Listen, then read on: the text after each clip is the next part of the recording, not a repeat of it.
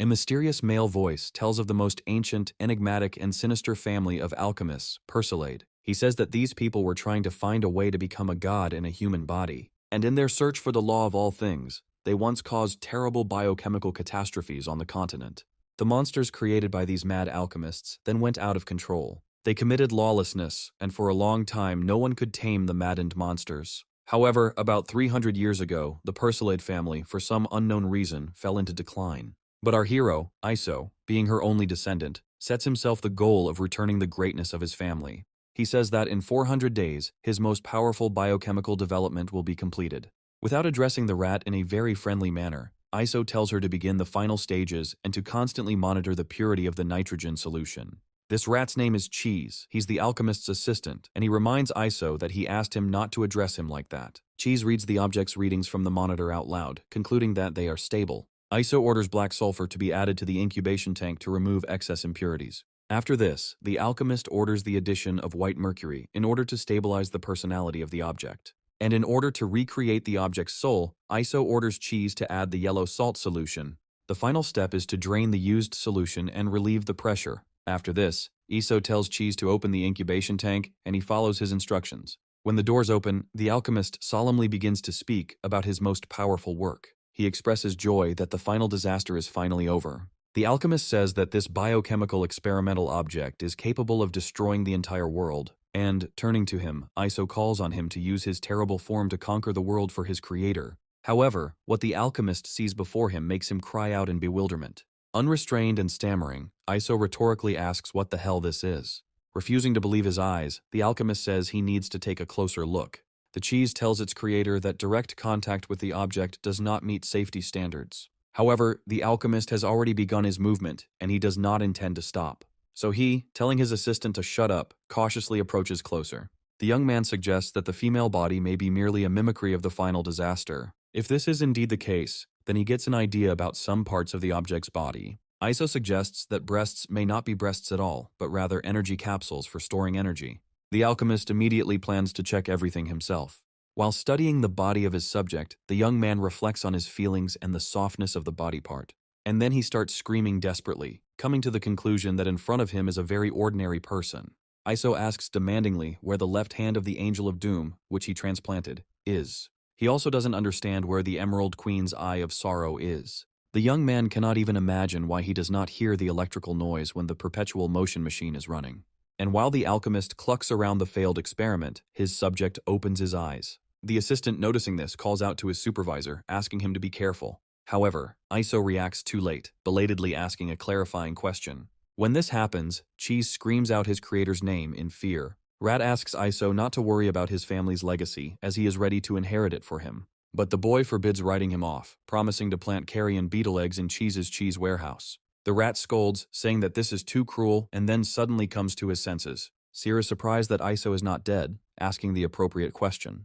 And the alchemist grins, saying that he cannot be killed by his own experiment. He tries to explain everything, reminding him of one of his orders, but Cheese doesn't remember anything like that. Trying to fish out the necessary fragment from its memory, the rat actually remembers something. At the moment when the alchemist left, Cheese, wondering what this thing was, noted the pleasant smell of the liquid. And then the rat decided to add the extract of Iso's liquid soul to his wine, expressing confidence that its taste would become even better. As soon as the alchemist's assistant manages to remember all this, he mentally laments. Meanwhile, Iso turns to the final disaster, preparing to give him an order. However, the girl's movement makes the alchemist hesitate, for he does not understand the intention of his object. As Calamity approaches him, the boy asks it point blank what it is going to do. Well, the final disaster, without thinking twice, does something that the alchemist never expected. This not only makes the guy blush, but he also loses the ability to think rationally. And the final disaster doesn't even think about stopping there, licking its creator once again.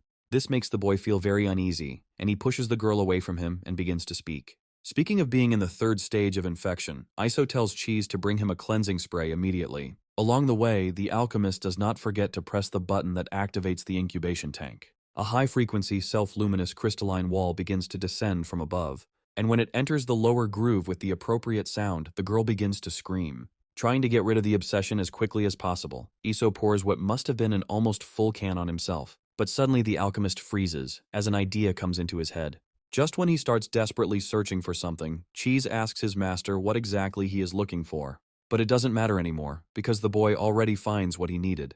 Iso's guess turns out to be correct. This woman turns out to be the very experimental sample of the final disaster. Cheese realizes that this is the girl they saved a year ago without arms, without legs, almost dead. Chris finds it suspicious that her hair color has changed, and Iso guesses that the girl's character has also changed. And the guy remembers what happened a year ago at the White Queen Bank in the city of Golden. Strange sounds are coming from the ventilation directly above the main hall, but no one pays attention to them. None of the bank's visitors have any idea what exactly is going on there. Meanwhile, the device's counter drops to 0, and the mechanism starts working. Meanwhile, a simple song can be heard from the White Queen's men's toilet.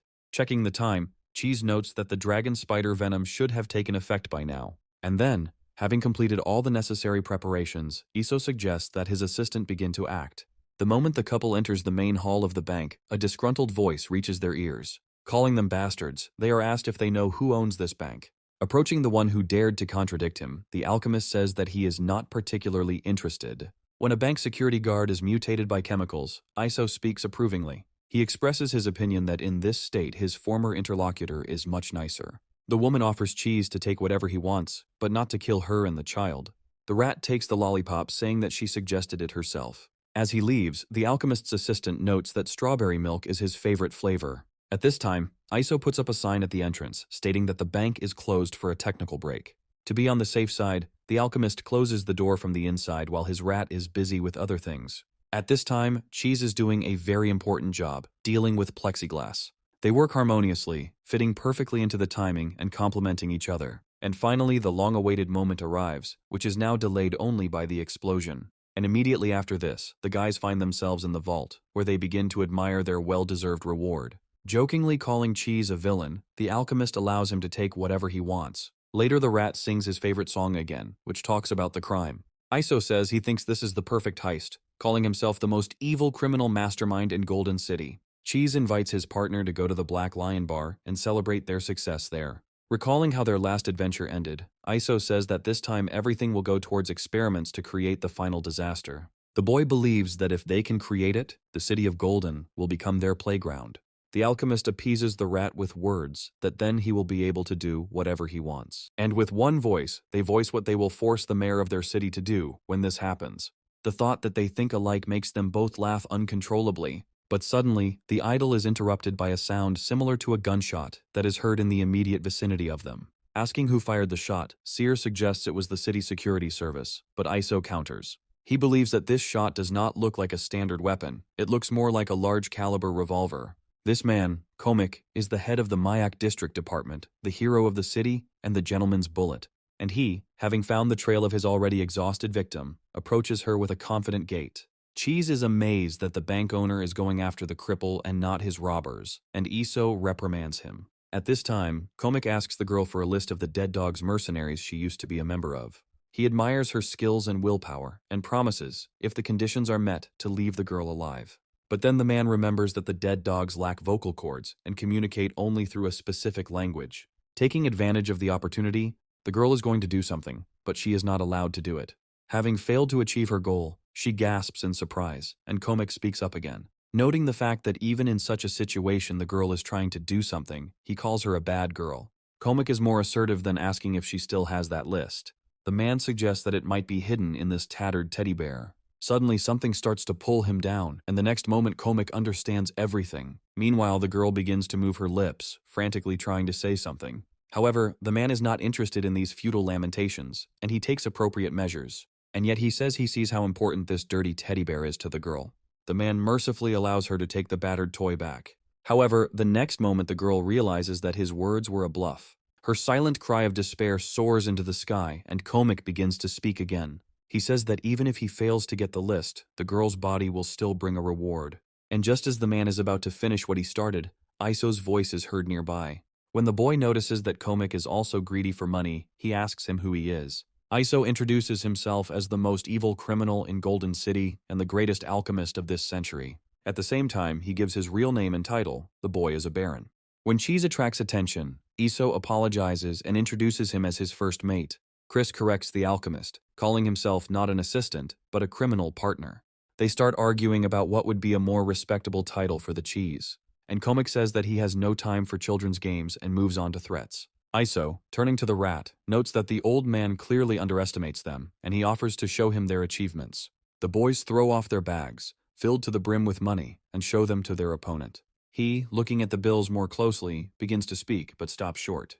And yet he gathers himself, coming to the conclusion that it was these two who robbed the White Queen. When his criminal partners turn up their noses, Comic starts talking about it arrogantly. He calls their boasting signs of inner insecurity and insecurity. By saying he hates wasting his bullets on scum, Comic gives his opponents a head start. Iso declines, wanting to see for himself how elegant Golden's first shooter is. The man begins to confidently say that he will fulfill their wish, but suddenly he pauses, mentally wondering why it doesn't work, or if the weapon has jammed. In the next moment, the man feels like the gun in his hands has become too heavy. Well, and then he actually falls on one knee and understands the reason for all this. Comic's gaze is involuntarily drawn to the smoke emanating from the open bags. Iso explains what exactly it is, calling the neuromuscular paralyzing gas by the codename Powerless. Realizing that he had miscalculated, the man asks about the criminal's goal. He assumes that they want to save his target.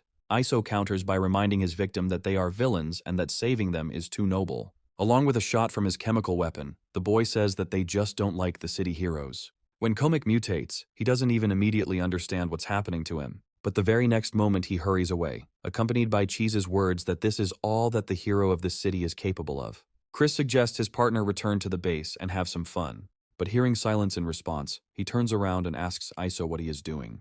The boy says that he is watching because he is interested in how much longer this woman can live. The specimen is very interesting because his leg and arm are cut off, a bullet has pierced his palm, and almost all of his ribs are broken. And this is far from a complete list. Iso even revealed that strong poisons were found in the woman's blood. The guy considers the fact that she survived a real miracle, and he becomes interested in who this unfortunate woman was. Cheese does not share his interest, saying that the woman will soon die, and suggesting that they quickly go to their base. He asks Iso if he really wants to save this half-dead woman.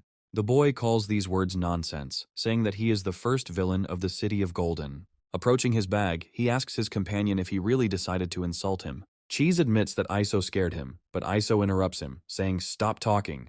When a strange sound is heard from behind, the guy turns around and realizes that the woman is crawling even with such serious wounds. Iso pulls himself together, telling himself that he doesn't care about her at all. The next moment, a bright flash of lightning illuminates the sky, and suddenly it starts to rain. Cheese expresses confidence that water will wash away everything, both blood and crimes, and then everyone will forget about everything. And the woman stubbornly, with the last of her strength, continues to crawl towards her goal. And it turns out to be what's left of a battered old bear toy. Surprisingly, at some point she still manages to get the desired item. And the woman's face at this moment lights up with such a happy smile, as if she were not now dying. And only after the bear cub is with her does she allow herself to fall into unconsciousness. Sometime later, footsteps are heard near the woman. Yet Iso could not overcome his humanity and leave the sufferer to die. Later, in the Nightmare Den's operating room, Cheese asks the boy if he understands what they're doing now. The question does not throw the alchemist off course. He answers calmly that they are carrying out an operation. Cheese goes into more detail about this, saying that they save a person. He asks Iso if he has forgotten their purpose. When did he even start doing this? The guy says that he remembers everything perfectly, but first they have to create a biological weapon. And for this to happen, all the strongest negative emotions must be united in its bearer. Iso believes that the most important thing in the calamity should be a drop of purity, because this is the key to controlling it. The reason their experiments failed was because this detail was missing. Cheese doesn't argue, but notes that the woman is too seriously injured and could die at any moment. Iso agrees, saying that, in that case, they should begin their experiment immediately. The alchemist gives his assistant the task of preparing the transplants, and he takes blood from the cocoon of despair for himself. Saying that it won't be a problem for him, Cheese leaves first, taking the Ash Angel's hand. After this, he sets off for the Empress of Emerald's right eye. One of the final transplants turns out to be a heart perpetual motion machine, and the final component is decalcified blood from the cocoon of despair. As soon as everything is in place, Iso declares the operation to have begun. Now the alchemist attaches information about his experimental object to the incubation tank, and he continues to drum on the high-frequency, self-luminous crystal wall. Cheese asks Iso what they will do now, and he replies that they will carry out their standard procedure tomorrow. Chris asks what they will do if this girl turns out to be another failure, and the guy replies that then they will destroy her. He adds that he does not intend to keep the failed experiment around, So time passes and night comes, but not everything is what it seems at first glance. Iso still can't fall asleep, turning over onto his other side once again. The guy can't get the memory out of his head of what his experimental subject did. And what hasn't he done to try to get these stupid thoughts out of his head? But they stubbornly refuse to leave Iso's head, and he wonders why he can't sleep. Touching his lips, the boy again returns to the memories of his test subject, so he makes up an excuse to see her. He justifies his actions by saying that he is worried about the safety of the incubator walls. Seeing the girl, Iso mentally notes that she looks calm and allows himself to relax. However, the very next moment, looking more closely, the guy notices that she is trembling. Iso wonders if the majestic final disaster is afraid to sleep alone at night. But he immediately pulls himself up short, thinking that he shouldn't have any business with it. But even the thought that this experimental object is defective does not help. Memories that couldn't leave him indifferent kept popping up in the guy's head. So before he takes his next action, Iso lets out a long sigh. But even this doesn't help to put his thoughts in order, so he simply gives in to intuition. When the wall rises just enough for his voice to be heard, Iso begins to speak. He turns to the girl, offering her to go out and saying that he will take her to a place where she can get a good night's sleep. They end up on the 7th level of the base, where particularly dangerous experimental objects are monitored. The evil dragon approaches Iso, promising to devour him alive when he escapes from captivity. The Eye of the Abyss says in an otherworldly voice that it will penetrate the very soul of the alchemist and will torment it forever. Iso suggests that the girl live between these two, believing that this way she will definitely stop being afraid of anything. Once inside, the girl immediately presses herself against the glass. And while she's trying to say something, two particularly dangerous experimental subjects continue to issue threats. The girl mumbles something unintelligible, and Iso suggests that his charges enjoy each other's company. Returning to his bedroom, the guy expresses confidence that now this woman will definitely not be alone. And falling onto the bed, he says that now he can finally get a good night's sleep. The evil dragon addresses the Eye of the Abyss, asking it what man does with creatures like them. At first, the monster says that he doesn't know, but then he remembers Iso's words about this girl being the ultimate disaster.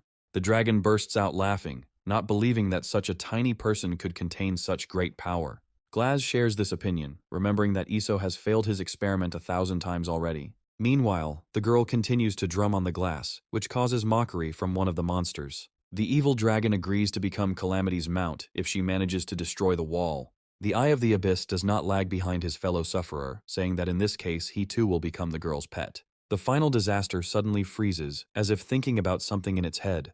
And then, when she puts her left hand to the wall, suddenly a metamorphosis occurs. The evil dragon and the Eye of the Abyss both ask what it is. Well, the first cracks begin to spread across the glass from the epicenter of the touch of the palm of disaster. The evil dragon begins to ask the girl what this technique is, but stumbles. Meanwhile, the cracks are not only growing, but are also rapidly melting before our eyes. The girl herself doesn't understand what she just did, because she simply succumbed to intuition. But then, glancing at her hand, it gradually begins to dawn on her. The evil dragon, looking at his neighbor, is speechless. Eyes of the Abyss also remains in solidarity with him on this issue. By calling the girl mistress, the evil dragon acknowledges the fact that from now on, he is her mount. The Eye of the Abyss also does not go back on its word and asks its mistress to release it along with the other monster. At this time, Iso is actually sleeping and is already dreaming about his 10th dream, and now he is dreaming about his mother. The cheese is doing just fine as he fell into a sweet sleep, enjoying his favorite activity. However, the calm of these guys is broken the very next moment, forcing them to literally jump on the spot. When they meet, the rat asks why the level 4 alarm was triggered, and Iso explains it to him. Realizing that at least 3 walls have been destroyed, the mad scientists rush to the 7th floor. Cheese informs his partner about which objects have escaped from their cells. The only thing that puzzles him is Chamber F-203 because the rat thought it was empty. The boy refuses to believe this, so he decides to see for himself. Cheese is also watching the recording while watching it, so he screams uncontrollably. Iso is happy that the woman activated the transplanted arm, but the rat demands an explanation. Sometime later, they are already entering the observation zone for especially dangerous objects. What scientists discover there turns out to be so expected that it doesn't even surprise them. So Iso calmly asks the troublemakers if they think they've made enough noise. The evil dragon stops, turns to the alchemist, and silently measures him with a disdainful look. When the Eye of the Abyss follows suit, the creature cannot bear it any longer and turns to Iso. He remembers with resentment how he was treated like a lab rat and resorts to threats. The creature is about to say something else, but Cheese does not allow him to do so. The rat's blow hits its target, and the evil dragon recoils in surprise. And then, when he comes to, he asks what the hell this is. Iso explains to him, saying that it is a grenade that is filled with more than 200 dragon spider eggs. The alchemist suggests that his interlocutor, as a dragon, should know what dragon spiders are. The evil dragon knows this very well, remembering that these parasites eat dragons from the inside, ultimately leading to their death. Iso confirms these words, calling his opponent a good fellow. While the alchemist is distracted by the evil dragon, the Eye of the Abyss decides to melt the guy with its magic. But it was not to be. Iso is not asleep, and the monster notices how he throws something into the air. This something turns out to be a flashbang grenade, but the Eye of the Abyss doesn't have time to see it. But the next moment the creature realizes what it was. And screaming hysterically, it begins to shout, saying that because of this damned Iso he has gone blind. The alchemist asks in a conciliatory tone whether his subjects want to continue their rebellion or quietly and peacefully return to their cells. The evil dragon asks if Iso really thinks he has defeated them, since they still have the eldest. The Eye of the Abyss agrees with him, remembering how she melted even the strongest crystalline walls. But the alchemist doesn't understand who they are talking about, asking again who this elder one is. The next moment, in the perfect silence, the measured sound of footsteps is heard, and it dawns on Iso. Realizing who this elder is, the alchemist curses mentally, fearing that the final disaster will get out of control. The evil dragon rejoices, noting out loud that fear has appeared on Iso's face again. The creature approaches the final calamity, complaining about the alchemist and asking her to avenge him and the Eye of the Abyss. The girl continues to walk forward without making a single sound. Cheese turns to Iso, asking him if he doesn't have a plan to suppress the final disaster. The alchemist says that, theoretically, none of the material means known to him can suppress it 100%. And the girl at that moment stops literally for a moment, but only to find support.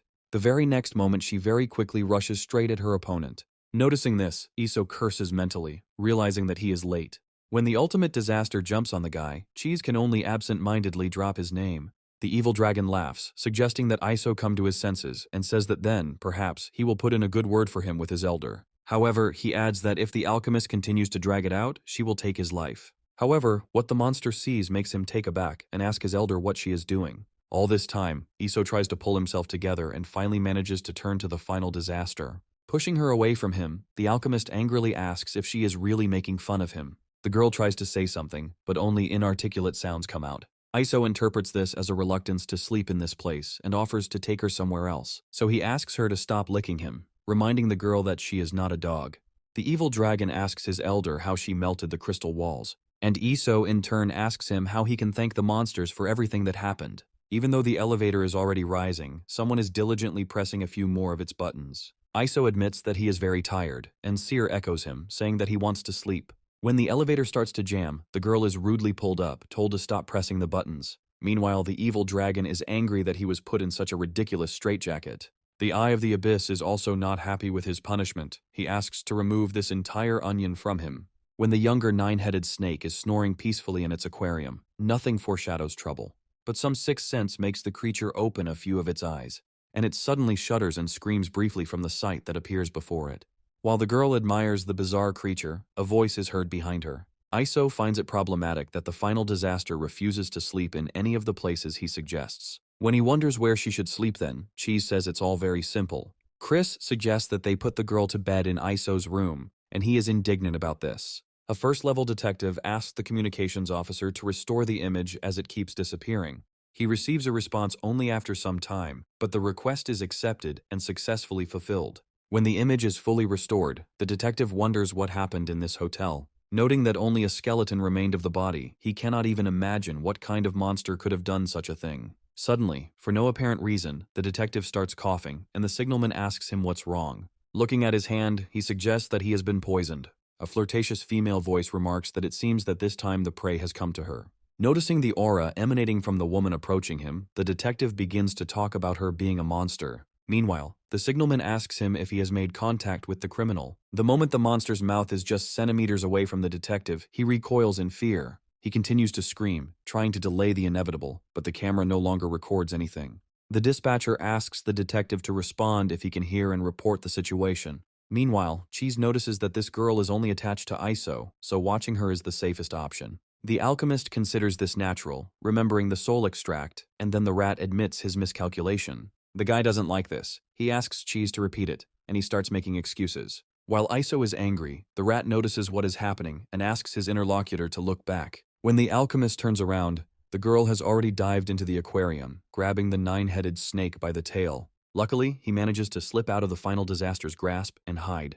But this only briefly saves the creature from its pursuer. She quickly finds him. Addressing the final disaster, Iso tells her to quickly get out of the aquarium, but the girl does not respond. Then the guy starts getting angry, asking if she can't hear his orders. Waiting a few more moments in the hope that the girl will come to her senses, Iso can't take it anymore. Starting to pull her, the guy accompanies his actions with words demanding that she get out. At first, nothing works out, but at some point, Iso manages to achieve what he wants. But he didn't take one thing into account, so he slips and falls. And of course, by inertia, the girl lands right on him. Iso starts screaming again, saying that she is heavy and telling her to get off of him immediately. Watching this picture, Cheese only laughs, unable to utter a single intelligible word. And Iso, turning to the final disaster, forbids her to climb into the aquarium of the 9-headed serpent. Cheese says he's going to bed, and the guy is upset about it. He doesn't like the prerogative of being alone with this girl. Chris advises not to anger her, because he is sure that the consequences of this will be unpredictable.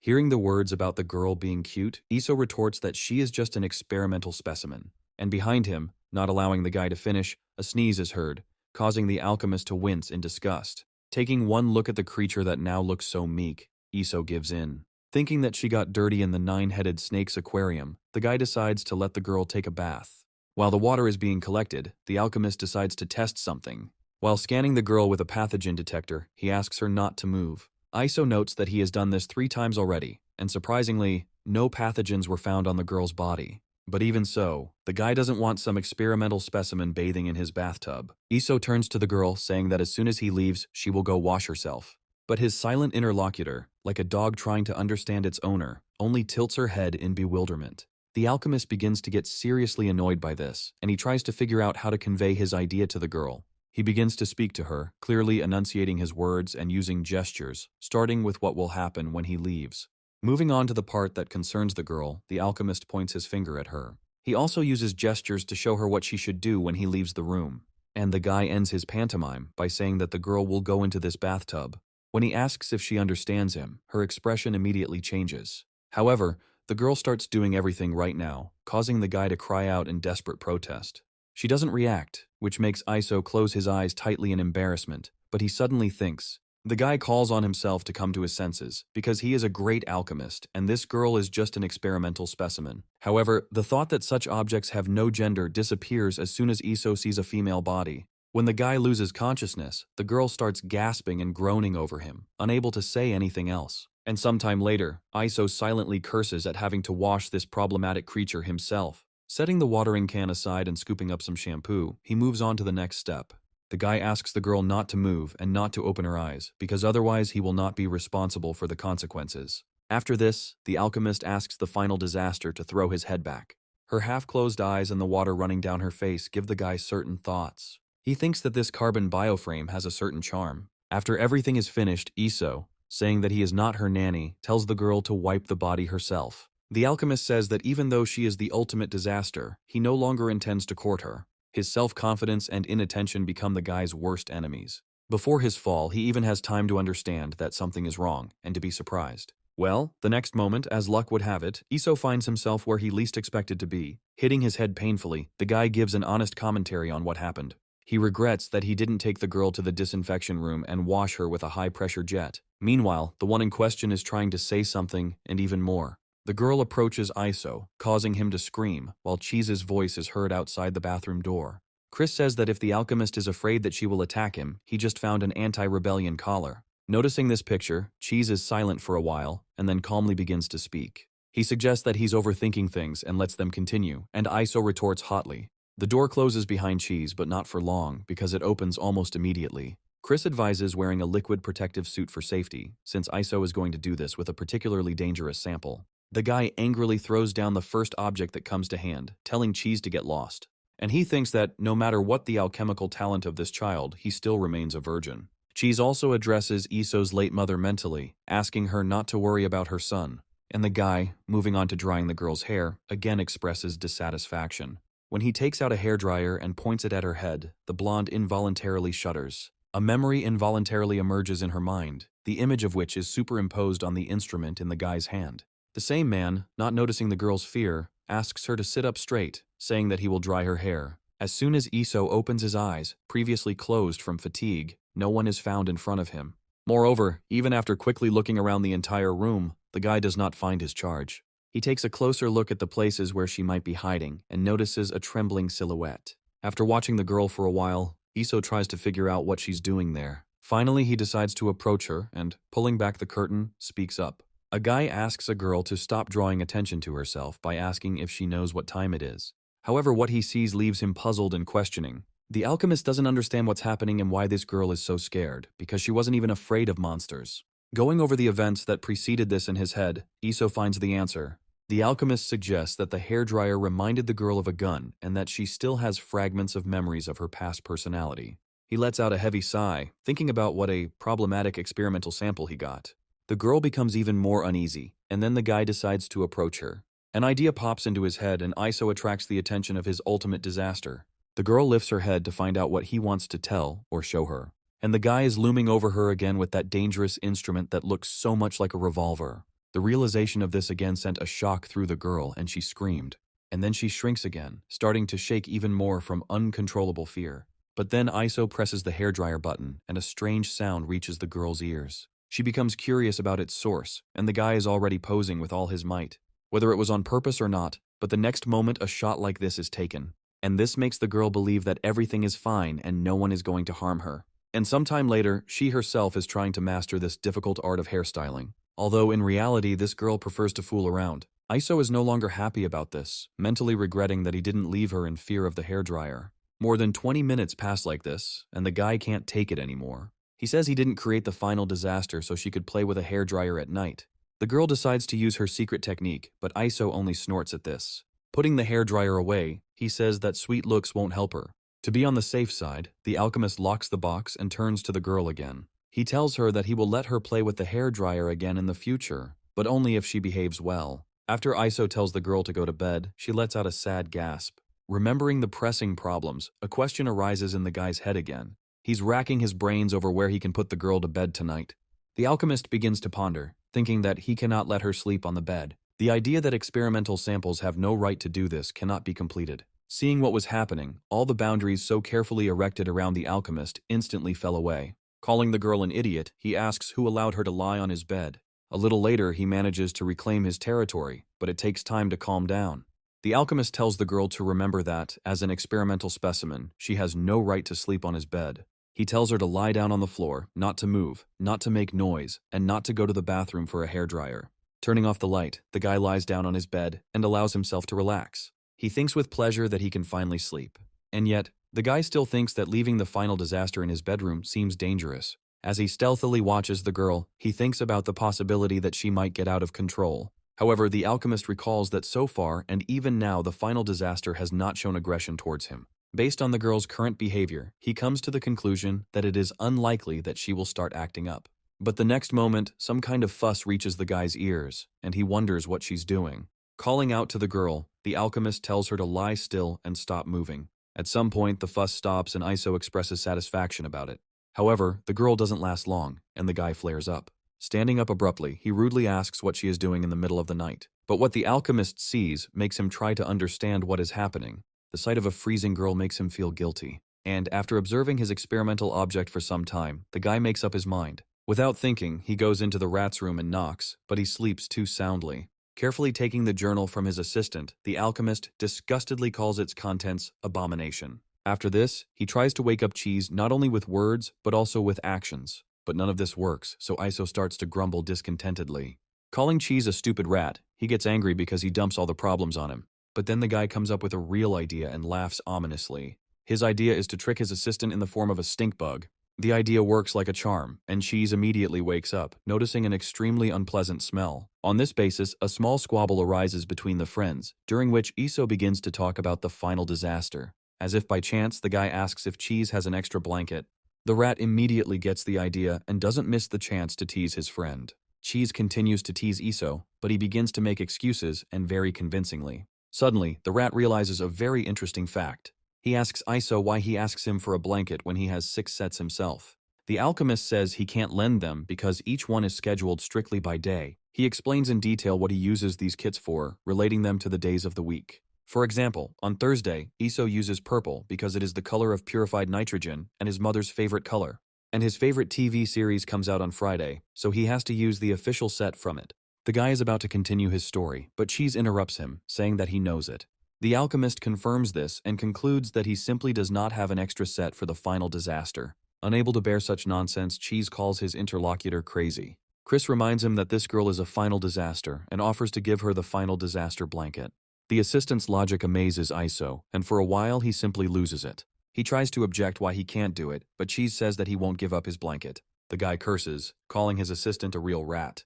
Iso has no choice but to go to his closet and stand in front of it, lost in thought. This choice is not easy for the guy. He goes through an internal struggle for quite a long time. But eventually, he reaches for the door where Saturday's bed linen lies. Iso gives the girl instructions regarding the blanket so that she handles it with care. Agreeing with everything and settling down, she very quickly falls into a sweet sleep. Iso comes to the conclusion that, for safety's sake, it's still worth putting an anti-riot collar on the final disaster. He falls asleep with the thought that his brain is no longer working properly. After some time, the final disaster is no longer in its place. The thing is that for quite a long time now, she has been standing as a stone statue above her creator. The raven wakes Iso, calling him the great alchemist of the century, and saying that it's time for him to get up. The boy thinks that he didn't get enough sleep, because he didn't even sleep for 8 hours. But suddenly, his drowsiness seems to be lifted by hand, because Iso feels something heavy on himself. On the right side, something pleasant is warming his ear, but the guy can't yet understand what it is. But he doesn't intend to hesitate, immediately turning his gaze to the side. Iso almost jumps up, trying to figure out when this girl managed to get into his bed. Carefully turning towards her a little more, the guy begins to study her. He eventually comes to the conclusion that this girl doesn't look like the ultimate disaster at all. Suddenly the door swings open and Cheese, turning to Iso, asks how he slept last night. Looking around the room, the rat asks where the damsel in distress is, and the boy says he doesn't know. Cheese is seriously scared, already imagining the worst possible outcomes, and encourages Iso to check the camera footage in the most dangerous areas. The guy suggests that the rat go to the observation room first, saying that he will catch up with him. Cheese agrees with this, not finding anything suspicious in his interlocutor's words. However, his attentive gaze helps him, clinging to the measured movement. Chris says that Iso's blanket is moving, but the boy denies it, asking how that is possible. And the next moment, the girl manages to break free from the suffocating captivity and take a breath. She tries to catch her breath, looking from one to the other, and Iso begins to speak. The guy justifies his actions by saying that the final disaster itself climbed into his room that night. Cheese says he doesn't see anything wrong with it, and promises not to make fun of him, but to be happy for the teenager. He stops short as he begins to talk about how their little Iso has finally grown up. While Cheese curses and rages at the alchemist, he tells the rat to prepare for testing the final disaster. Later, Cheese tells the girl not to raise her head, otherwise the measurements will be inaccurate.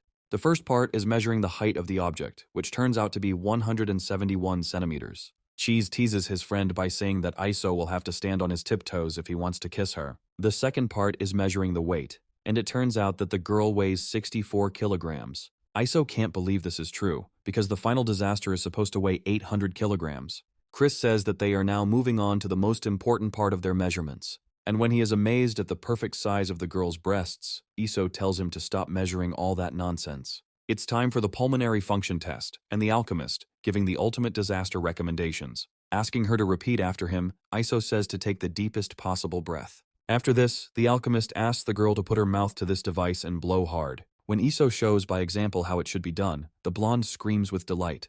Approaching the girl, the alchemist says that now it is her turn to do it. She obediently follows his instructions, for which she receives praise and encouragement from Iso.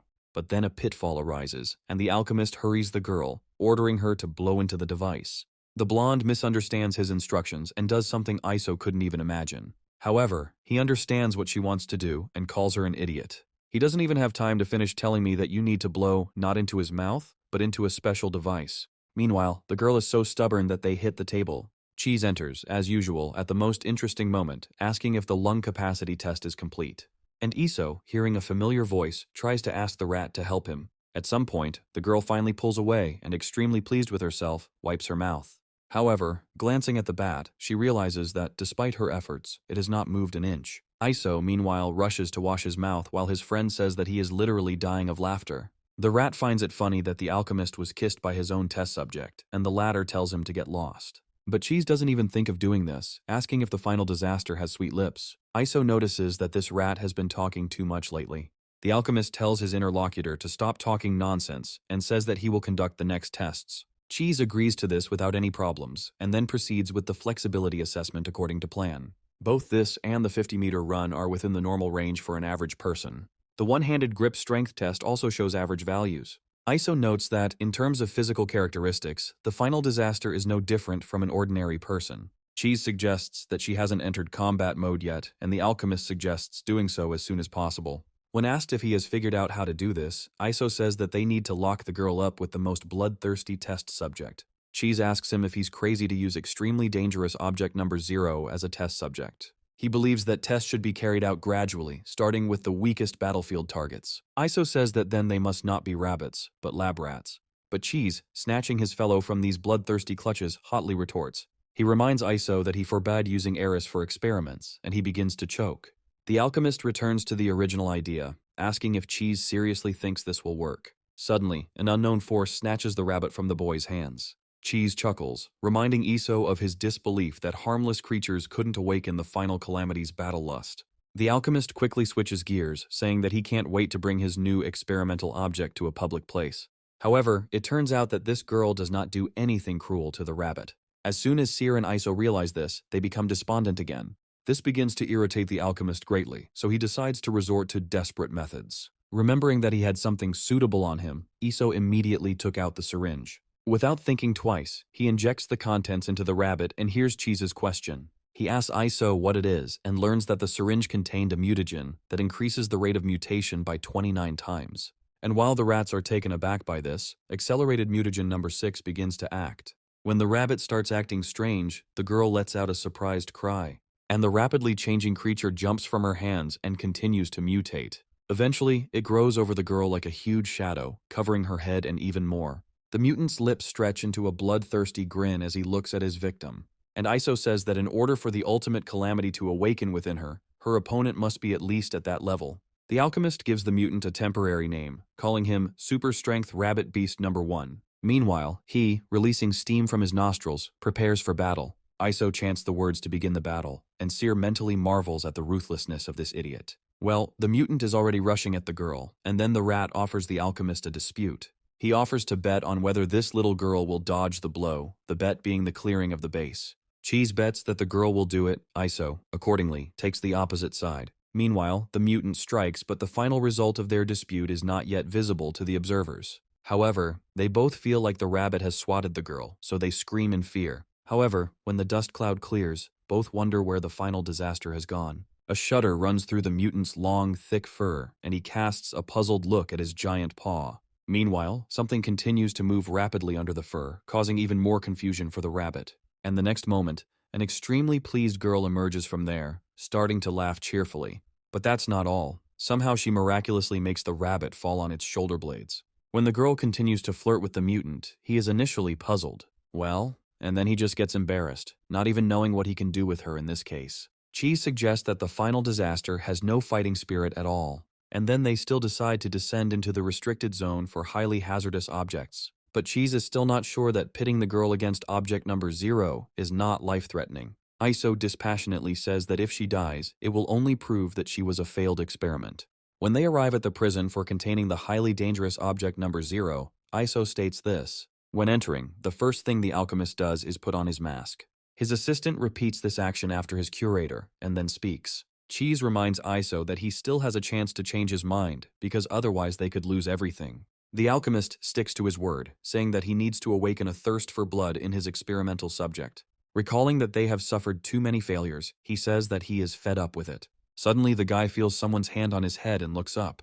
Of course, that person turns out to be the ultimate disaster, and she begins to gently stroke Iso's hair. Intercepting her hand, the alchemist says that experimental subjects have no right to pity their creator. Urging the girl to listen to him carefully, Iso tells her the reason why she was created. Cheese interrupts the conversation, ruining all the alchemist's plans, and he tells him to get lost. Meanwhile, the woman begins to hum a simple song, starting to count the little Iso. Her name is Lucille, and she is the highly dangerous experimental subject number 0. When a woman is called by name, she is surprised. Unable to believe her ears, Lucille turns around to see for herself. Meanwhile, Iso informs the woman that he has come to see her. Unable to believe her luck, Lucille instantly rushes down to her interlocutor.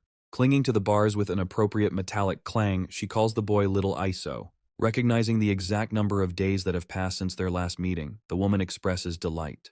And Iso shatters her expectations by saying that he came to tell her that he created the final disaster. Hearing the words that she is no longer his most powerful experimental subject, the woman is at a loss. But instead of disorientation comes denial. Lucille refuses to believe that such an outcome is possible. The alchemist turns to the rat, telling him to bring the final disaster right now. Cheese apologizes for not being able to keep track of the girl who escaped from him, which irritates Iso, and Lucille begins to get irritated because she has a competitor.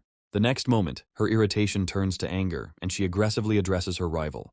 Calling her a blonde bitch, Lucille tells her to get her dirty hands off Iso, and the girl becomes scared just by the aura of this creepy and evil woman. Iso continues to add fuel to the fire by introducing Lucille to his most powerful experimental subject. He allows her to regain her title as the strongest experimental subject, but says that to do so, she must defeat the ultimate disaster. While the alchemist tells her this, the woman struggles with impatience. However, as soon as she hears the condition, the emotions on her face quickly change. Lucille also sets a condition, saying that if she wins, Iso will spend the whole day with her. The alchemist agrees too easily, but even this is not enough for the woman. She also asks him to hug her when she sleeps, to which Iso asks Lucille not to be impudent. The woman asks the guy not to worry, promising to deal with his new toy so that it becomes useless. Lucille shouts out that Iso belongs only to her, and he then invites her to show him what she is capable of. The guy tells the blonde that if she doesn't fight, she'll really die this time. And if Lucille kills her, then she really was just a failed experiment. The alchemist immediately warns the girl that he will definitely not save her. And after hesitating for just a moment, he releases the blonde's leash from his hand. As he falls, Iso adds that it is up to her to decide now. And the next moment, the alchemist gives his assistant the order to close isolation door number 1. The realization doesn't come to the girl right away, but when it does, she screams. For a while, the blonde even tries to open the doors and get out, but she doesn't succeed. And then she begins trying to reach out to her creator, but he is deaf to her pleas. Iso says that this is exactly what the last of the Persilade line, the leader of a terrorist organization, should do. He enters the super dangerous detention cell number 0 with the thought that everything has returned to its place. Cheese asks if he calmed the girl down, to which Iso asks him not to talk nonsense and to let Lucille out. Chris agrees, but says he'll see if the guy will regret it when he kills the blonde. When he presses the corresponding button, the huge cage begins to rise. Lucille, stretching sweetly, expresses her joy at finally being able to warm up. The camera is set to follow, bringing its focus closer to the object of study. Noticing this with her attentive gaze, Lucille turns to her. Addressing Iso, the woman asks him to prepare to witness an incredible show of destruction. Cheese likes this idea, and even gets some chips out of somewhere for the spectacle. Noticing that they are cheesy, the boy declines the offer, telling the rat to eat them himself. He pretends to be offended, noting that his interlocutor has never complained about cheese chips before. Understanding what's going on, the rat reminds the guy that Lucille will be given a blocker for her death virus. So he offers Iso a bet, the prize being control of the TV next week. And then Cheese reserves the right to vote first, saying that he is betting on Lucille. Meanwhile, the poor little girl continues to try to reach the alchemist, but everything remains in vain. Iso accepts Cheese's challenge, taking the opposite side and explaining that Calamity has no choice but to win. Lucille advises the girl not to waste her energy, because she will not be able to open this door. The woman wonders what is happening to her opponent, because she sees no desire to fight in her. But the very next moment, Lucille dismisses this thought, because victory is very important to her. Cheese, noticing that the girl is not reacting in any way to the woman about to attack her, begins to panic. Lucille calls her rival trash and plans to make her food. But suddenly she feels something digging into her hand, and at first she doesn't even understand what it is. When this happens, Lucille wonders in her mind how the blonde managed to grab her. Iso, who noticed this, assumes that the final disaster has noticed the mortal threat and is preparing for battle. The rat is also quite impressed by the speed and dexterity of this girl, and there is also a bet at stake. And yet both he and Iso are happy and believe that the final disaster has finally awakened. When the girl starts dragging her somewhere, Lucille tries to figure out where exactly. Well, she clearly explains her intentions, causing disappointed cries from her observers. Iso can't believe that this girl is so stupid. Sire just expresses understanding. Just in case, Lucille clarifies what exactly the blonde is asking her to do, and her silent interlocutor expresses her agreement with this as best she can. For a moment, Lucille tries to contain herself, but her laughter still escapes. The woman bursts into a long, loud laugh, then turns to Iso. She tells the alchemist that his most powerful biological weapon is just an idiot. Grabbing the blonde's hand, Lucille asks her to let her explain how to get out of this place. By injecting the girl with her virus of destruction, the woman says that he needs to destroy her. From the sudden weakness that washed over her, the final disaster settles down and begins to breathe heavily. And Lucille continues to speak, savoring the words about how this girl will be sent to be processed and taken out as waste. The woman sighs theatrically, noting that the most powerful biological weapon has been poisoned. And then he turns to Iso, asking him to remember that she is his only and most powerful biological weapon. When the system issues dangerous warnings, Cheese begins to speak with concern. He informs Iso that the virus penetrates the skin and infects the end disaster's blood, tissues, and organs. The alchemist refuses to believe this because the red blood cells of the cocoon of despair destroy absolutely any pathogen. However, the result is obvious. The eyes of several people at once cannot deceive. Lucille chuckles, saying that she even gets bored watching this girl die so quickly. Cheese asks Iso to stop the experiment, and he asks his interlocutor why he is so worried. The alchemist does not give up hope, noting that the mortal threat from the infection is still far away. He believes that only death can cause the cocoon of despair's blood to boil, completing the transformation of the final disaster. The alchemist believes that all they can do is remain calm and wait for that moment to come. Lucille is shocked that Iso calls this weakling the ultimate disaster. The woman says that she is not even interested in playing with someone like that, and then turns to her rival. She asks her why she is silent now, since she just asked her to open her door. When the virus infects more than 70% of the girl's body cells, Cheese asks why they haven't stopped the experiment yet. Iso still does not give up hope, relying on his inexhaustible heart and nerve cells. Lucille assumes that the alchemist is not very worried about this girl, and she was wrong. And then the woman comes up with a very interesting idea, which she immediately begins to implement. Lifting her opponent into the air, Lucille expresses her intention to prepare for a celebratory finale. Giving in to impulse, the woman suddenly makes a discovery for herself. Although she still considers this girl a piece of trash, she finds her taste unexpectedly pleasant. And then Lucille is even more eager to begin enjoying her meal. Meanwhile, the rat notes that the virus has infected 90% of the cells of the final disaster. He believes that it is no longer possible to continue waiting. As Cheese is about to activate Lucille's alchemy riot collar, he is stopped. The rat doesn't even have decent words left when he wants to ask Iso about what he is doing. But the alchemist interrupts him, saying that it is not yet time to move on to such actions. Cheese doesn't think so. He doesn't want to watch Lucille devour this poor girl. Iso says that this rat was simply attracted to the girl's cute face, because he wasn't this soft before. The alchemist reminds his assistant of their main goal, to subjugate the entire world to the Persilade family. He is unable to finish his sentence because the boy hears a weak female voice, syllable by syllable, calling out to its owner. It comes straight from the device's microphone and keeps repeating. Glancing at the CCTV monitor, Iso realizes it's the final disaster speaking. Cheese is amazed that she has learned to speak and wonders at what point this happened. Chris asks Iso if he taught her, and he confirms that he taught her a little last night. Last night the girl tried to lie on the alchemist's bed for the first time, but he forbade her to do so. He then categorically stated that experimental subjects had no place in beds. When the girl became quiet, Iso could not resist and cast an interested glance at her. The girl didn't just look sad, she was trembling, as if she was holding back tears that were about to burst out. Unable to withstand such pressure, the guy gives in and clears his throat. He agrees to make an exception and let the girl lie on the bed for 30 minutes if she calls him master. Iso knows she had problems with her vocal cords, but he restored them with nitrogen.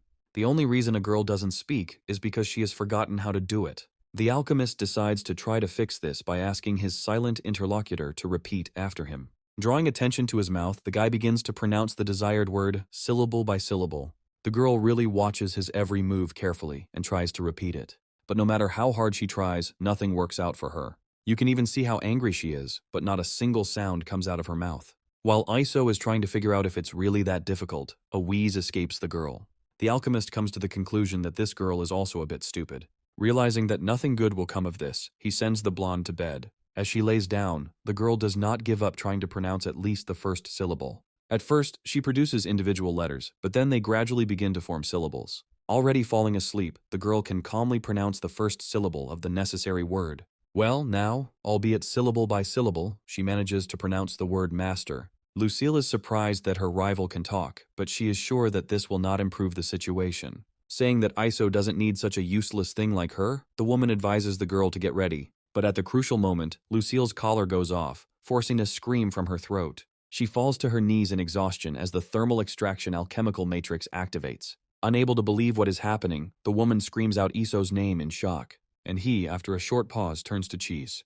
Clearing his throat, the boy suggests that the pieces of the final disaster are priceless and that losing them would be a waste. But the rat understands that Iso pressed the emergency stop button for a completely different reason. The guy agrees that he is the most evil alchemist, although these words from Cheese's mouth sounded sarcasm. Rising from his seat, Iso expresses his intention to go and drag out the useless fool. His assistant asks the alchemist if he needs his help, but he answers negatively. Even with the elimination of the source of infection, the girl does not get better, but this is understandable. After all, even with the naked eye, Iso can see that her body is already so damaged that she can barely breathe. However, as soon as someone else's shadow looms over her, the girl, overcoming the effort, opens her eyes. When the blonde understands who she belongs to, she pronounces the word master syllable by syllable, but Iso categorically asks her not to call him that. He explains his words by saying that the girl doesn't deserve this. The alchemist lifts the blonde into his arms silently and as if she weighs nothing. And the girl again calls him master, syllable by syllable. Iso tells her to shut up and humbly and silently await her punishment. As he passes Lucille, the woman speaks to him. She begins to question why the alchemist did this now. After all, before, when she almost killed the rarest specimens, Iso never interrupted them. The alchemist argues that there are too many important implants in the final disaster. These words suit the woman, and she says that in this case, everything is fine. Cheese wonders if Iso values this girl so much. Why arrange a test? Starting to say that this is just a waste of time, the rat switches to the model's chest. And, carried away by his occupation, he does not notice in time the changes occurring in Lucille. Meanwhile, her body temperature begins to rise rapidly until the device begins to malfunction. And only when the characteristic alarm sound is heard does the rat come to its senses. Realizing that he has made a serious mistake, Cheese reacts. He contacts Iso, telling him to leave isolation room number 0 as quickly as possible. The alchemist asks Cheese what's wrong, since it almost caused the guy's eardrums to burst. Chris says that Lucille's bracelet is broken and her body temperature is off the charts. And although Iso understands everything perfectly well, he still asks Seer to repeat it, refusing to believe what he heard. Hearing familiar sounds behind him, the guy turns around sharply, but it's too late. Lucille talks about her bracelet breaking as if it's no big deal. And then she says that as an alchemist, Iso should know that viruses evolve in response to the environment. A woman talks about what happened during her confinement in isolation. Lucille says that all these days, which have passed over 1,000, she has been doing this over and over again, without stopping. The woman continuously and purposefully activated the matrix. And finally, a week ago, all the cells of her virus that could not tolerate the cold died, and so she evolved. Iso tells Lucille that she has won and he will fulfill the promise he made to her earlier, but he himself is thinking about something else. The woman clarifies whether he means one day with her, and says in advance that this is no longer enough. Knowing full well that Iso is helpless in his current situation, Lucille begins to act willfully. But it turns out that removing the first layer is not enough for her. Another idea arises in the woman's head. Completely unperturbed and fearless, Lucille touches Iso's face, and he tenses up even more. And all because he knows perfectly well where all this will lead. And it turns out he is right. The dark plague virus immediately enters the boy's body, rapidly spreading throughout his body. And while Iso grows weaker, Lucille begins to speak with undisguised delight. She can't get enough of the fact that she has finally penetrated the guy's body and feels the activity of every cell in him. Cheese, turning to Iso, is stunned to state the fact that his body is already infected with the virus. Lucille asks him not to worry about it because she has no intention of harming her little boy. As the virus begins to spread further throughout the body, its external manifestations suddenly stop. Lucille not only takes a closer look at this anomaly, she probes Iso's body and suddenly understands everything. The thing is, the dark plague virus came into contact with amylase from the saliva of the final calamity. Lucia asks the alchemist why she sees amylase from the saliva of this rejected individual on the epithelial cells of his lips. The woman is indignant at the very thought that the blonde could kiss her little Iso. Cheese recalls that Lucille can recognize biological traits at the cellular level. This gets a woman so angry that she begins to act rudely and immediately. Wrapping her slimy tentacles around the girl's entire body, she says that she considers this unforgivable. Lucille promises to invade every nerve cell in her body and make her experience incredible pain. And these are far from empty threats, since the woman carries out her sentence immediately after these words. Iso thinks that Lucille can withstand almost any organic or inorganic substance. The only thing that could suppress her was the ultra-low temperatures of the collar, but now this woman has resistance to cold. The alchemist recalls the matter of emptiness, but immediately dismisses this thought, since it is still at the research stage. The guy curses out of frustration, wondering if there really is nothing that can stop this woman. Suddenly, Cheese's voice comes through his earpiece, giving him a reassuring answer. The guy, crazed with horror, eagerly asks what it is and gets an obvious answer. Cheese says that it is he himself. How much Lucille craves him is visible even to the naked eye. It's not that this truth is news to Iso, he just hasn't really thought about it. Meanwhile, Lucille talks about the reason why a girl cannot infect the cells of a guy's heart and brain. She would be happy to continue developing this topic, but Iso calls out to the woman, telling her that it is time to stop. The alchemist says that he is repeating this for the last time. Lucille can't believe that Iso would use himself to threaten her for the sake of the final disaster. The alchemist says that the girl herself does not concern him, and her body is the most valuable experimental asset of his family. He asks what is the point of his life if without it the conquest of the world and the return of glory to Persilis is impossible. Cheese notes how much this guy's acting skills have improved. To everyone's surprise, Lucille says she understands. Iso is mentally amazed by this because he can't believe that this woman could agree with him so quickly. But the very next moment the alchemist is glad that he has found a new way to control Lucille. But it only seemed to him that the plan worked because the woman was going to finish what she started. Interpreting Iso's words in her own way, Lucille tells the girl to become a breeding ground for her virus. And then, realizing that he has no other choice, the alchemist decides to use his trump card. Cyr is surprised that it existed at all and asks why Iso hadn't used it before. The alchemist answers him mentally, thinking that this trump card is humiliating. And Iso turns to Lucille again, asking her to stop if she wants him to hold her every night. These words really have a visible effect on a woman. She immediately leaves her victim and, transforming into her more streamlined form, rushes towards Iso. Finding herself next to him, the woman impatiently asks if this is true, to which she receives a positive answer. For a few long moments, Lucille is lost in her fantasy of what it would be like. This makes the alchemist hurry her, asking if the woman agrees to such a deal. Lucille agrees not to kill the girl, but says she has two conditions. This makes the alchemist wary, so he immediately asks what these conditions are. Lucille's first point is to ask Iso to switch places with the girl so that the latter remains in the cell. Although this does not completely satisfy the alchemist, he agrees, asking the woman to voice the second condition. As she begins to talk about the second condition, Lucille cannot contain her impatience. Calling the girl trash, the woman demands that she wake up. Lucille asks her to look at them carefully, and Iso tries to object, saying that it is not necessary. But the woman doesn't think so, because it was this girl who stole Iso's first kiss. The alchemist begins to justify the final disaster by saying that she doesn't understand anything, but he is shut up. The girl, who has woken up and is already observing all of this, suddenly begins to feel strange. She wonders in her mind why her chest hurts so much. The kiss not only continues, but deepens, and Iso becomes irritated that Lucille dared to use her tongue. Cheese thinks that as a friend, he is happy for the boy, but as his assistant, he feels sorry for him. Meanwhile, the moment comes when Lucille moves away from the boy, and he is able to breathe freely. The woman mockingly licks her lips slowly, ridding herself of the remaining saliva. All this time she looks defiantly at her rival, and then another crazy idea comes to her mind. Swallowing with pleasure, the woman begins to speak enthusiastically. She comments on how delicious Iso's saliva tastes, and asks him if he still loves violet berry paste. Lucille says that no matter how much disinfectant he sprays, her cells are already permanently embedded in him. All this time, the girl keeps her eyes fixed on Iso, without even blinking once. However, she mentally notes that her chest still hurts. All this time, the girl is fighting the Lucille virus inside, but it is significantly winning. But suddenly something happens that makes the virus stop. It is surrounded by several bodies at once. Their power is so great that ultimately, he has no choice but to burn to ashes. Naturally, all of this reaches Lucille, because these virus molecules are part of her. Well, with the final disaster, a transformation begins to take place not only internally, but also externally. Turning sharply towards her, Lucille only manages to shout out the words that this simply cannot be. After this, her breathing is blocked, forcing her to start gasping for air. But that's not all. The final disaster lifts the woman above itself, making her torment even more sophisticated. And the next moment, her hand is transformed, causing the observers to gasp in amazement. In one voice, Cyr and Iso shout out the words that this is the hand of the Angel of Purification. And the final disaster, before taking its next action, tells Lucille that it hates her. And without any intention of delaying, the girl carries out her revenge, causing a desperate cry from her rival. The man wonders why the lava sparrow hasn't lost consciousness yet. After all, he ate food soaked in the liquid of the Emerald Queen butterfly pupae. However, the bird not only refuses to lose consciousness, it is preparing for its next attack.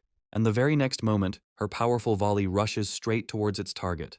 The man is ready to accept his fate, because Victoria has already left the ring island of the underworld. But then he hears her words that self-sacrifice on her own initiative will not cause her gratitude. And the force that was supposed to hit the man meets an obstacle. A little later, the girl asks the man to never leave her alone again. She leans even closer to her interlocutor, but says nothing more. The man interprets this unambiguously, already ready to merge with Victoria in a passionate kiss. However, instead of the desired softness of female lips, he receives sharp pain. The actress recalls her words about the kissing scene having to be filmed from a deceptive angle. The director announces the end of filming and turns to Mr. Light Sage. Saying that they have prepared dinner for him, the woman asks the actor to rest and enjoy his food. This all takes place in the city of Hader, which is an artificial volcanic crater. The director asks the White Queen, the city hero, the chairwoman of the eponymous company, and a world-famous film actress all rolled into one to calm down. After all, this actor was hired only recently and is not familiar with the local customs, but he is the best fit for this role. The woman does not share the director's opinion, saying that the only similarity is manifested externally and not to the fullest extent. Her interlocutor agrees with the actress's words, but at the same time gently moves on to the question of financial difficulties. The White Queen doesn't see a problem with this, saying she will increase the budget by $2 billion.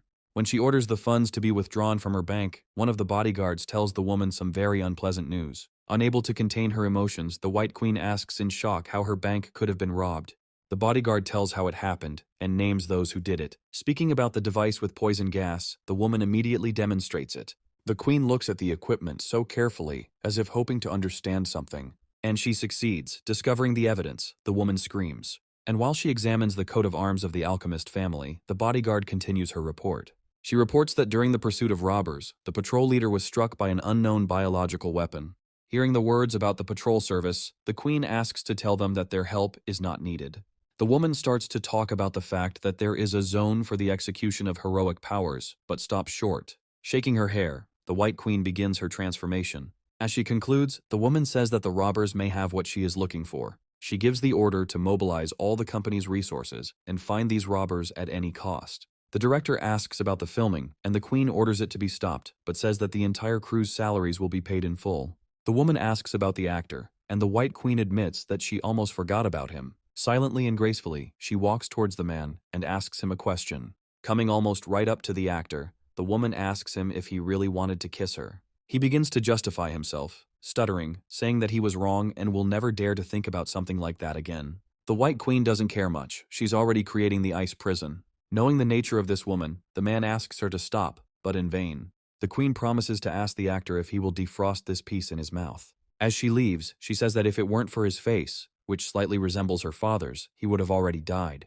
The woman thinks that there is not a single man in the world, except her father, who has the right to touch her with his lips. The distraction is costly, and angry footsteps are already heard nearby. The woman looms over the girl menacingly and asks her a question in a stern tone. She asks the child who allowed her to play with toys while washing the floor. As a warning, the woman roughly snatches the object that caused the conflict from the girl's hands. And then he says that this child always carries around with him this crap that dead wretch left behind. The girl admits she was wrong, but asks her aunt not to step on her teddy bear. The flow of words from the child's mouth is interrupted by a sigh from the stinging blow. The girl's father comes to the rescue, noting that spilled water is not a reason for such cruel treatment. But Sophia is unwavering. She reminds Myra of the one who pulled him out of the pathetic acting troupe and into the people. The man swallows the humiliation silently, just so it would stop soon. The man behind Sophia says he is here regarding an application for a child to be trained as a soldier. The woman confirms this, but Mayer is completely unaware of what is happening. To his question, the man says that there is no place in this kingdom where the Hellhounds cannot enter without knocking. The information that this man is from the Hellhounds not only surprises but also frightens Myra. So the latter asks Sophia what she has in mind, and she says that she is going to find a good use for this brat.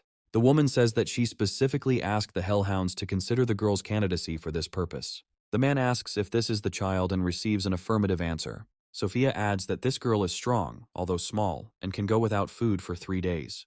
The dog is much more attracted to the child's gaze. He finds him very curious. With a chuckle, the man announces his intention to take the girl. As she is carried away, the child desperately calls for her dad, saying that she does not want to leave. Opening her eyes, the girl realizes that it was just a bad dream. However, there is something in reality that attracts her attention. Cheese wonders where the fur from the mutant's chest went, and although Iso doesn't admit it, it turns out that he was the one who fixed the girl's teddy bear. The infusion bags hanging from the ceiling begin to slowly descend.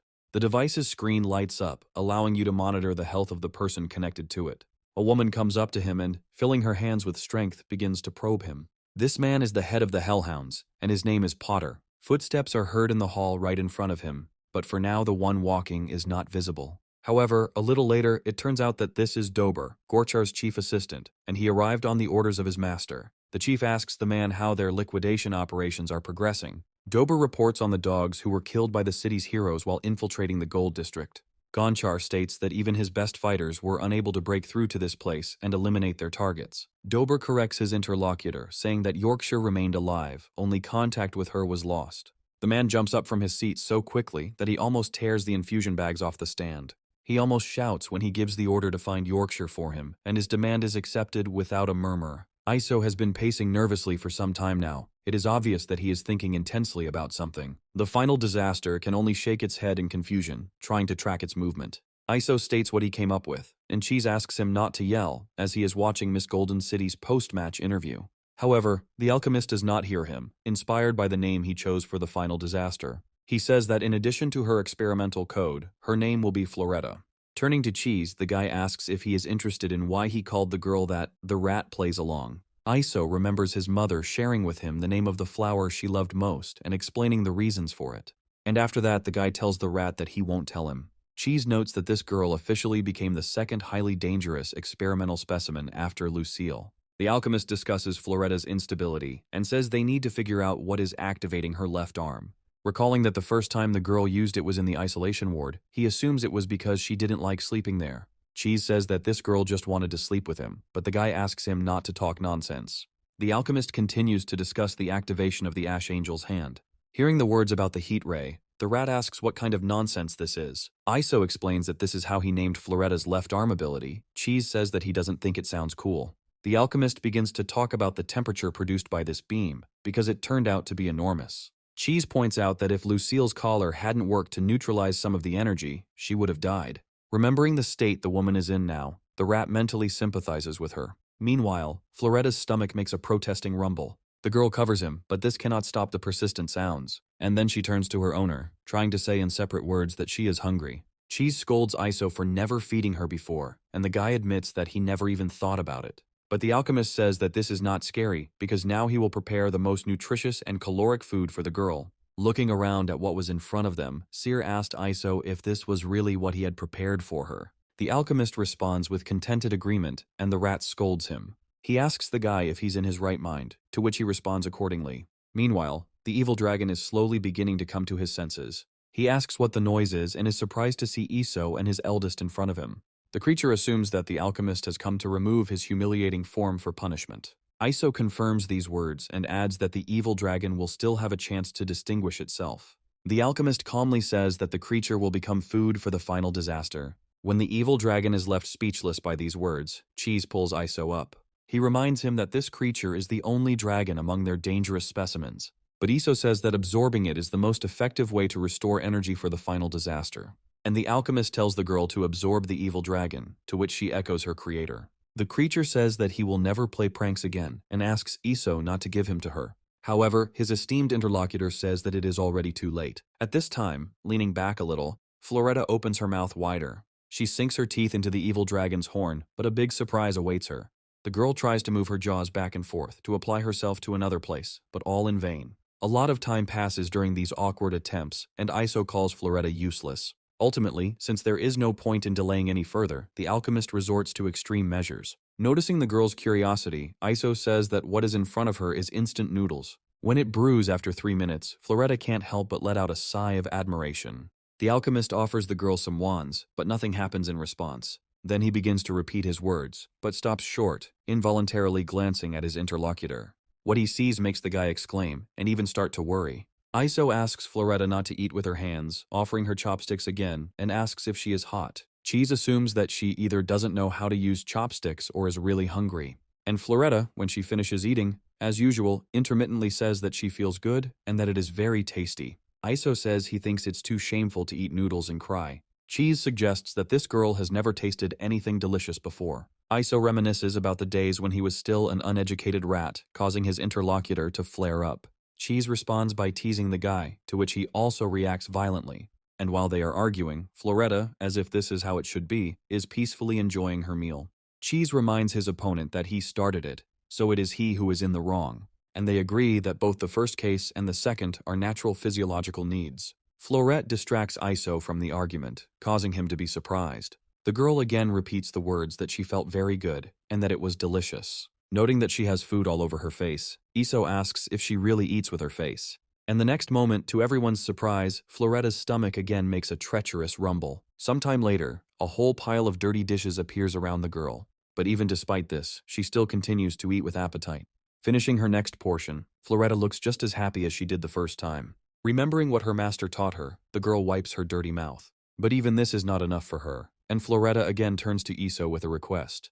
The alchemist asks the rat to bring another glass, to which he remarks that it is the last one in their supply. Sometime later, Iso desperately asks the girl not to approach him. Saying that this is his last package of nut chocolate wafers, he asks her to leave her alone. Iso thinks that when Floretta ate noodles, everything was fine, but one waffle sent her crazy.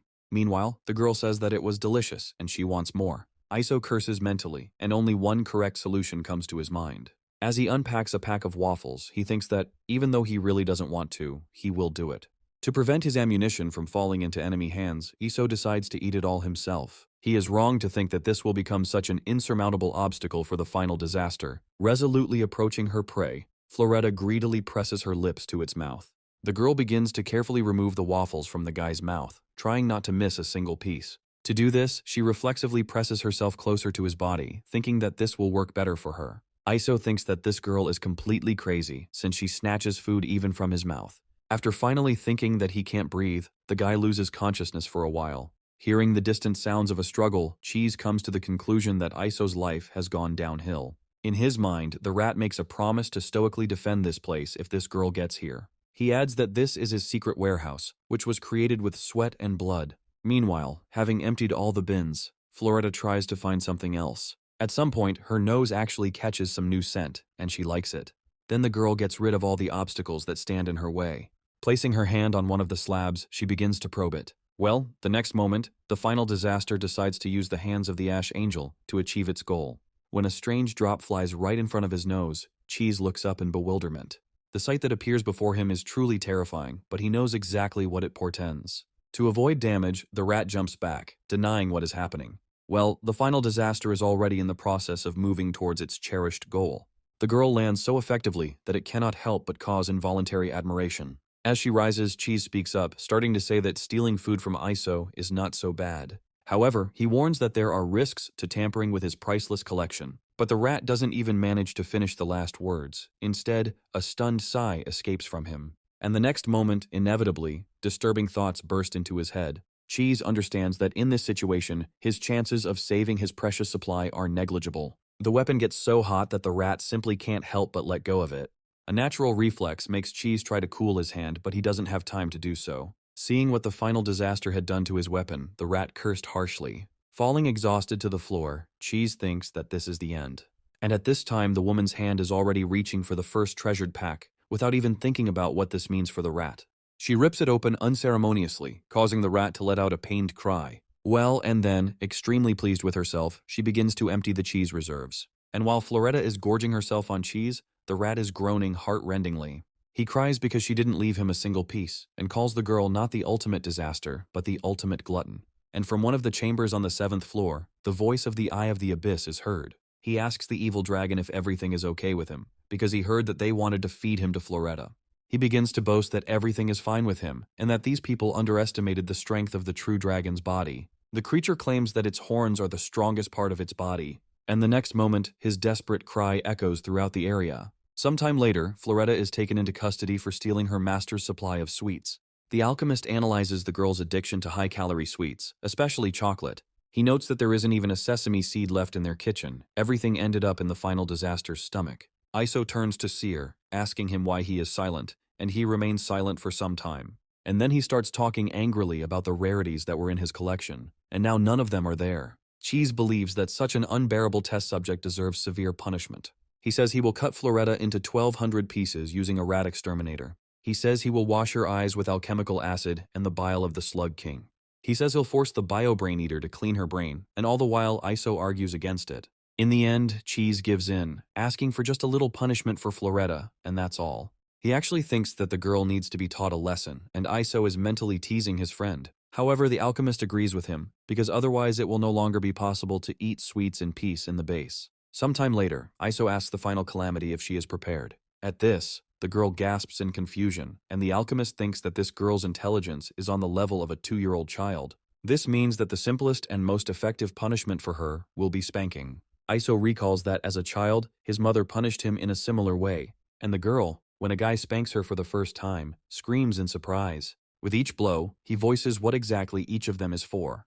And in the end, the girl bursts into tears, unable to hold back her tears and resentment. Iso expresses confidence that now she will definitely not dare to do something like that again. The cheese raises a pressing issue concerning food, as there is now not a crumb left on their base. The alchemist agrees with his friend, noting that he didn't even have time to have dinner. The guy raises his voice, saying that it's all because of the final disaster. Cheese now suggests deciding what to do with this girl. When Rat suggests leaving her at the base, Iso reminds him of the consequences that await them upon their return. Casting a tired glance at the girl, the alchemist resignedly says that they will have to take her with them. Having dressed leisurely and carefully, they say that preparations for the big food expedition are complete. Floretta doesn't quite understand what exactly they want from her, so she stands there in a stupor, and then Cheese comes into play. He asks her what kind of villainous posturing this is, because the pose should be effective. Iso echoes the rat. Later, the alchemist announces his intention to activate the alchemical transport matrix. He selects the lighthouse zone as their destination, immediately pressing the corresponding button. When the mechanism starts to move, Florette becomes scared. Unable to cope with this feeling, she, succumbing to inspiration, takes Iso by the hand. This comes as a surprise to the guy, so at first he is simply surprised. And then Iso is amazed at how complex this woman is, because sometimes she is very brave, and sometimes she is so cowardly. Starting the countdown from 3, Cheese tells everyone to get ready to close their eyes. The alchemist obediently carries out this order, after first checking the final disaster. It turns out he's right. The girl didn't do it, and this forces him to help her. After all, this is necessary in order not to go blind, since the next moment they are illuminated by the brightest light. This precedes the movement that occurs literally the next moment. After this, the alchemist, having successfully teleported and assumed an impressive pose, remains silent for a while.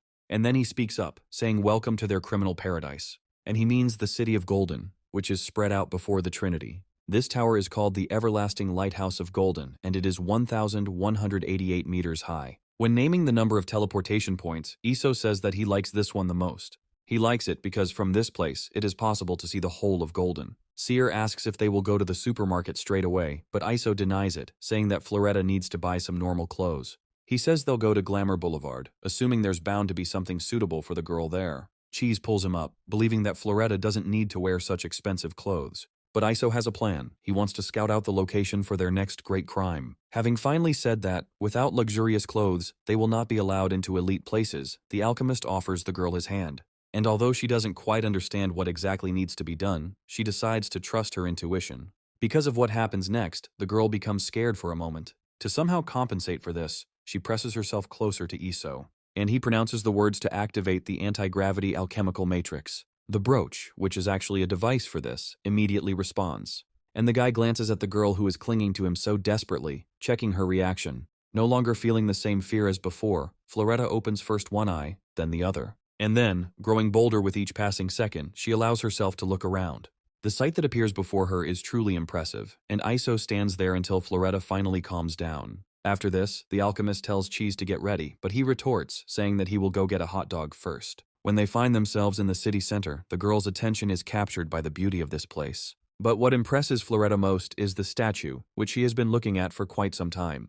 And Iso wonders why Cheese is still not here, since he only went out for a hot dog. He is distracted from his thoughts only by hearing the words of a child admiring some brave girl. Iso calls the one who decided to climb onto an object under special surveillance of the heroes an idiot. However, the next moment, a terrible guess comes to the mind of the great alchemist. This makes the guy start looking around in the hopes of finding Floretta with his eyes. But he only manages to do this by looking at the statue the boy was talking about. Iso shouts at Floretta, calling her a fool, and tells her to get out of there immediately. However, the girl does not hear him and does not calm down until she reaches the very top. From there, she addresses the guy, calling him master and waving her hand at him in a friendly manner. Meanwhile, Cheese, sprinkling his hot dog with condiments, grumbles that he warned that he doesn't like ketchup. He complains that despite this, they still added it to him, and it was overly sour. Cheese explains his dissatisfaction by saying that he hates sour food. Thinking about his delay, the rat assumes that Iso will start grumbling at him again. Some sixth sense prompts him to pay attention to the law enforcement officers running past. In looking ahead and noticing the noisy crowd, the rat wonders what the hell is going on. He can't believe that even though he was only gone for a minute, these guys caused such a commotion. The police officer says that this statue is one of the symbols of the city, which is why climbing on it is prohibited. He warns Floretta that if she does not come down, they will have to use force. Cheese knows perfectly well what this is fraught with, and he is already playing out this outcome in his head. And then he decides on what he considers to be the only correct option in the current situation. Cheese is going to pretend to be a random passerby and slip away under the noise, because for him, this is a common thing. However, his plan goes awry the moment Iso throws a grenade into the air. As the light from the flashbang device scorches his back, Cheese hears a voice behind him. Iso vows that next time he will definitely not take this walking problem with him. The rat has no choice but to join his partner, and with precise movements of his tail, he begins to disarm each of the police officers. Cheese says that he is taking on the role of bait, and Iso states the fact that he was going to run away. The policeman who comes to his senses first curses and tries to get up. However, what happens next makes him curse even more vigorously. The man is taken by surprise and doesn't have time to brace himself and hits himself hard. Well, our heroes at this time are already far from this place and are trying to bring their ragged breathing back to normal. Iso says that sooner or later this fool will bring him to an early grave. At that moment, a voice is heard nearby, telling them to keep their hands away from their stained glass. This man is the manager of the Golden Family Boutique, and his assistant explains why this needs to be done. Iso turns to Cheese, asking him what they should do if these people say that their stained glass is easily dirty. Chris demonstrates this without even saying a single word out loud. Calling them poor, the manager asks them if they don't understand human language. Just as he begins to talk about their vile behavior, he stops, puzzled by Cheese's actions. This behavior completely confuses the man, and he simply continues to watch the events unfold. Well, the rat continues to glue the bills with his saliva until Iso starts talking. He apologizes for dirtying the display case, but says his companion's tip was stuck to it. The manager immediately changes his tune, sensing a profit, and Iso asks him to get them their most expensive evening dresses for the ladies. Saying that a couple of drops of saliva is a mere trifle, the man takes this work upon himself. As he passes by, Iso takes the opportunity to gracefully strike at the man's pride. After some time, the manager respectfully asks what exactly the young gentleman wants. The alchemist replies that the clothes are needed not for him, but for this beautiful lady, and the manager asks Floretta which dress she would like to try on. Turning towards the voice, as she guesses that they are talking to her, the girl is surprised. The moment the boutique manager sees her face, his heart skips a beat. He thinks that Floretta is beautiful, and he has never seen such flawless beauty. However, the man feels sorry that such a beauty fell into the hands of such a scoundrel as this one. Meanwhile, Iso asks him to bring all the best evening dresses and let her try them on one by one. The manager accepts the request of a dear client, and soon his assistant appears with outfits. When the boutique employees offer Floretta help, she fearfully calls out to Iso, but he asks her not to be capricious. Wearily sinking into a chair, the alchemist states that this is just a change of clothes. When the manager offers him tea, the guy refuses, saying that he doesn't drink such bitter crap. Iso asks Cheese to give him a soda, saying that he saw him hide the can before leaving. Chris asks the guy not to disturb him, arguing that he is choosing a hat for going to a nightclub. After 20 minutes, Iso asks why Florette has been gone for so long. Looking out of the fitting room, the woman asks for help, as the mist does not allow them to take off her clothes. Although the alchemist is irritated, he immediately proceeds to fulfill the request. Looking inside the fitting room, he asks Floretta to stop being capricious.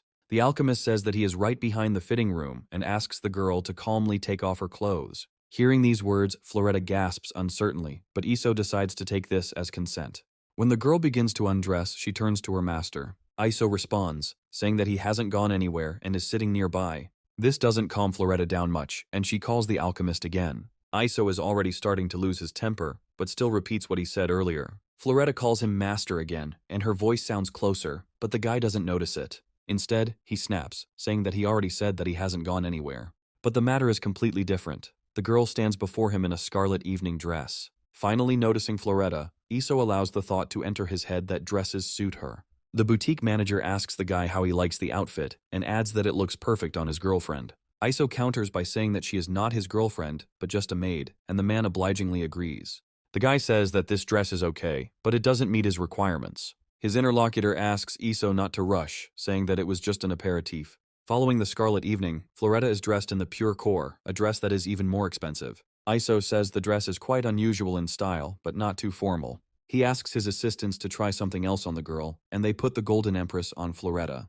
This dress almost surpasses the cost of the previous ones, and Iso is speechless. It takes a moment for the boutique manager to get through to the guy, who clears his throat sheepishly, saying that this is their store's crown jewel. The man relays rumors that it was modeled after their empress's dress. He's already asking Iso how he likes the dresses when he suddenly hears the familiar sound of brakes. And indeed, a car that is very familiar to everyone is parked near the entrance of the boutique. The first thing that comes out of it is two people with a path, spreading it out right in front of the door and all the way to the entrance. Noticing the coat of arms in the shop window, the boutique manager cries out in fear, saying that he had completely forgotten something. It doesn't take long for an explanation to come through. The man says that a miss from the Black Palace family has arrived to see him. And then he, asking forgiveness from his esteemed guests, asks them to hide in the fitting room. The manager asks them to stay inside until Miss Black Palace leaves, otherwise everyone will get it. Meanwhile, the doors of the limousine open and a richly dressed girl comes out. Her name is Renee, and she begins to walk along the pre-rolled carpet with confidence and grace. However, she soon stops and tucks her toes under herself. The very next moment, the girl directly lets her retinue know that her feet are a little cold. The demon-like woman bows respectfully and asks her lady to leave it to her. She puts her words into action immediately, drawing two blades from her sheaths. The woman swings these sharp blades around herself several times, activating their power. And after this, respectfully stepping back so as not to violate the boundaries of her mistress, she bows again. Seeing that their lady has continued on her way, the servants continue rolling out the carpet from where they left off. The manager greets Miss from the Black Palace from afar, wishing her a good evening. The girl ignores the greeting, starting to talk about the dress she's interested in, and the manager begins to fawn over her. As they walk towards the outfit, he says that they turned down all the other clients so that the dress would go to Renee. And while the three of them are cautiously peeking out from their hiding place, Cheese remembers something. Quietly speaking about Miss from the Black Palace, he asks if she is really from that very family. Iso confirms the rat's assumption that this family is one of the world's aristocrats. Floretta, with a knowing air, wants to put in her 2 cents, but all that comes out is an interjection. When Seer asks why such a noble lady would appear here, Iso says that even paradise can become boring. Meanwhile, the dear client of the Goldov boutique continues to follow his manager to the desired outfit. Anticipating her impatience and wanting to appease the girl, the man informs her that they are almost there. Approaching the relevant department, he begins to say that this is it, but stops short. The girl has been standing motionless for some time, silently looking at her feet. Taking his trembling hands from the carpet, one of the men hurries to speak up. He says, frightened and hurried, stuttering and turning to his mistress, that the path has ended. The demoness flares up, reproaching the men for not taking care of their lady's welfare, although they know perfectly well that she hates wearing shoes. The servants immediately throw themselves at the woman's feet, admitting their guilt and calling her Mistress Red Skyhound. She also says that for such a serious mistake as the servants of the Black Palace family, they know what to do. For a moment, horror flashes across the men's faces, but it gives way to another feeling. Immediately drawing their weapons from their sheaths, they call the ritual ahead of them the Heart of the Blade. But suddenly, both blades begin to crack, never reaching the men's chests. After they crumble to dust, a low but loud voice sounds nearby. Starsky, the right guard of the Black Palace, orders the killings to cease, saying that God calls for mercy. One of the guards dares to address him with words of gratitude. However, he fails to finish them. Instead, the man gasps from sudden and sharp pain. Just as he falls right in front of the red carpet, Starsky speaks up again. He turns to his mistress with a request to walk right over her insignificant servant. The girl doesn't even hesitate, covering the remaining distance with the help of her guards. Chris can't believe that the world's nobility can be so arrogant. The alchemist has his own mind. He says that he sees this as an excellent opportunity. Sensing something was wrong, Cheese cautiously asks him what possibility he is talking about. Iso replies that it consists of kidnapping the mistress from the Black Palace. He considers this a unique opportunity. Cheese does not approve of this, citing reasonable arguments against it, but the guy stubbornly stands his ground.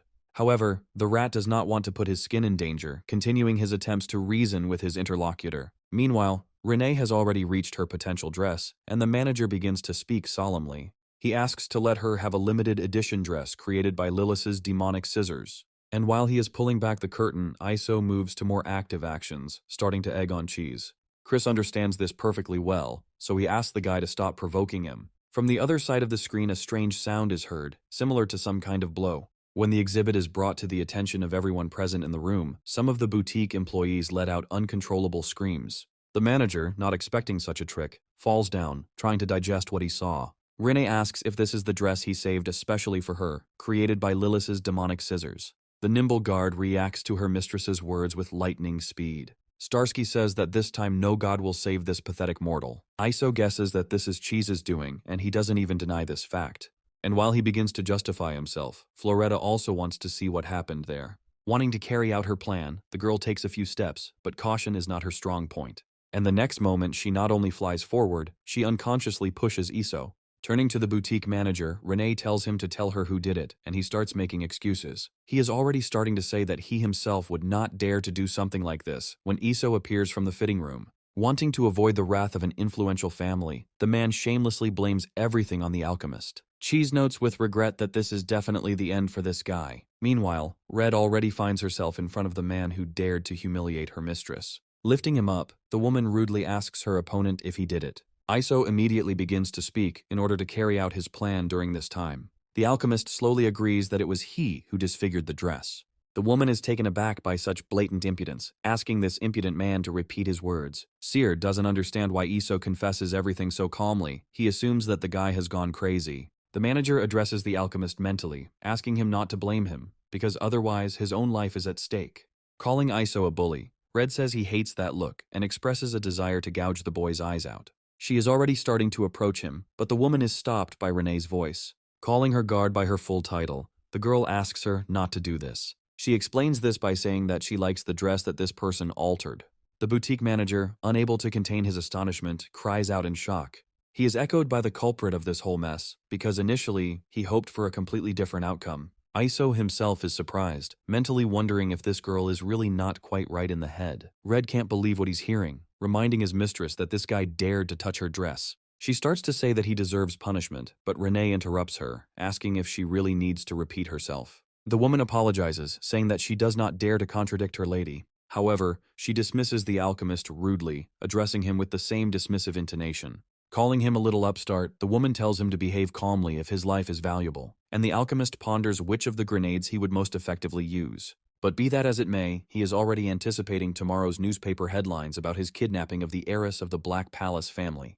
Renee, meanwhile, tells Iso that she knows who he is and what he is after. The girl expresses confidence that from the moment he entered here, he had a very dangerous thought. Hearing this, the guy tenses up, fearing that Renee has guessed everything. Cheese suggests that the Black Palace's heir may have noticed their presence. Meanwhile, the girl moves from her place and begins to head towards her interlocutor. Stopping in front of him, she pauses briefly, and then he confidently declares that he is an intern at this boutique who wants to make it big.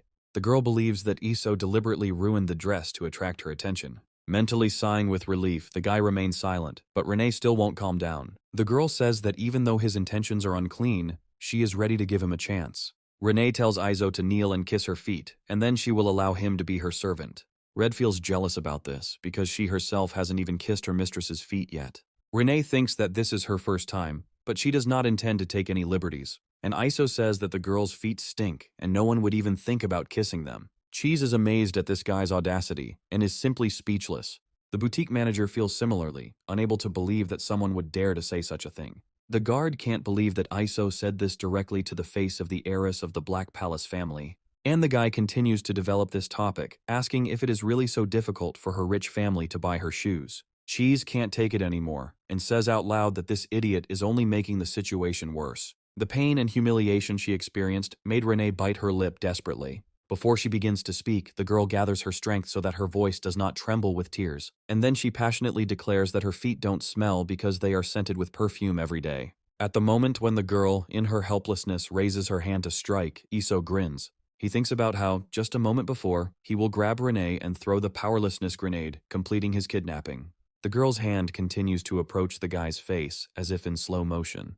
But at the same time, something flies out of one of the fitting rooms, rushing towards them. Of course, that something turns out to be Floretta, confidently but gently grabbing the girl's slender wrist. Cheese wonders silently how the final disaster managed to disappear from under his nose so quickly. And not far from Floretta, rapidly approaching her, something flashes. This something turns out to be one of the left guard's blades, which we already know. Red tells Floretta to get her dirty hands off their young mistress immediately. And it is here that the alchemist realizes that things are bad for them, and his plan is irrevocably ruined. But for some reason, Floretta doesn't look like she's afraid, and doesn't even think about loosening her grip. Renee takes a closer look at the girl standing in front of her, and suddenly speaks up. She tells Red to put away her sword, and she indignantly remarks that this woman is about to attack her mistress. The girl retorts, saying that Floretta was only protecting the guy who is now behind her. Iso wonders in his mind if this girl has already realized the connection between him and the final disaster. Meanwhile, Renee asks Floretta if she has also fallen for this guy and wants to support him. Red notes that if the head of the family finds out about something like this, they will be in trouble. The boutique manager is also on his own wavelength. He can't understand what's going on. Renee doesn't understand why Floretta is silent and assumes that she is either proud or has already started to act. And while the blonde is trying to get in, the girl starts talking to her again. Renee admits that she doesn't know what family Floretta is from, but she doesn't intend to give up what she has set her sights on. Therefore, the heiress of the Black Palace family asks her rival to name a price. Floretta still doesn't understand what they want from her, and Iso speaks up. With a confident chuckle, he turns to Renee and says that their family should name the price. Now the girl doesn't understand him and asks what he means. Well, the alchemist, in parallel with his explanation, begins to put his plan into action. He announces that Renee has been kidnapped by the City of Golden's #1 villain, the alchemy genius from the Persilade family, Baron Iso. Having fully realized the guy's words, Red turns to his mistress, asking her to move away from the criminal. However, it is too late, as Iso pulls the pin from his grenade. At the same moment, toxic smoke begins to spread rapidly throughout the entire perimeter of the boutique. In an attempt to defend herself, the left guard still notes that this smoke is poisonous. Starsky admits that he is unable to use his powers. Well, when the haze clears a little, both guards shout out an appeal to their young mistress. Finding himself already at a decent distance from the Gold's boutique, Cheese turns to Iso. He asks him if the guy understands that from now on, their peaceful days are officially coming to an end. Iso tells him not to worry, saying that he threw a third-generation impotence grenade. Since the substance it contains disrupts the functioning of the hippocampus, the two of them should already be experiencing mental clouding. And indeed, Starsky believes that their mistress was kidnapped by a thin, white-haired guy. Red thinks otherwise, because he says it was a fat boy with freckles and red hair. And the guards begin to argue among themselves about who exactly kidnapped their mistress. Meanwhile, she, immobilized, listens to her captors address her. Iso reveals the place where Renee is being held, and her name, and Cheese declares that she has become their unfortunate hostage. Meanwhile, Floretta appears behind their backs, frighteningly calling out to both of them at once. Iso reminds the girl of his words that she should sit quietly in the room. Meanwhile, the heiress of the Black Palace family manages to get rid of the gag. She smirks, saying that they, calling themselves villains, can't even tie up their victim properly. Seer asks Iso what they should do, and he notes that it wasn't him who did the gag. Chris doesn't object, but reminds the guy that he tied his hands and feet. Amazed by these words and glancing at his captive, Iso notes that she has already gotten rid of all the ropes.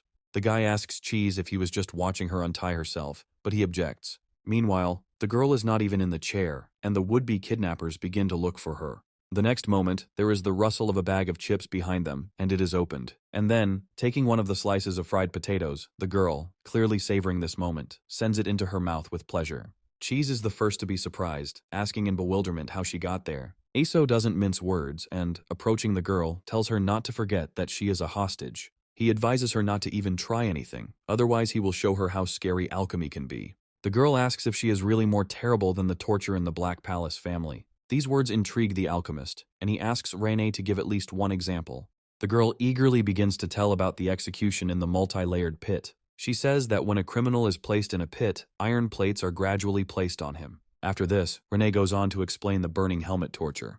But most of all, she likes the nest of 12 centipedes, when holes are made in the body of a criminal. Cheese hesitates, asking if they bring Renee back, her family won't torture them. Iso doesn't like this arrangement. He, in turn, asks the rat if he really is a charitable organization. Renee asks Cheese not to worry, saying that they will not be subjected to this torture. She says these tortures are the mildest of those available, used only for the slightest touch on her. The girl says that their case will be subject to more severe punishments, which will make them curse their existence. But Renee says she won't let her family harm them if they do what she asks. These words interest the rat so much that he is almost ready to agree, and the girl asks them to let her join them. Iso and Seer are surprised by this, while simultaneously asking Renee a clarifying question. The alchemist asks her why, and the girl says that she is bored, and committing crimes seems fun. Moreover, she adds that she saw potential in them and could become their sponsor. Cheese is hit by a card that represents the highest level of credit, and Iso keeps his cool. He believes that there is some other condition, and Renee confirms this, starting to voice it. She says that they will do whatever she says, meekly obeying her will. Iso disagrees and starts to voice it, but he fails to finish. Cheese agrees for both of them, asking how much and when Renee will transfer them for their criminal expenses. Iso expresses dissatisfaction about this, asking the rat where his criminal pride is. He says that he thinks that living off this girl's money isn't so bad, after all. This way they will be able to concentrate on organizing a great crime. Recalling that he is the head of Persilade, Iso says no. He gives Cheese the order to give Renee some dragon web venom to inhale and tie her up again. Iso starts talking about ransom, but the girl says that it is useless, and it will not be possible to get money from her family. It turns out that in Renee's family, there is a rule according to which the interests and honor of the family are above any member. Her words make the rat rhetorically ask if the Black Palace clan is really that soulless. Renee, meanwhile, says she has changed her mind and agrees to give them the money, even if she can't control it. The girl asks the criminals to kill the current head of her family, Maine. Iso can't believe his ears when he starts talking about who this man is to Renee, and the girl interrupts him, confirming that Maine is her father. Sometime later, the Persilade family's refuge is already filled with the most exquisite scents. Seer admits that he thought Iso would refuse, but he says that he doesn't see the point. Chris notes that if the guy were asked to kill his father, he wouldn't be able to, because he doesn't know who he is. Iso remembers his mother's words, who said that he would know everything when he rebuilt his family. Cheese agrees that the hostess likes to keep everything a secret, but suggests changing the subject. Rat appreciates Renee's generosity, as she paid them more in advance than if they had robbed 10 banks. Meanwhile, somewhere else, Red's clothes are lying as if the woman had taken them off voluntarily, and even neater set nearby is the Starsky stack. The woman herself is in a container that looks like a large flask, but it is only large enough to sit in. Starsky keeps her company in the neighborhood, looking the part. A commanding male voice asks the guards if they know about the spindle leech's talent. He notes its advantage over the centipede, and says that the nest of 12 centipedes should be improved. Rising from his seat, the man speaks of what is best for those who could not protect their mistress. He says that for such people, becoming expendable material for improving technology is the best punishment. Red begs for another chance, promising to save the young lady. With a dismissive snort, her interlocutor reminds them that they can't even remember the faces of the kidnappers. He asks how then one can even mention salvation. Red asks to be allowed to atone for her guilt with the Heart of the Blade ritual. But her voice is suddenly interrupted by another, the owner of which stops her father. When Renee assures him that she is fine, the man flinches. The glass with spindle-shaped leeches flies to hell. No one cares about its safety anymore. Shouting his daughter's name, the man rushes towards her with uncontrollable force. Taking her into his arms, he says that he considers her safety and security to be the most important thing. Sometime later, Renee sits, swinging her legs, which barely touch the blades of grass. Her admiration of the moon is interrupted by a familiar female voice addressing her. Red thanks his young mistress for saving them from an unenviable fate. Without responding to this, the girl instead takes out a hidden pack of chips from her sleeve. She opens it just as silently, forcing Red to carefully watch his every movement. And yet, when the girl hands her the bag, the woman is surprised, and Renee finally speaks up, saying that it is very tasty and offering her guard to try it too. The woman doesn't refuse, silently taking a slice of fried potato from the pack. And then, remembering that this cheap food had always been forbidden in their family, he asks where she got it from. Renee says that since she was told to eat, she should do it without any questions. The woman, still stricken with fear of punishment, obediently hurries to fulfill the will of the young mistress. The taste and texture of the chips exceed her expectations, which Red immediately points out.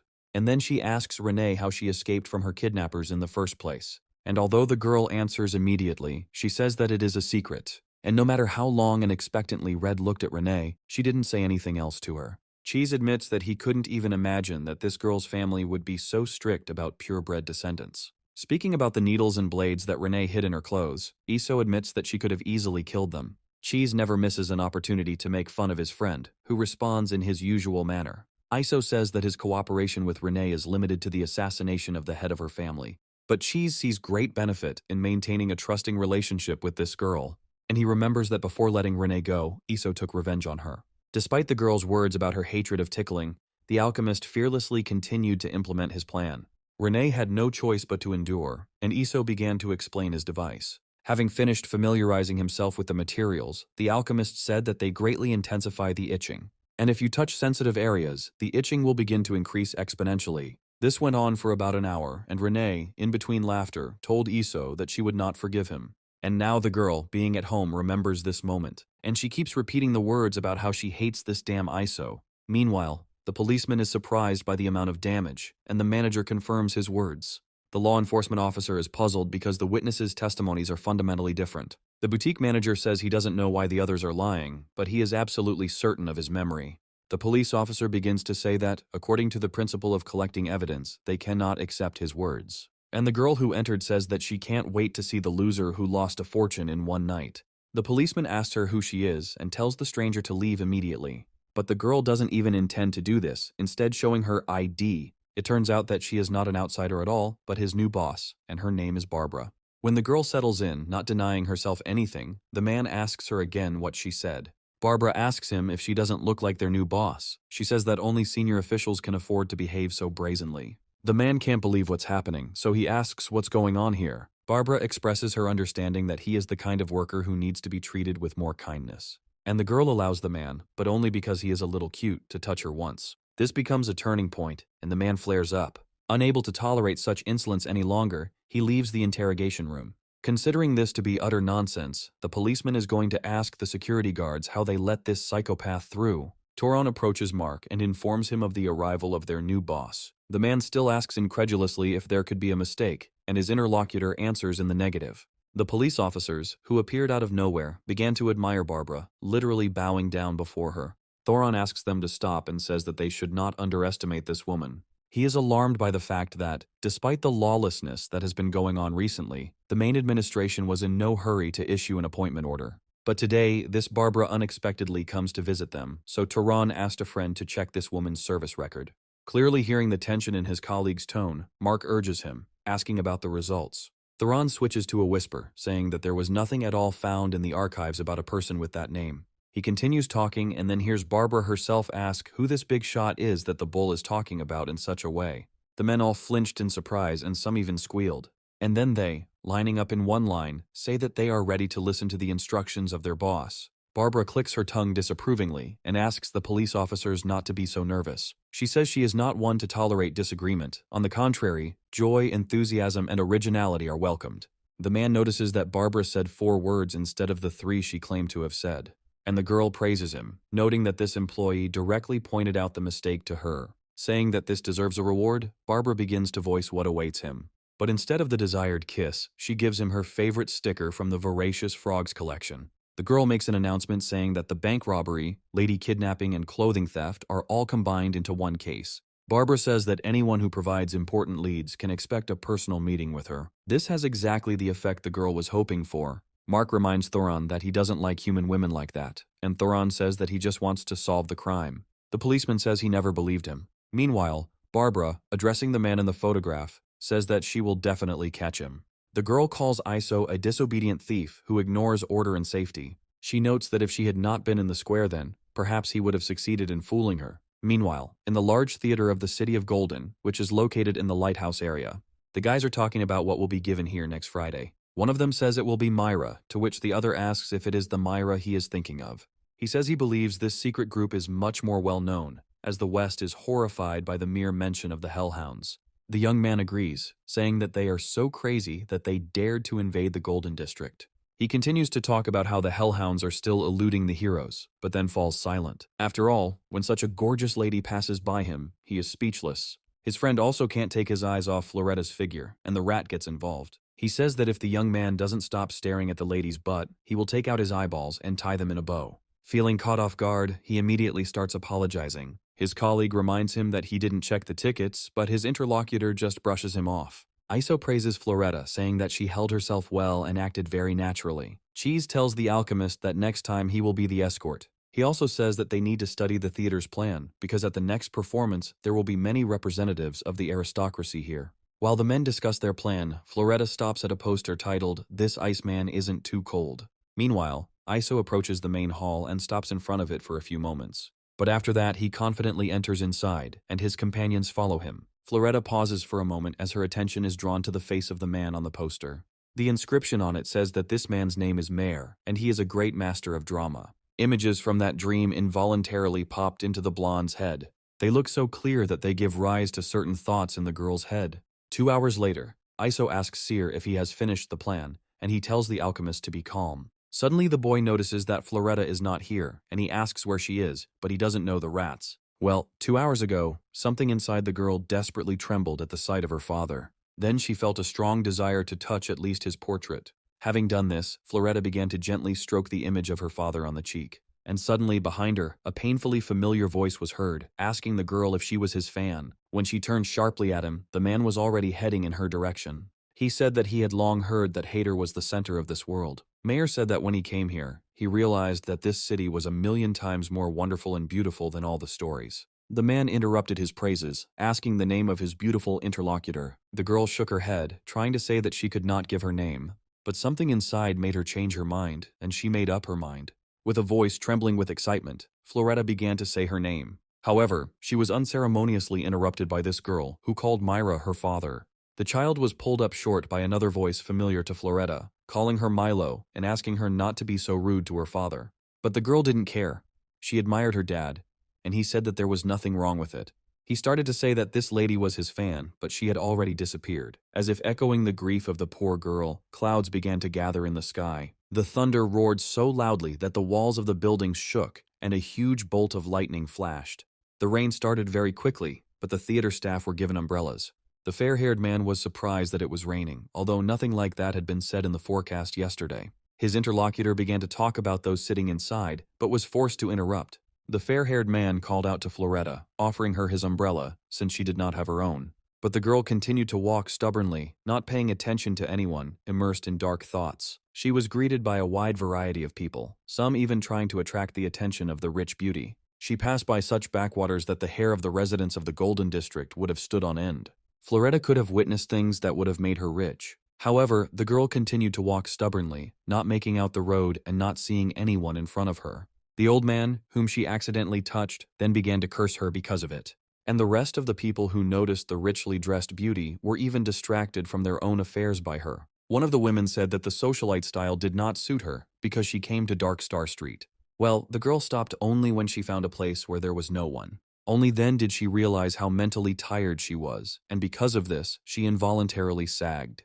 Clutching her fingers through her hair, the girl began to wonder who she was. Her still intermittent speech continued to echo incessantly in the silence of the night. A woman approached Floretta, calling her a poor sparrow, and asked if she had lost her way home. Noticing the girl's impressive beauty, she invited her to join them and become one of the 1,000 birds. But the woman warned Floretta that she would have to donate her clothes to the organization. Taking the girl's silence as consent, the new acquaintance decided to take care of the matter herself. And when Floretta stopped her, she roughly pulled the blonde up and told her to take her hands off her before she got angry. The girl emphasized every word and said that the dress was a gift from its owner and therefore could not be taken off. Having called Floretta a blonde, the woman said that she seemed to have gotten something mixed up. And immediately after these words, the stranger did something that the girl did not expect. After that, she asked Floretta if she would now agree to undress. But even despite the force of the blow inflicted on her, the girl stubbornly continued to repeat that she could not take off her dress. When the woman smiled vaguely, it was a smile that did not bode well. After that, she made one graceful movement with her hand, but that was enough to make feathers appear in her. The woman said that if Floretta didn't take off the dress herself, she would have to help. And to confirm her words, the fatal beauty launched several feathers along the twisted line. They achieved their goal with lightning speed, clearly demonstrating to Floretta the intentions of her interlocutor. These sharp blades, imitating feathers, showed that their owner was not joking. Some of them not only passed within inches of vital areas, but simply wreaked havoc. Thus, the woman showed Floretta that if she did not get this dress, she would simply ruin it irrevocably. While Seer tries to catch the girl's scent, Iso hurries him by asking if he succeeded. Chris asks his interlocutor to stop chatting and just follow him. They argue all the way, but Cheese still manages to lead them on the right trail. Iso asks incredulously if Floretta is really here, and the rat confirms it. Cheese boasts that, despite the rain, his nose still caught the scent, but Iso is much more interested in something else. Chris stops the guy, saying that Dark Star Street is the dirtiest and most chaotic drain, and that those lost here have big problems. Iso doesn't see a problem with this, considering this gathering of small thugs to be rotten and not at all scary fish. Cheese counters that this isn't a bunch of thugs, but this is the main base of the 1,000 birds, and they're quite a force to be reckoned with. 3 female voices call out to their boss about what she did to Floretta. One of them feels sorry for the dress, the second thinks that their leader is ruthless, and the third thinks Floretta is suspicious. All this time, the girl remains unconscious, and the boss of the 1,000 birds makes a voice. Calling Floretta their new sister, she says that she is not yet clear-headed, and they will have to raise her well. The woman sitting next to the girl says that she immediately sees the suffering from unhappy love.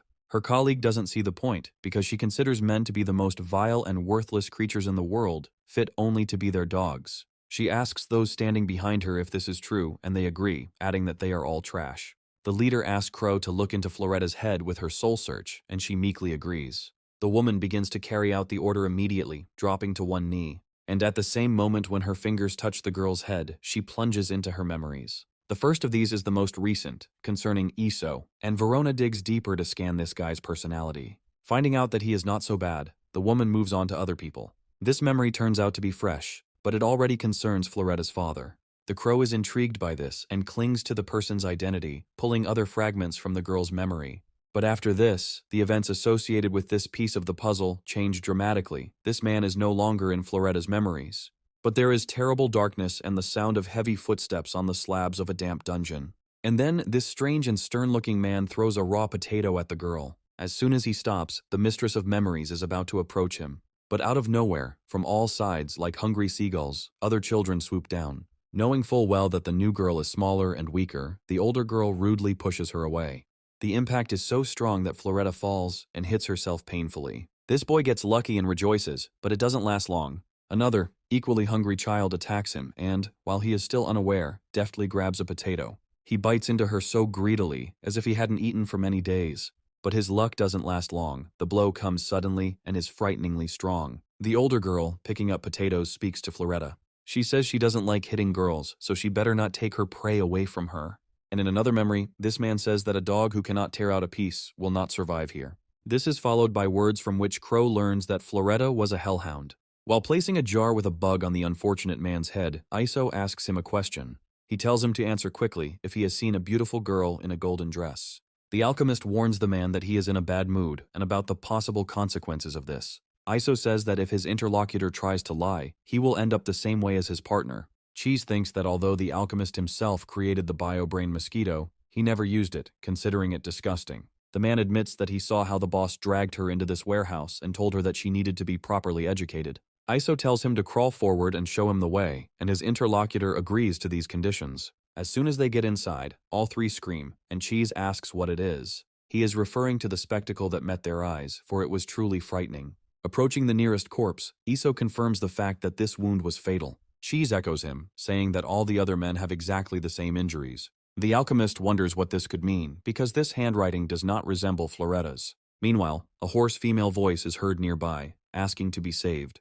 Iso tells Seer that there are still living people here, and he agrees to look. Seeing the woman's tattoo, Rat speculates that she is the leader of the Thousand Birds Silver Phoenix. When Seer is distracted by a beautiful body, Iso pulls him back, ordering him to save her and interrogate her. Phoenix is injected with an emergency type of tissue regeneration factor into his spinal cord, and after 3 minutes the woman comes to her senses and begins to recover from what happened. But she still whispers, her voice trembling and stuttering, saying that she cannot see her blade. Without wasting any time, Iso eagerly asks Phoenix what happened here, and she, breaking into a scream, begins to repeat that she doesn't know and doesn't remember anything at all. And about an hour ago, Floretta, having come to her senses, roughly grabbed Verona by the hand and squeezed it hard. The force of the final disaster made human bones give way, and the woman, with a desperate and drawn-out scream, sank completely to the floor.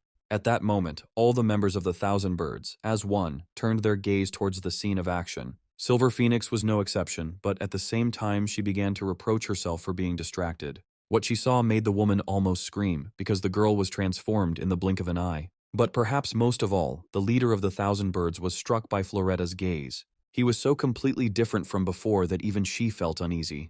But Silver Phoenix was going to protect her girls at all costs, because she was their leader. Only Floretta wasn't afraid of all this, and she easily intercepted the attack right on the fly. Moreover, she did it not only with her hand, but continued to hold Verona by the wrist. Silver Phoenix was amazed that her opponent managed to intercept 3 blades at once. The woman with short hair said that this was their gang's territory. The Crow, plucking up her courage, advised her to let her go the easy way, saying that otherwise, Floretta would not leave here alive. And it dawned on this woman that they were facing the Hellhound, who had broken into the Golden District and slaughtered the world's nobility. When this fact and the situation they found themselves in reached Phoenix, she came down. The woman suggested that Floretta release Crow and set them any conditions. Her subordinate expressed confidence that they could handle the Hellhound, but Phoenix shut her up. She turned to Floretta again, promising her a guarantee of complete secrecy since they were on the same side. And then, to everyone's surprise, the girl asked the leader of the 1,000 birds to undress. Having misunderstood her, the woman began to feel embarrassed, asking a stupid question. Sometime later, her subordinate turned to her boss and said that she couldn't disgrace herself like that. Raven sided with Phoenix, telling the woman to shut up, as she believed their leader had saved their lives. The fourth one, at first, silently and for a long time exhaled poisonous smoke, and then began to laugh. She made fun of Sokol, saying that she had the smallest breasts of them all and she defended herself. Silver Phoenix began to talk about what they should do if they had the strength to talk. She ordered the women to quickly bring her some clothes. Crow said that she didn't understand why Hellhound let them go, since it wasn't their responsibility. A male voice answered her, agreeing with the woman and saying that no one would leave this place alive. Although everyone was surprised by his appearance, only Sokol dared to speak up, asking who it was. At first it seemed that the woman's question would remain unanswered, but this was not the case. For Dober answered in a new manner, and his movements were so quick that it was hardly possible to follow them. The fountain of blood came not only from the woman's cut throat, but also from the rapid and impulsive flow of blood. And Falcon, unable to cope with this, fell the very next moment. She whispered, stuttering and rapidly weakening, because she couldn't do more, and asked her boss to run. The woman who had argued with Sokol a little earlier did not even have time to understand what had happened. Something similar happened to Verona, who was already weakened by the fracture. And Dober, who was rapidly advancing on Phoenix, dismissively asked the leader of the 1,000 birds a question. He asked her if all of Hyder's underground gangs were really that insignificant, since he thought it would be easier to kill them than a rat. Cheese wonders if the dogs are so strong, then why Floretta couldn't defeat Comic. At this moment, Iso is more concerned about the fact that the girl's hair has turned purple again, because this has never happened before. Meanwhile, Silver Phoenix, clinging to the hem of Cheese's cloak, begins to beg him. She asks to save Verona and the others, in exchange promising to fulfill any condition and serve him. Syra is intrigued by this proposal and asks the woman not to forget that she herself suggested it. Approaching the nearest bird, the rat notes the fact that its pupils are already dilated. He believes that if we must save at any cost, the only thing left to do is to use that very technology. Iso interrupts his train of thought, saying that they have no time for these girls now. When he says they need to find Floretta urgently, Cheese asks him to wait. He wants to leave Phoenix the anti-rot elixir, but Iso forbids him. And yet, somehow, miraculously, the rat manages to throw the right box to the woman. Silver Phoenix catches it deftly, but does not understand what it is.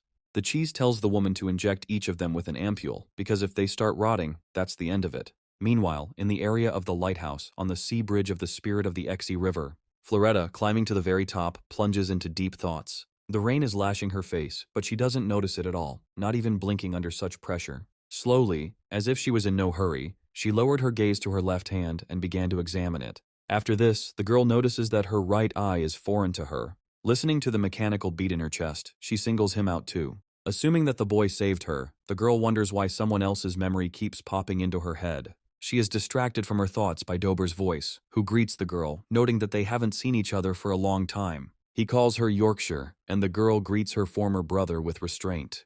They are silent for literally a couple of moments, after which Dober speaks again. He orders Yorkshire to account for the failure of the attempt to assassinate the queen and everything else. The girl does not object, and begins to truthfully tell how everything happened.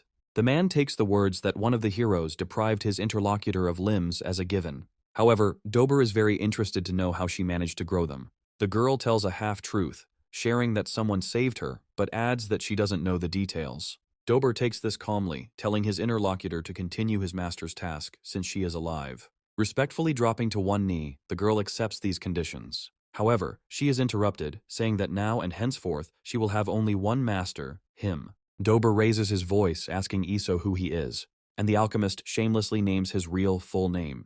Dober asks Yorkshire if she knows him, and the girl admits that this man saved her. The man asks the girl if she is going to betray her master for him, and she quickly responds with a categorical refusal, but this is not enough for Dober. And in that case, he gives Yorkshire an ominous order to kill this boy. After that, he adds, they will need to do a few more important things. Having enough time to think it over, the girl accepts the order for execution. Standing up and turning around, she walks towards Iso, looking only at him. Yorkshire looks at the boy in silence for a few moments, then speaks up. In a dispassionate tone, she remarks that he shouldn't have followed her. Before answering, the alchemist removes his mask, and at that moment, his grin becomes visible. Iso says that from the moment he saved her, she became part of the Persilade family. The boy warns Floretta that if she does not go with him of her own free will, he will spank her. Some incomprehensible impulse makes the girl unconsciously grab her buttocks in an attempt to protect them. and then she realizes what exactly caused it and bashfully hides her eyes. Leaning forward, Yorkshire tells the boy to shut up. However, she never manages to reach her final goal, freezing just a few centimeters away from it. Looking up at the one who dared to stop her, the girl sees her old acquaintance in front of her. Calling Yorkshire rubbish, Lucille says she is glad to see her again. Iso reminds the woman of what happened last time, but she asks him not to worry about it. Lucille asks if the guy will sleep with her tonight if she holds back this girl, and he, embarrassed, makes a sarcastic remark. He himself, approaching Dober, remains silent for a while, studying his opponent. And then Iso suggests that the only way to solve the problem is to eliminate the hellhounds. Dober says that usually people who are within 5 meters of him are not residents. When he says Iso is standing a meter away from him, Yorkshire asks the man to stop. But he doesn't even think, already putting his plan into action. Iso clutches his throat, falling to his knees and wondering if this is really the strength of a hellhound. Dober notes that this little devil has no other abilities than to chatter. At that very moment, something begins to rapidly approach the man. The Silver Phoenix's feather blade stops just a few centimeters away from Dober, and all because he did it himself, otherwise the man would no longer be alive. Dober advises Yorkshire to explain his behavior, otherwise he will consider it a betrayal. But the thing is that this girl doesn't even understand why tears started flowing from her eyes on their own. At this point, Lucille belatedly comes to her senses, remembering that she was holding this girl. The woman glances at her hand and makes a questioning sound. It all happens so fast that her hand is still falling. And when the fall stops, Lucille thinks with disbelief that this is impossible.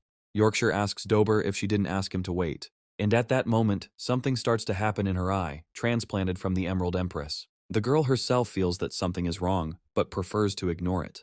And Dober asks if all this is really necessary in order to thank this little devil for saving him. When he starts talking about the Hellhound's code, Iso, who turns out to still be alive, can't help but laugh. Unable to believe it, the man asks the obvious question. And the guy apologizes, saying that he only pretended to be dead to check how Floretta would behave. He considers his own death from such a backward method to be not very beautiful. And then Iso turns directly to Floretta, telling her to return to her true master. He is about to say something else, but does not have time. Even Dober is surprised by the girl's behavior, wondering why she suddenly decided to beat up this little devil. Lucille rudely pulls her rival up, asking how she dared to hit her little Iso. And while the guy is trying to cope with the pain, the girl tells him that she is not that blonde. Yorkshire adds that if he continues like this, she will no longer hold back. At this, Iso laughs again, saying that he doesn't think so. He gives the example of a teddy bear, which, in his opinion, the girl treasures. The alchemist invites her to join him instead of being a mindless killing machine. He invites the girl to change this painful world with the help of alchemy, to love and be loved. Dober expresses regret, saying that even if such a world exists, they will not be able to see it. He calls his interlocutor a weak, indecisive, hesitant, and emotional person. The man says that such people do not deserve to be called hellhounds. And after this, Gonchar's chief assistant orders his brothers to kill everyone here. The hellhounds rush into battle as soon as they hear this command, as if they had been waiting for this. And Iso asks Dober if he really thinks that the one with more warriors wins the battle. However, the guy notes that he managed to reveal the true fighting power of their organization. And Iso says that it is good that all the hellhounds have gathered in one place. The first time the alchemist fires a volley, those present do not understand what he wants to achieve with this. However, in the next moment everything becomes clear, as his projectile disintegrates into tiny particles. And this becomes the sign by which the evil dragon reveals itself. This comes as a big surprise even to Dober. He starts to speak, but the words get stuck in his throat. About an hour ago, Iso told Seer that one thing was bothering him. When the rat asked his friend what it was as if he burst out. He bombarded Cheese with questions like, what would happen if Floretta's personality was suppressed by her old personality? Chris doesn't even want to imagine it, so he asked the guy not to think about it either, reminding him of what happened last time. And then the alchemist began to talk about what needs to be done if you want to defeat a high-risk test subject. He said that to counter this, another ultra-high-risk test subject should be used. Cheese pulled Iso up short, saying that he needed to think things through, and besides, Lucille was still in a coma. However, the alchemist expressed confidence that the woman was pretending because she did not want to return to the cage. Iso said that her memory was rewritten into an RNA sequence. The alchemist continued, explaining what would happen if all the Doom viruses were not destroyed. He said that then Lucille would never die, because they multiply quickly in the host's body. Iso added that in this way these viruses restore their macroscopic body. He ended everything with the words that nothing else could be expected from an experiment created by the greatest alchemist. Cheese couldn't help but mock Iso, reminding him of the downsides of this. Then the guy told him to shut up, but the rat continued to make fun of him. And sometime later, Iso asked Lucille how much longer she was going to pretend to be asleep. When he said that if she continued to do this, she would miss the chance to go outside and take a walk, a smile appeared on the woman's lips. And then she approached the glass and asked if she would be walking with him. A female voice comes from inside the car, saying that the seat backs are very comfortable. Barbara expresses confidence that she made the right choice in purchasing these covers. The woman says they are made of genuine leather and 2-layer memory foam pads. And Mark expresses his opinion that his boss added too many bells and whistles. Barbara reminds him that this is not a donut truck, but a large integrated vehicle of the Bureau of Patrol Security. When Mark asked her why she did this, the woman said that it was the fastest way to establish and maintain safety and order. Meanwhile, they are informed of an emergency, according to which many people have witnessed the appearance of a dragon. After Barbara hears this, a satisfied smile appears on her lips. And then she points out that this is how they can maintain security and order without delays. And briskly pressing the gas pedal to the floor, the woman turns to her car office. She tells her to go on the attack, while Mark at this time hastily turns to his superior. Reminding her that she is speeding, the man says that he has not yet fastened his seatbelt. The others are amazed that Barbara forgot that they had not yet gotten into the car and loaded the weapons. And at almost 3 o'clock in the morning, the following happens in the White Queen's residence. The measured clatter of heels echoes throughout the main hall. Their owner slowly walks past this ice statue. However, she is stopped, saying that now is the chairman's time to rest, and no one is allowed to disturb her. Might, the White Queen's liaison officer, reports the appearance of a dragon on the Exe River Spirit Bridge. The bodyguard notes that the Patrol Security Bureau should be responsible for resolving such issues. But Might says that the description of this dragon sounds like a storm dragon. She begins to talk about how inaction could lead to great losses and turn into a disaster. And the bodyguard repeats once again that the White Queen is not to be disturbed during her rest, even by the mayor. Well, she herself sleeps sweetly in the semblance of the arms of her only beloved person. Meanwhile, the evil dragon spreads its mighty wings wide and rushes forward. The already overwhelmed hellhounds are completely at a loss, not knowing how to behave. They don't even have time to really get their bearings before a huge mouth appears right in front of them. And only when the powerful jaws snap shut does an interesting thought occur to Dober. Remembering the surname Iso, the man also fishes out from his memory the information that this family specialized in alchemy. And while he is thinking to himself, Lucia's dragons materialize in the air nearby. Rushing straight towards him, they force the man to increase the distance several times. And then Lucille asks her opponent why he doesn't worry about himself first. A woman asks her interlocutor what disease he would like to die from. But she immediately corrects herself, remembering the name of his organization and saying that for such people, the best option would be death by rabies. Iso turns to Yorkshire and saying that she has 2 options, voices the first of them. According to him, she will join Persilade and, having chosen the old weapon, will remain loyal to the Hellhounds. Iso says that in the latter case, he will not disturb her, leaving the choice entirely up to the girl. Yorkshire hesitates for a few moments, then springs into action. Accepting the ISO conditions, she begins to reach for one of the objects. In his mind, Iso expresses confidence that the girl will choose the toy because it is something like a spiritual anchor for her. However, contrary to expectations, his arguments turn out to be incorrect. And yet, turning away from the guy, Yorkshire asks him to save the teddy bear for her. The girl explains these words by saying that she is going to put an end to this. Lucille is amused when she asks her opponent if the Hellhounds can only run away with their tails between their legs. But Iso interrupts her, explaining to the woman that Dober wants to distract her so that others can kill him. The alchemist asks her to return to him instead of chasing the dog, and Dober's subordinates are already really close, confirming his words. Iso ends his sentence by asking Lucille to protect him. And the woman notes with a smile that a pack of wild dogs also wants to touch her baby Iso. Asking Lucille to stay close to him from now on and not run around, he asks if she can hear him. The woman says that she heard him and will definitely provide protection at 0 distance. The guy stutters and says that there is no need for this and asks to let him go. Well, Yorkshire is slowly heading towards its potential opponent. He asks if she really decided to fight him, but also reminds her that he is her mentor. Dober reminds the girl that if she had not joined the Hellhounds, she would have been tortured to death. Just as the man finishes speaking, Yorkshire does something that makes Iso scream. Cursing out loud, the guy wonders what this woman is doing. But this gesture, incomprehensible to him, is well known to Dober, although his amazement is even greater than Iso's. Meanwhile, Yorkshire explains everything, talking about 13 knife stabs. The girl talks about this in more detail, because this is the only way to leave the Hellhounds organization. Saying she has already struck the first blow, Yorkshire allows Dober to strike the remaining 12.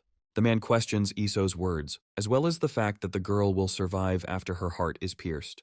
The alchemist pulls Floretta back, reminding her that her body is his property. The girl repeats her words that it is her business, and says how everything could end in this case. Iso thinks that he doesn't like the hellhound personality because it's very difficult to control. But while Lucille asks the guy to let her stop this girl, he thinks that she is even worse. At this time, Dober says that Yorkshire is much worse than her mother. He says she would never put her chances of survival on someone else's shoulders, but would instead stick a knife in his throat. This comes as a complete surprise to the girl, and she asks Dober if he really knows her mother.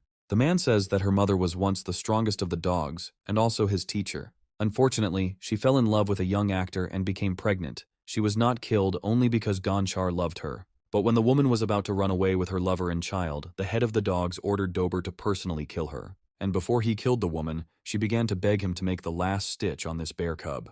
Yorkshire squeezes the blade in her hand so hard it hurts even more, but she endures it. Instead, the girl tells Dober in an icy tone that she wants to kill him. The man appears pleased with these words, saying that they sound more like the truth. He explains them by saying that he doesn't like those who obediently wag their tails. And this becomes the last thing Dober says before taking a comfortable position. Yorkshire at this time already stands before him, ready for the upcoming battle, and they rush forward regardless of the outcome, even if it is fatal. At the moment they converge, a bright flash lights up the sky. If you watch them from a distance, it seems as if nothing outstanding has happened. However, if you look at Yorkshire more closely, the results are clear. Dober asks the girl if she hasn't realized yet that sentimentality has made her weak.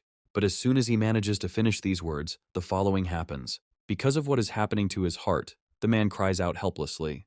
And then he intermittently states that Yorkshire has learned the internal section of the heart. The girl reminds him of his own words that this is the only way to kill the hellhound. And at that moment, the man wonders if this is really the so-called fate. He says that his teacher taught him this technique, and he killed her with it.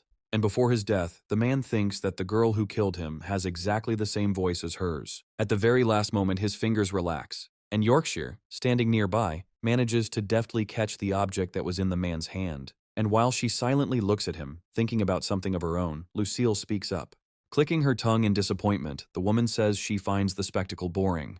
And Iso, who thought that Floretta would return to him, is taken aback. The boy wonders what she is planning, and Lucille suggests that the girl has decided to commit suicide. Iso can't believe that Floretta disappeared without leaving any traces. The next moment, the alchemist's gaze is attracted by something, and he almost gasps in surprise. And it's all about the bombs underneath it, of which there are actually even more than it seems. They not only surround the support on which Iso stands, but are also located around the entire perimeter. Well, Gonchar watches what is happening from his place, reveling in his own superiority. But he doesn't wait long, pressing the button on the detonator remote control the very next moment. And Iso remembers that he used up all the energy in the anti-gravity alchemical matrix when he came here. At the same time, the rat, making the appropriate sign, loudly says that there is an unknown biological threat ahead. He continues by saying that entry of all pedestrians and vehicles is prohibited. But of course, he's deceiving everyone to cover for Iso while he deals with everything else. Barbara also gets into the role of the ice cream man, playing it flawlessly, which misleads Cheese. And the woman, adding fuel to the fire, says that she can treat the rat to some very tasty ice cream. And Cheese just can't help but mentally notice how big Barbara's horn is. Chris gives in, agreeing to sample them and saying he'll let them through if he likes them. And as the fake patrolman gets closer to the ice cream van, Barbara starts to feel for something. Mark fearfully asks his boss why she suddenly needed a gun. She says she looked through the patrol files yesterday and there was no one among them who looked like a non-human. However, comparing Cheese with the profile of the suspects in the cases they are working on, Barbara finds the rat to be similar to one of them. And the next moment, an explosion engulfs space, and the rat, belatedly realizing this, tenses up in earnest. A few minutes earlier, the evil dragon had gotten rid of one of its many victims. Mentally calling his opponents stinking insects, he was going to give them a good thrashing. Meanwhile, Iso was thinking that he wouldn't have time to call the creature to him so that it could protect him from the explosion. At first, Lucille was surprised that the guy took her hand because she remembered it for the first time. However, the very next moment she began to rejoice at this, assuming that Iso had recognized her as his strongest experimental specimen. But the alchemist, unable to control his emotions, said out loud that it was too late. And just at that very moment, this terrible explosion thundered. Well, some people at this time did not take their eyes off this hot spectacle, enjoying it from the front rows. Of course, it was the leader of the Hellhounds who was the culprit of the incident. Gonchar stated the fact that Dober could not kill the daughter of the one he loved so much. The woman standing next to him said that she always thought of this man as someone who sought death. Gonchar chuckled, admitting that Dober had become useless to him even when he found Yorkshire. The man tells the family to inform them of the whereabouts of Yakshir and the unknown troublemaker. Cheese approaches Iso, asking him about what he has done and asking a number of other questions that concern him. However, as soon as the alchemist does not answer, the rat begins to worry about him in earnest. Cursing harshly, Cheese wonders what the kid is up to again. Noticing that the fake patrolman not only stops but also leaves, jumping into the sea, Barbara is surprised. Everyone else also becomes interested in this, and they ask similar questions openly. Expressing regret, Barbara notes that they were very close to catching this rat. Meanwhile, Gonchar is shaken by another attack of uncontrollable coughing. He says he finds aging and death terrifying and suggests that if his plan fails, this body will no longer be able to withstand it. The woman asks Gonchar if he really believes that there is a technology that can make people immortal. The man, reminding the elf of her lifespan, asks how she can even understand him. Before answering these words, the woman moves closer to Gonchar and leans in. Addressing him as Balu, she says she will follow him if he dies. But the man says that he wants them to become immortal together forever. Iso asks why he should ask the world's nobility for eternal life if he himself can help him with this. Not recognizing this youthful voice, Bal asks its owner who he is. Walking slowly but confidently towards his interlocutor, Iso introduces himself honestly. The man screams uncontrollably because he does not believe that anyone could survive such an explosion. The alchemist asks the potter how he plans to compensate for his ruined coat. 20 minutes ago, Iso rushed down fearlessly because he was absolutely sure that Lucille would save him. With this gesture, he wanted to make the woman personally aware of the threat, and he succeeded. Meanwhile, the detonator had just managed to change its color from red to green. Understanding perfectly well what this meant, the woman hastened to activate her power. She ordered her to rush to Iso in order to protect him in time. But Lucille, better than anyone else, understood that she had to hurry. She managed to carry out her plan, but she did it at the very last moment. Once they were safe, Lucille mentally called Iso a fool. He could have saved himself faster, and nothing would have happened to her, because she is a virus. Now when Gonchar starts screaming, desperately calling for security, she speaks up. Lucille begins to ask a clarifying question about what he means. She asks if he means those cute little cuties. The man persists, asking Iso, even if he managed to survive, how he managed to find this place. The alchemist lays everything out on the shelves, telling how exactly he calculated everything. The potter asks his interlocutor what he needs, and he immediately answers. This alchemist also lays it out on the shelves, enjoying the story of how he will humiliate the leader of the Hellhounds. Suddenly the man gains confidence and starts making threats. He says that Iso will now regret not dying because his body will be cut to pieces in a second. The old man reaches for the necessary button, but he can't move even a centimeter. Iso asks him why he doesn't press. Is his body really rusty? And only then does it dawn on Gonchar that, for some unknown reason, he cannot move. And the alchemist calmly says that it's all because he has already inhaled a lot of dragon spider venom. Meanwhile, Iso begins to talk about what is in this room, besides the remote-activated traps. The alchemist asks if he is right in saying that there are only 18 tiles here that do not have passively triggered traps. Gonchar considers this impossible, since even Dober did not know about such a thing. Iso honestly admits that it's because of Lucille, who can sense all of this on a molecular level. The alchemist says that it was she who told him where the tiles were that did not contain blood sugar molecules. Saying that he is not sure if there is a trap near the potter's throne, Iso asks Lucille to help him. The woman immediately carries out the order, along with the words that she will do it now. Everything happens very quickly. One of her dragons is already next to the old man. The monster, biting its bloodthirsty fangs more tightly into the emaciated body, suddenly rises upward. An elf woman speaks up, fearfully shouting the name of the leader of the Hellhounds. The old man turns out to be still alive, and he turns to Iso, asking him not to kill him. The alchemist begins to list the potter's main achievements, calling him a mighty emperor. And then he calls it disgusting that such a seemingly great man begs for mercy for a child.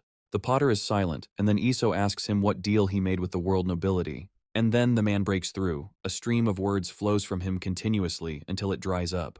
And then Gonchar, in a desperate whisper, asks the alchemist to help him because he doesn't want to die. He repeats these words incessantly, chanting them like a mantra, but the man's voice is weak. And then the alchemist shows favor and gives the leader of the Hellhounds what he wants. Sometime later, the man's eyes suddenly open wide, trying to understand what happened to him. He looks at his hands in disbelief, amazed at the metamorphosis that has taken place in his body. Iso congratulates the man on not only being cured of all his illnesses, but also on regaining his youth. Bal asks his interlocutor why he is helping him, and Iso says that he wants to kill all the world's nobility and rule Golden alone. So the alchemist asks the man to tell him everything he knows about the world's nobility. Meanwhile, elsewhere, the rope wrapped around the girl's body tightens, causing her to bend. She screams uncontrollably, her whole body shaking from exhaustion. The exact same fate awaits another girl who lives next to the first one. But besides them, there is another one, and she repeats the fate of her sisters in misfortune. However, it is noticeable that the third girl endures this torture less stoically, and a drop falling from her body falls onto the vessel, starting the whole cycle over again. A man's voice is heard nearby saying that he is bored. Because of this all-encompassing feeling, he falls back in free fall, repeating his words. And even as he falls to the ground, he says he continues to feel bored. Taking out the photograph, the man expresses confidence that the woman depicted in it is alive. But then he says he can't understand why she doesn't come after him and kill him. Ball reveals that the entire murder plan was a game devised by the world nobility.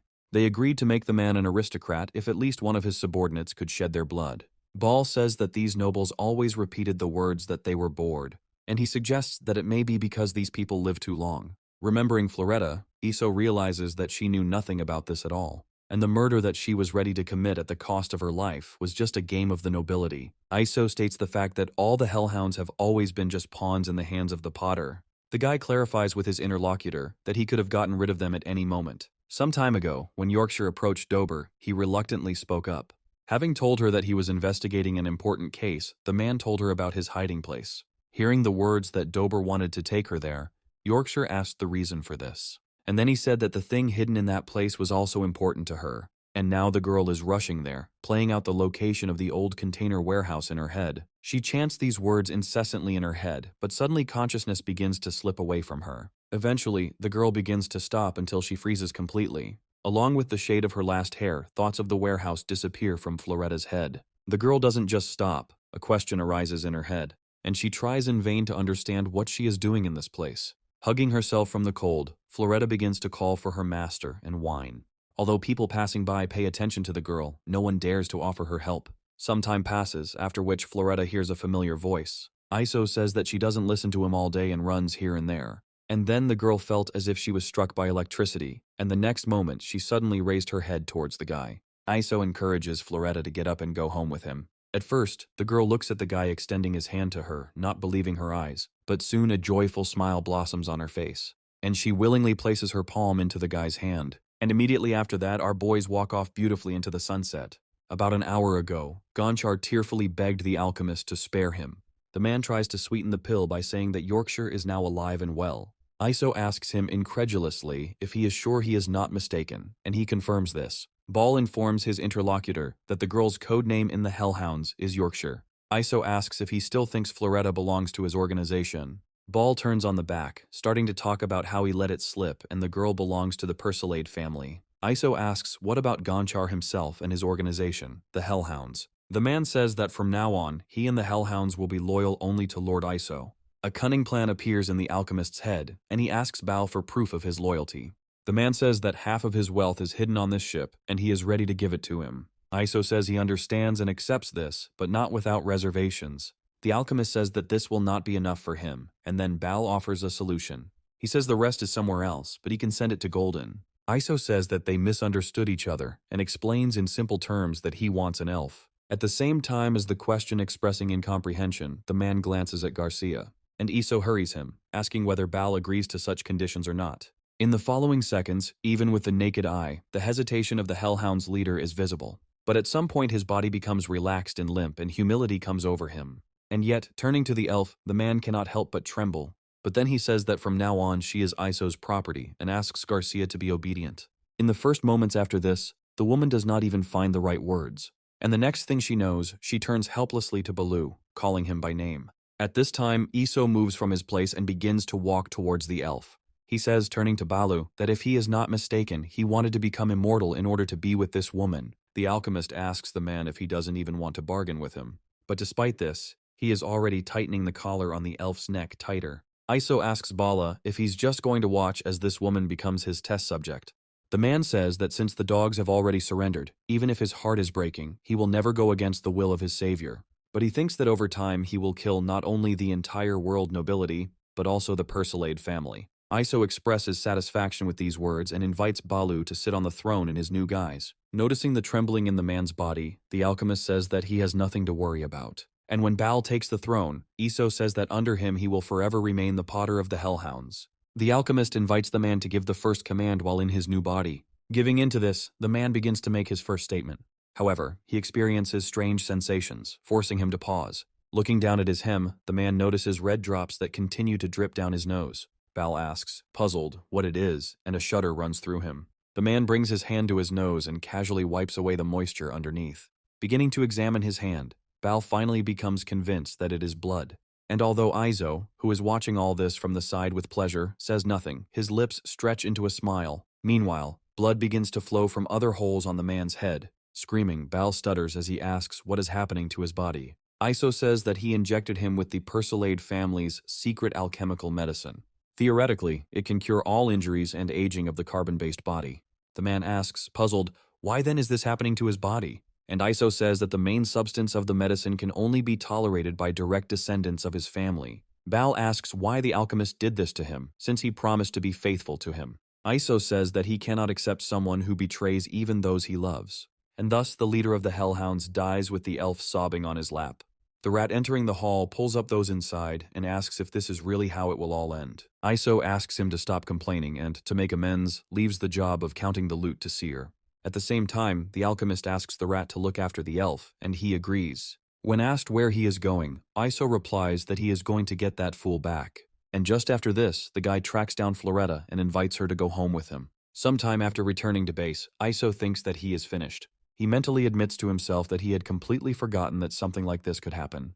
Lucille says that Iso is hers today and suggests that Floretta understand everything and go sleep on the sofa. However, her rival also does not want to back down, saying that her master will sleep with her. Well, Iso himself has no choice but to endure this unbearable torture. While all this is happening, Cheese lazily flips through channels and sighs heavily. He wonders if he should feel sorry for this guy, or if it would be better to envy him. Ultimately, this conflict is resolved as follows. And Iso thinks that he is already starting to regret having created these two. He remembers what happened 3 hours ago and how they came to such a decision. Then, unable to bear it any longer, the boy screamed, shouting at both of them. He ordered his experimental subjects to stop this whole circus. Iso asked them how they could be so noisy, since he was their master. He said that if they continued in the same spirit, they would be sent to the containment zone for highly dangerous experimental objects. Lucille took advantage of the moment to remind Iso that he had promised her this. The alchemist mentally agreed with her. Besides, she had done her job well. And then he declared that this woman would stay with him tonight. Of course, Lucille could not help but take advantage of this to express her boundless joy. And Iso continued, saying that since Floretta had not obeyed him, today she would sleep on the sofa in the living room. The girl tried to soften her master's heart, but he said she wouldn't succeed. Then Floretta said something in her usual dialect, which meant that she was upset. As she took the blanket that Iso had given her, she paused briefly. In the same way, the girl stopped at the threshold, not wanting to leave her master's room.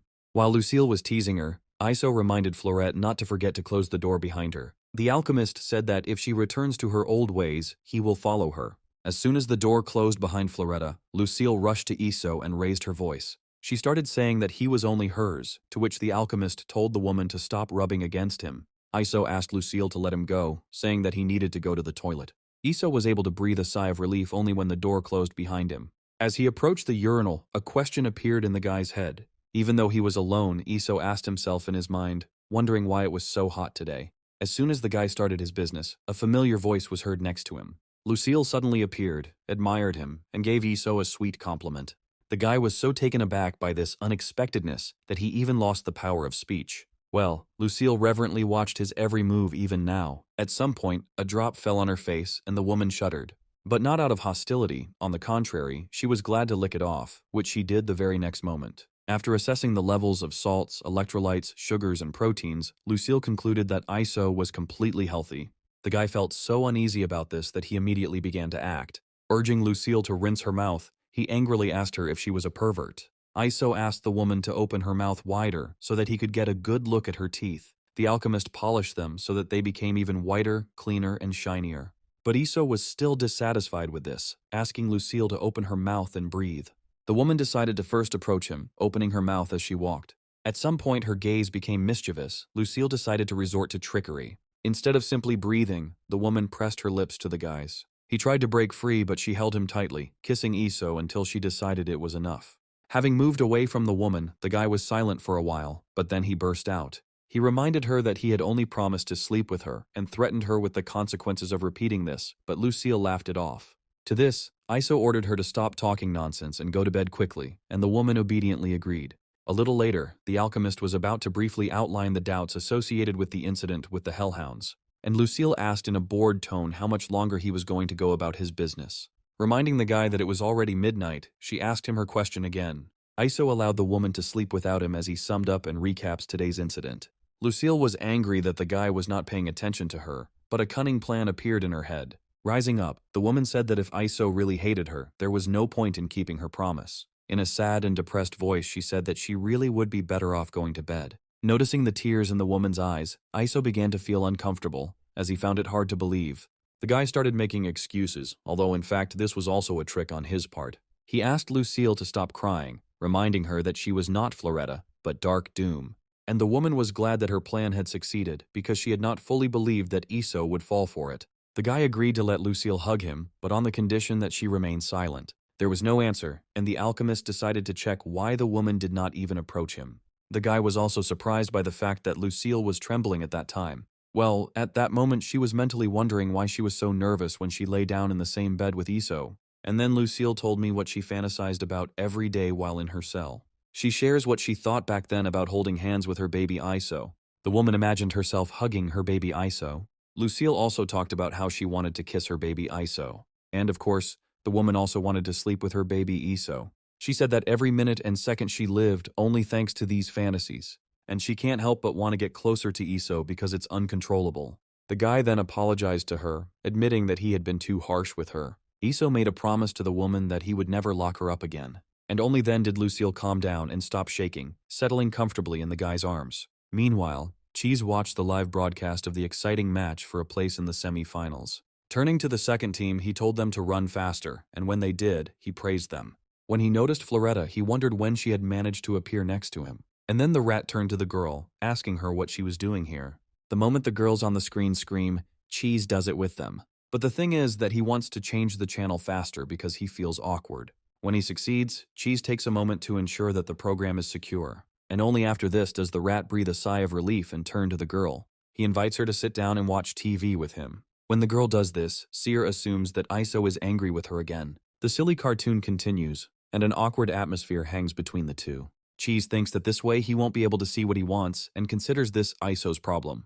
And then the rat says that Iso has a difficult character, and by denying it, he contradicts himself. Cheese continues, saying that once she left his room, it was like handing him over to Lucille. Chris tells Floretta that she is Iso's most powerful experiment and urges the girl to take back what was taken from her. To himself, Cheese thinks that there is a great show planned for tonight. Later, the rat helps the girl by placing a powerful hypnotic smoke bomb in Iso's room. He gives Floretta a prearranged signal, asking her to wait for a while. And after that, he starts counting down out loud. Cheese says that Floretta can come in now and wishes the girl a good night's sleep. Imitating the habits of her accomplice, the blonde responds to his kindness with kindness. Cheese decides to help Floretta make the final push by launching her inside. The girl slowly and carefully creeps towards the bed on all fours. And the rat, closing the door behind him, begins to rejoice. He is happy that he will finally be able to watch his favorite entertainment show. In his mind, Cheese turns to Iso, wishing him luck tonight. Meanwhile, Floretta continues to sneak around so as not to make too much noise. Having gotten close enough, the girl notices Lucille, but Iso does not see her yet. Then Floretta rises carefully, and the picture appears before her in all its glory. Lucille says she would like to thank her and Cheese for the hypnotic smoke. Explaining that now her baby Iso will no longer resist, the woman demonstrates this. For Floretta, this turns out to be the last straw. The girl's patience bursts like a soap bubble. They clasp hands right on the move, and thus the confrontation between the rivals begins. Not quite understanding how everything works, Florette forbids Lucille to eat her master. Calling her a fool, the woman says that she didn't mean to do it, she was just licking. However, the insults have to be put aside, as Lucille's hand begins to burn. A very unpleasant memory involuntarily arises in the woman's head. Lucille admits to herself that she cannot defeat someone who uses such high temperatures. And then the woman decides to resort to trickery, saying that this way Floretta will be able to harm Iso. This works exactly as it should, and doubt immediately appears in the girl's eyes. Floretta's hand temperature begins to fluctuate, indicating her internal struggle. And this suits Lucille's taste, and the woman immediately speaks up. Ingratiating herself a little with Floretta, she says she has one suggestion. The woman suggests that the girls share the love of baby Iso between them equally. Lucille adds that from now on, Floretta will sleep with the guy on the left and she with the guy on the right. The girl really thinks about it, but her silence does not last long. Floretta agrees to Lucille's proposal almost immediately, and the woman mentally calls the girl a hopeless idiot. And yet, Lucille sums up out loud what they have agreed upon, and Floretta echoes her. The woman thinks that over time, she is going to take away all of this girl's love from Iso. But for now she will not do this, because the alchemist values her very much. Above Golden appears the Throne of Persilade, a device of eternal transcendental alchemical unified expansion. As it moves, Iso inside grins smugly. He expresses joy that all of Golden is now under his control. The alchemist's next step is to completely transform the world in full accordance with his will. The final disaster asks Iso to put something on himself, since there is bad weather outside, and he likes it. Addressing the girl, he expresses satisfaction that she is finally beginning to think sensibly, but somehow the mantle that the final disaster gave him feels incomprehensibly heavy. And already waking up, the guy asks himself the same question. Almost immediately it dawns on him what exactly is wrong, and the alchemist wonders why Floretta is also in his bed. However, the very next moment another more pressing question begins to worry him. For some reason the blanket seems wet to him, which gives rise to certain thoughts. And the very next moment, Iso drives both of them out of his bed. And while the alchemist is scolding Florette, Lucille is gloating because her plan has succeeded. Memories of what happened that night when the girl fell asleep flash before the woman's eyes. Lucille came up with a very effective way to embarrass this silly girl. She caused her death virus to degrade, reducing its pathogenicity. Now it could infect and stimulate only the epithelial cells of Floretta's bladder. And at the same time, the girl's immune system should not immediately mount a response to the antigen. Lucille was already imagining what would happen if this walking disaster wet itself right in Iso's bed. The woman was sure that the guy would never let her in again. And then Lucille will become the only experimental specimen who will be able to sleep with the alchemist. And right now, Iso forbids Floretta to sleep with him, to which the woman agrees. The alchemist says he will prepare a separate bedroom for her, and Lucille gloats.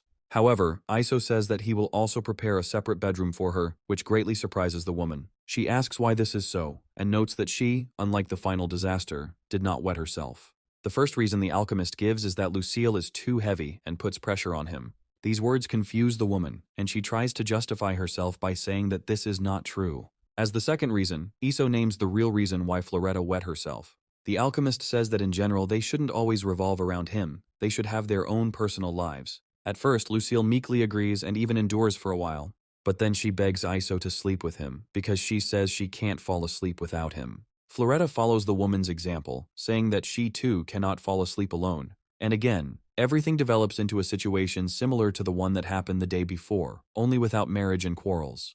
To everyone's surprise, a fourth person enters the conversation, ordering everyone to be silent. He reminds everyone of who exactly Iso is, and says what awaits those who ignore the order. These words make not only the rivals, but also the guy himself feel uneasy. However, the next moment he mentally expresses gratitude to his partner. But the next moment, Iso realizes that he was hasty because Cheese is demonstrating the overnight schedule. And while the rivals admire this idea, and the rat gets cocky, the guy simply falls into a stupor. Lucille finds an inaccuracy and asks, what about Sunday? Who will sleep with him then? Cheese is here too, saying that you just need to flip a coin and the winner will sleep with Iso. Chris turns to the guy, asking him if he thinks this is fair. And he, agreeing with him, asks him to come to him to receive gratitude for such a wonderful offer. Despite the guy's serious attitude, Cheese treats his prank playfully, continuing to tease the boy. Ultimately, the alchemist adjusts his overnight schedule to suit himself, crossing out what is unnecessary. While he considers whether something could be improved, Cheese remains respectfully silent. Iso tells his rivals not to argue, otherwise they will lose even this single day, and they agree with him. Chris can't stand it anymore, offering the guy to add another day to the so-called double visit. Iso scolds him, saying that if he continues to talk such nonsense, he will give him rat poison. Then the alchemist asks if Cheese took the Hellhound's property, and receives a positive answer. He tells his experimental subjects to stay in the living room, behave well, and wait for him. Lucille asks the guy not to worry about it, saying that now she has a good relationship with Floretta. From the port control office comes Barbara's question about the cargo ship. She asks her interlocutor to give her all the information about this ship. The man assures the woman, calling her Director Barbara, that everything is in this folder. He invites her to dinner, but is refused because Barbara has a lot of work. The man reaches into his pocket and begins to search intensively for something there. The ring was supposed to be a gift for his wife, but he agrees to give it to Barbara in exchange for dinner with him. Mark is amazed at the man's frivolity, but he feels absolutely no remorse. Barbara agrees to dinner if her companion helps her figure out how the ship disappeared, and he agrees. As she leaves, she says that she can't stand jewelry, so he should give this ring to his wife. This is one of the Persilade family's warehouses, and it contains the treasures of the late leader of the Hellhounds. While visiting his territory, Iso announces his intention to start counting. Cheese agrees with him, taking out a device without which this simply cannot be done. When activated, the rat throws it into the water, approximately halfway down. And at that very moment, magic begins to happen, revealing to the world the outline of the missing ship. After which its contours begin to appear more and more clearly, as if appearing out of thin air. And after a certain amount of time, he appears before the couple in all his glory. Iso smirks, assuming that everyone is already looking for this ship like crazy. But they can't even imagine that they and the rat used the subspace alchemical matter. Iso tries to be patient, although his hands are already itching to look at the treasures. So he impatiently covers the remaining distance with a jump, and Cheese gives voice. He begins to list everything he discovered after unlocking the appropriate doors with the keys that Iso gave him. Only the rat says that he hasn't yet examined these orichalcum containers, although he has an idea of what's inside. Iso suggests opening them right now, and Seer agrees with him, already preparing the necessary tool. While his assistant is busy, Iso wonders what might be inside. Finally, the makeshift door falls, inviting the partners inside. Looking into this black void, Iso is about to walk straight into it, but suddenly stops. For some reason, he suddenly feels uneasy, and the guy asks himself a question. He is trying to understand why he suddenly had this groundless feeling of anxiety. Well, the reason for this ominously opens its scarlet eye. Iso notices this in time, and, although he flinches from surprise, quickly pulls himself together. He speaks to Cheese in a raised voice, ordering him to quickly step back. This saves the rat and Iso too, because 2 hits land where they were just standing. But the terrible creature does not retreat or stop, continuing to destroy everything indiscriminately. Moreover, it crawls forward, bursting into eerie sounds. Cheese asks what it is, and Iso starts to make a guess, but the rat cuts him off. He calls on the alchemist to pay attention to the sign located on one of the tentacles. Iso immediately recognizes the symbol, as it is the universal designation for his family's ultra-high-risk bioweapon. Taking action, Cheese says that, in any case, first we need to take control of this creature. When an explosion occurs, it is impossible to determine the monster's condition for some time. But this does not last long, because in the very next moment something strange begins to happen. The haze left by the poison doesn't just disappear, it's absorbed by the monster itself. Cheese can't believe his eyes, amazed that the dragon spider's venom had no effect. Meanwhile, the monster rushes forward again with its nimble tentacle, but Iso blocks it. The alchemist's weapon allows you to not only deflect a blow, but also turn the monster's limb into slime. Cheese praises Iso, letting out a cry of admiration and saying that it was amazing. But it's too early to rejoice, because the monster also turns out to be not stupid. He immediately anticipates negative consequences. Iso comments on the creature's actions, amazed at its resourcefulness and intelligence. Cheese suggests calling Floretta and Lucille if the slime maker is powerless against this colossus. Meanwhile, Lucille, moaning sweetly, is enjoying the smell of her baby Iso. And Floretta says that you can't take the owner's things without permission. Lucille, calling the girl sick, tells her to stop appearing so suddenly. Floretta interrupts the woman's swearing, hands her a tangerine and explains. The girl says that she brought this food for Lucille and it is very tasty. Something like flattery flashes in the woman's gaze, but she quickly catches herself. Lucille says that she will never eat anything that Florette touched, as she considers it disgusting. Taking advantage of the moment while the woman's mouth is open, the girl puts a slice into it. Lucille is outraged by this and, calling Florette a fool, is about to hit her, but she starts talking again. With childish spontaneity, the girl says that they are best friends. Lucille, remembering what Iso had said recently, assumes that Floretta took those words seriously. The alchemist, meanwhile, says he wants to see if the monster is worthy of the ultra-high-risk label, and he asks Cheese where the elf they took on that ship is now. As soon as the rat answers, the guy immediately rushes to this place, asking him to wait a little. Iso is amazed at what he sees when he reaches the main hall. The guy thinks Cheese has gone too far by using dragon spider venom in conjunction with the electrostatic binding field.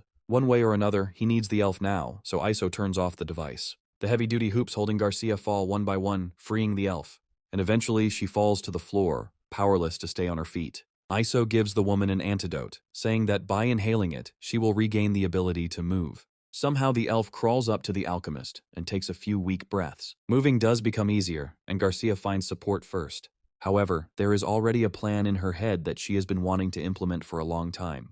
And now, finally, she is given this chance, which the woman does not intend to miss. But before the elf can carry out her plan, Iso stops her. In an ominous tone, the alchemist reminds Garcia of his words about her being his property. Continuing to attack his opponent, Cheese is amazed at his opponent's adaptation to his attacks. Then he notes that all the hot melt liquid bullets are gone and he needs to go to the armory. Hearing these words, Iso, who arrived in time, says that this is not necessary. And the rat stops for a moment, glancing towards his friend. He turns to the elf and removes the blindfold covering Garcia's eyes. Even though a woman doesn't want to do this, necessity forces her to do it. And the very next moment the creature meets her gaze and freezes, rooted to the spot. Not even 10 seconds pass before the monster begins to close its eyes. His tentacles begin to weaken until they hang limply down his body. Well, the next moment it simply falls on its side, causing the rat to scream in shock. Cursing, Cheese asks what the hell is going on, and if the thing is dead. Iso asks the rat to stop talking nonsense and says that the creature simply fell asleep. Iso explains that it's all because of the ability of a rare emerald elf, and she asks him to kill her. An alchemist explains to a woman why she should not die for the man who stole her life. Well, the monster is sealed on the 7th floor, among the same dangerous objects.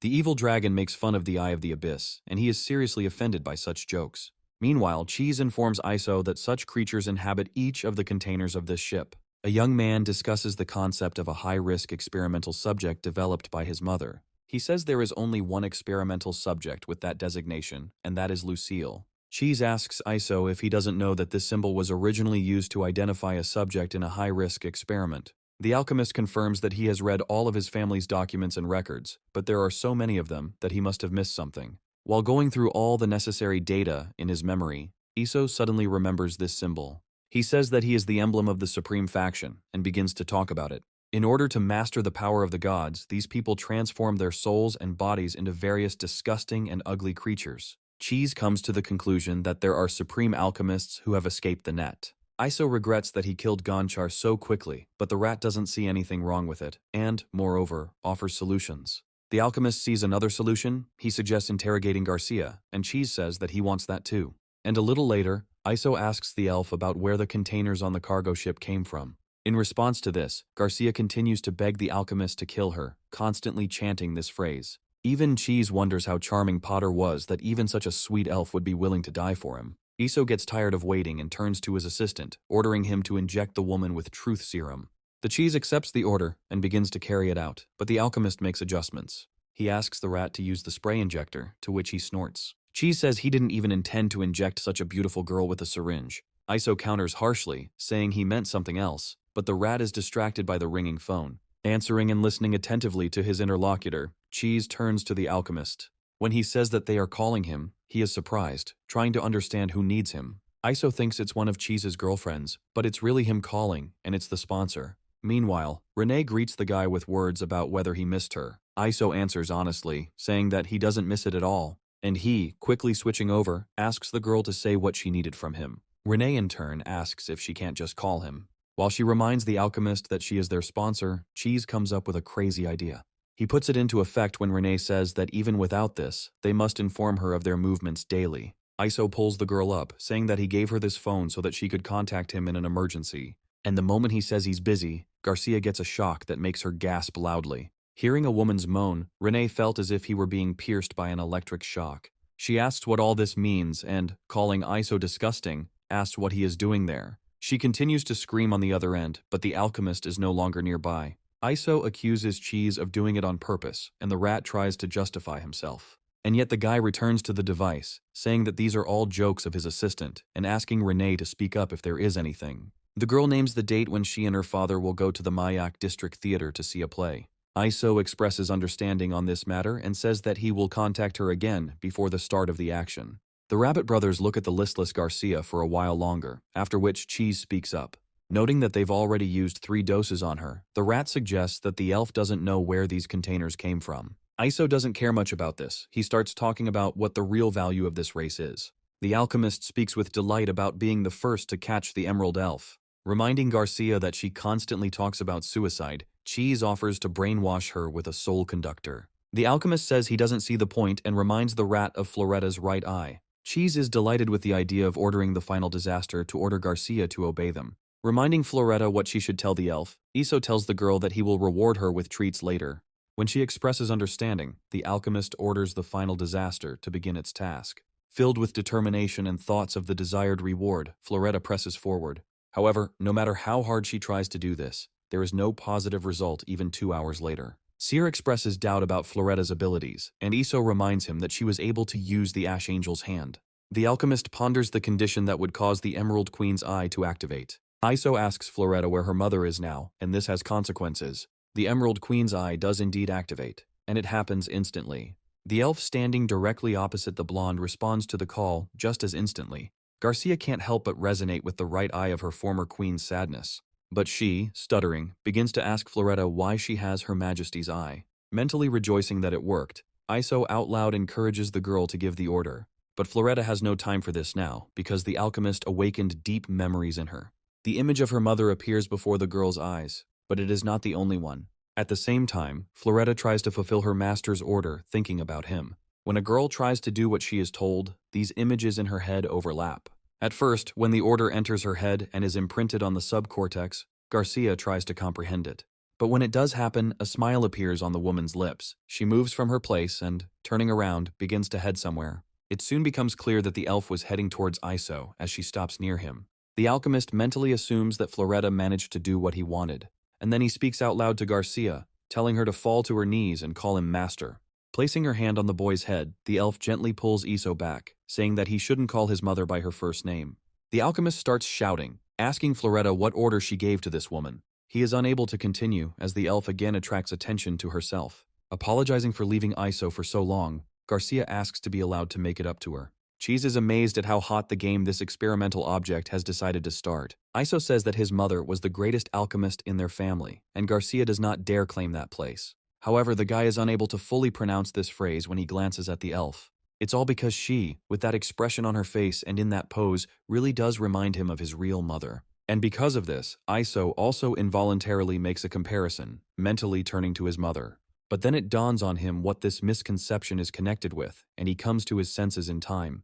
Turning to Cheese, the alchemist, forbidding the rat to take off his glasses no matter what happens, orders him to neutralize Garcia with a grenade laced with dragon spider venom. He retorts, saying that Floretta seems to have fallen asleep and he cannot wake her. And only this makes Iso remember the side effect of the transplant and subsequent use of the Emerald Queen's eye. The alchemist turns to Cheese again, repeating his orders. He urges his assistant, wanting him to subdue Garcia as quickly as possible. However, it is too late. The rat freezes with a grenade in his hands, thinking that he is finished. Iso tries to get an answer from him, asking in vain how Cheese is doing. And the elf says that now no one will interfere with the reunion of mother and son. Iso starts to curse mentally, but finally finds his glasses. Pointing a gun at the woman, he orders her to stand there with her eyes closed and not move. However, Garcia does not listen to him, starting his movement immediately after his words. The elf stops only when a weapon is pointed at her. Then she intercepts him and does something that makes Iso take aback. Directing the barrel of the weapon where needed with her hand, the elf bends down herself. The next moment she speaks up, allowing Iso to shoot if he hates his mother so much. Even now, the image of his real mother appears before the boy's eyes. Even the obstacle of glasses doesn't save him, which puzzles the guy no end. Well, Garcia, wanting to strengthen the spell even more, removes the last obstacle. She says she knew her baby loved her, so she wouldn't dare shoot her. Iso starts repeating the words about how she is not his mother, trying to maintain his sanity. However, the next moment it becomes stronger than him, and he hugs the woman back. Unable to cope with the feeling that had been building up for years, the boy hugs his mother tightly. And Garcia, turning to him and calling him Little Iso, asks him to behave decently. She says that she loves him very much, so now she will surround Iso with care and spoil him in every possible way. At the same time, Lucille curses, wondering why they asked Florette for help and not her. However, she consoles herself with the thought that, fortunately, she is her only rival. And as soon as a woman has time to think about this, such a picture appears. And then Lucille asks Iso why he brought this woman into the residential area. The guy asks her how dare she speak about his mother like that, and the blonde is taken aback. Lucille feels even more uneasy when the elf touches her face. Meanwhile, Garcia asks her if she also likes her little Iso. Lucille loses her temper and, calling the elf a vile woman, says that only she can call him Little Iso. But this is not enough for her, and the woman fully shows what she thinks about this. However, the elf is not going to tolerate such treatment and uses her ability. Not only is Lucille unaware of it, she doesn't even have time to get her bearings. It is for this reason that her eyes close the very next moment and she falls asleep. Iso catches the woman in time, preventing her from falling, and carefully lays her down on the sofa. And the next moment the elf falls, clutching Lucille's injured arm. Sometime later, Iso fills a syringe with the fourth modification of the death virus inhibitor. Turning to Garcia, the guy explains why an intramuscular injection into the gluteal muscle is needed. When he asks her to turn around, the elf asks if she is doing the right thing. This sight makes Iso so uncomfortable that he can't even utter a word. Garcia says she's afraid of pain, so she asks the guy to be gentle with her. Iso warns the elf that he is about to insert a syringe into her. He takes a moment to stop his hands from shaking, but does it anyway. As soon as this happens, the woman gasps loudly and long. Iso says one injection may not be enough, so another one needs to be given in the other buttock. Garcia asks the boy to be more gentle this time, and he groans in confusion. As Iso inserts the needle, the woman guides him, offering words of encouragement, but still groans. The guy apologizes, but Garcia says everything is fine and praises him for working hard. When it's all over, Iso mentally expresses his joy about it. Meanwhile, the heart of Persilade discovers that its host's mind is contaminated and will soon exceed the safety threshold. And in the very next moment, the spiritual structure purification field is activated around. Looking at the syringe in his hand, Iso wonders what he is doing here. And Garcia, calling the guy cute, says that after him her butt hurts. Iso cries out in despair, rhetorically asking what he just did. The alchemist pulls himself together, remembering that the Emerald Elf's ordinary gaze is not capable of rewriting cognitive memory. But Iso admits the thought that he could have accidentally looked into the right eye of the Emerald Queen. The alchemist also comes to the conclusion that Floretta misunderstood him, as he used two key words. He thinks that he needs to wake up this girl immediately in order to restore Garcia's soul. Addressing the elf, the alchemist tells her to stay here and not move. He's about to put an end to this farce, but he's wondering why the heart of Persilade didn't work right away. A strange sensation pulls the alchemist out of these thoughts. Feeling the weight on his hand, he turns his gaze to her and sees the following picture. Garcia, acting tender and charming, asks the guy if he really wants to leave his mother. Iso mentally notes that this woman continues to arbitrarily call herself his mother. And yet, when he glanced at Garcia, the boy still felt the aura of his mother emanating from her. After all, he is absolutely certain that the heart of Persilade cleansed the spirit from the filth of the right eye of the Emerald Queen. Iso promises not to leave if Garcia promises to obey him in everything from now on. Continuing to call herself his mother, the elf says that from now on she will obey him. Iso asks Garcia to understand that he is already a mature man, and now also the head of the family. That's why he doesn't want her to call herself his mother and his baby in front of other people. Garcia clarifies, asking that this means she can only be Iso's baby's mother when they are alone. The alchemist confirms this, adding that if she breaks the terms, she can no longer count on meeting him. The elf expresses understanding about this and says that she will be obedient. She continues by saying that she is proud that Iso has grown into an independent man who takes responsibility. But, noting that no one is there, Garcia asks if she can hug her baby Iso now and rock him to sleep.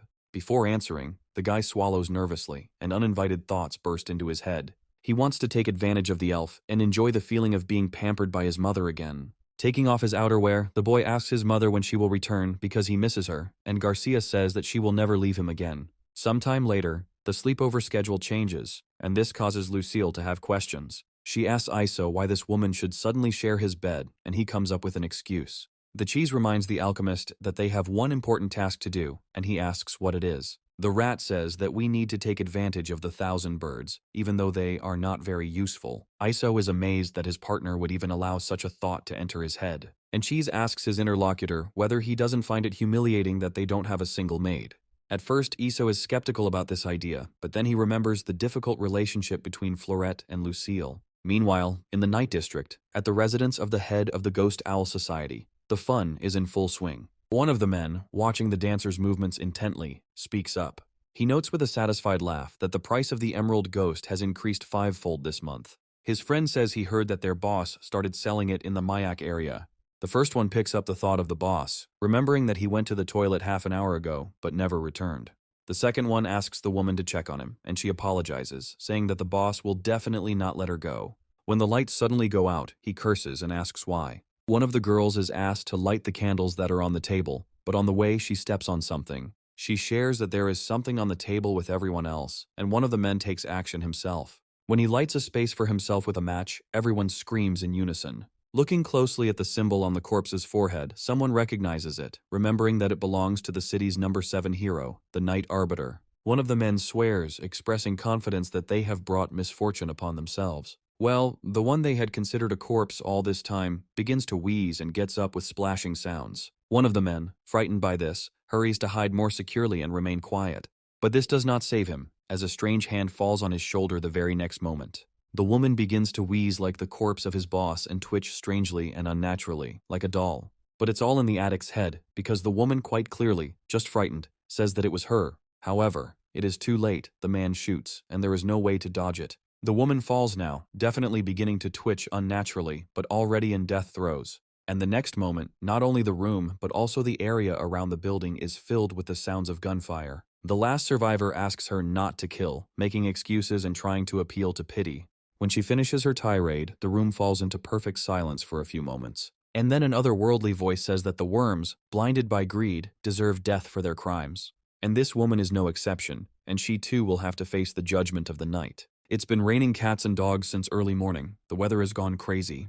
And yet this does not become a reason to interrupt your business, although you have to choose the appropriate transport. Getting out of the car, the girl is amazed at how heavy the rain is on her morning shift. She is the assistant to the chairman. She is about to pay the taxi driver, but he is distracted by something. The girl decides to follow his example and looks in the same direction. What she sees makes her not only scream, but also drop everything from her hands. The thing is that there are several corpses hanging from the district council building, and one of them is the body of the leader of the most influential drug gang. Soon reporters appear here and begin to share their opinions on what happened with citizens. One of them says that when the sun goes down, shadows begin to absorb the last glimmers of light. And then evil, like bacteria, multiplies uncontrollably in the darkness. A woman asks her viewers who can ensure the safety of the night area.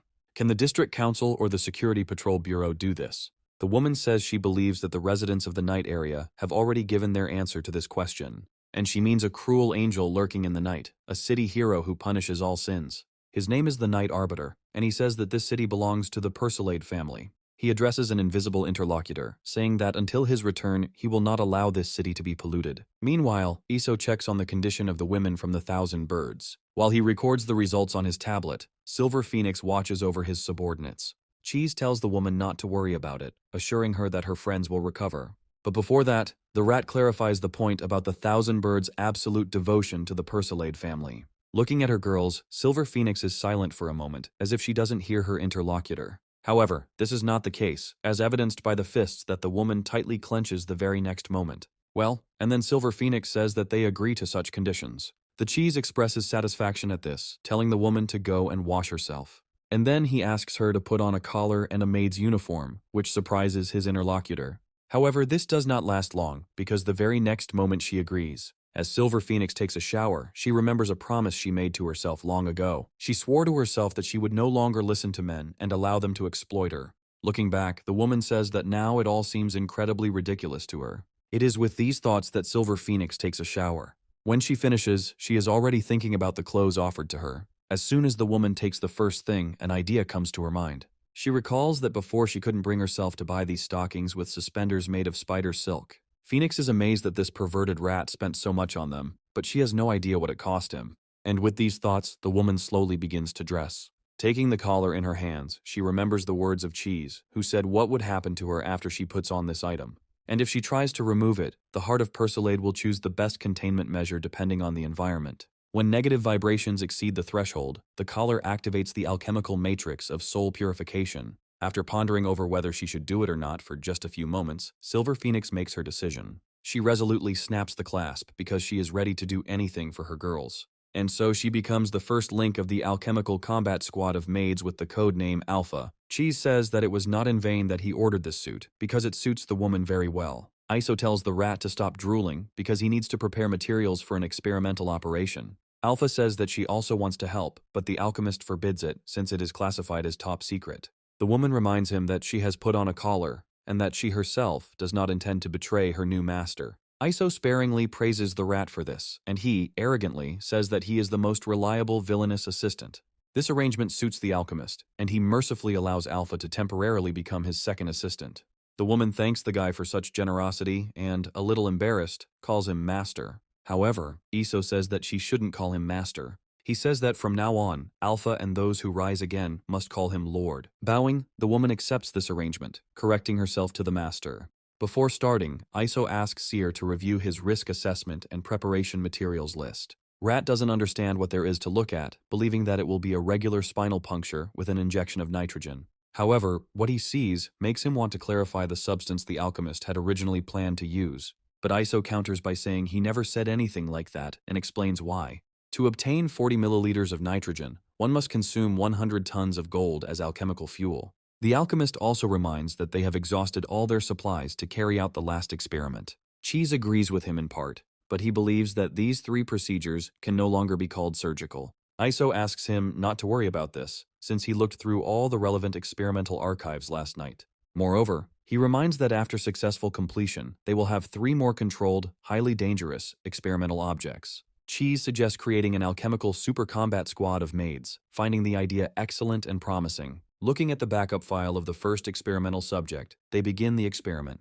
All this time, Alpha watches Raven from the side, worriedly pronouncing her name. Iso asks the woman not to worry, because the technology used for the experiment is well established. When the guy talks about the crying dead, Alpha asks if that's an ancient and terrifying family of necromancers. Iso confirms this and begins to talk about how everything was before. However, his mother then developed a life reactor, overcoming the defect of losing her mind. There was a drawback then in the form of loss of memories, but Iso himself was able to eliminate it. And since the Raven has a fairly stable soul structure, it will be even easier for her. Cheese reports that the life reactor's etheric energy is fully charged. When he reports that all preparations are complete, Iso suggests they begin.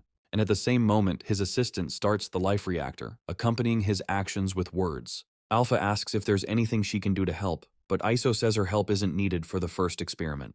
Meanwhile, Cheese accompanies each stage with his own words. He says that the amplitude of the crow's soul is stable and the alchemy of life is sustainable. Chris starts counting down from 10, saying that soon this girl will wake up.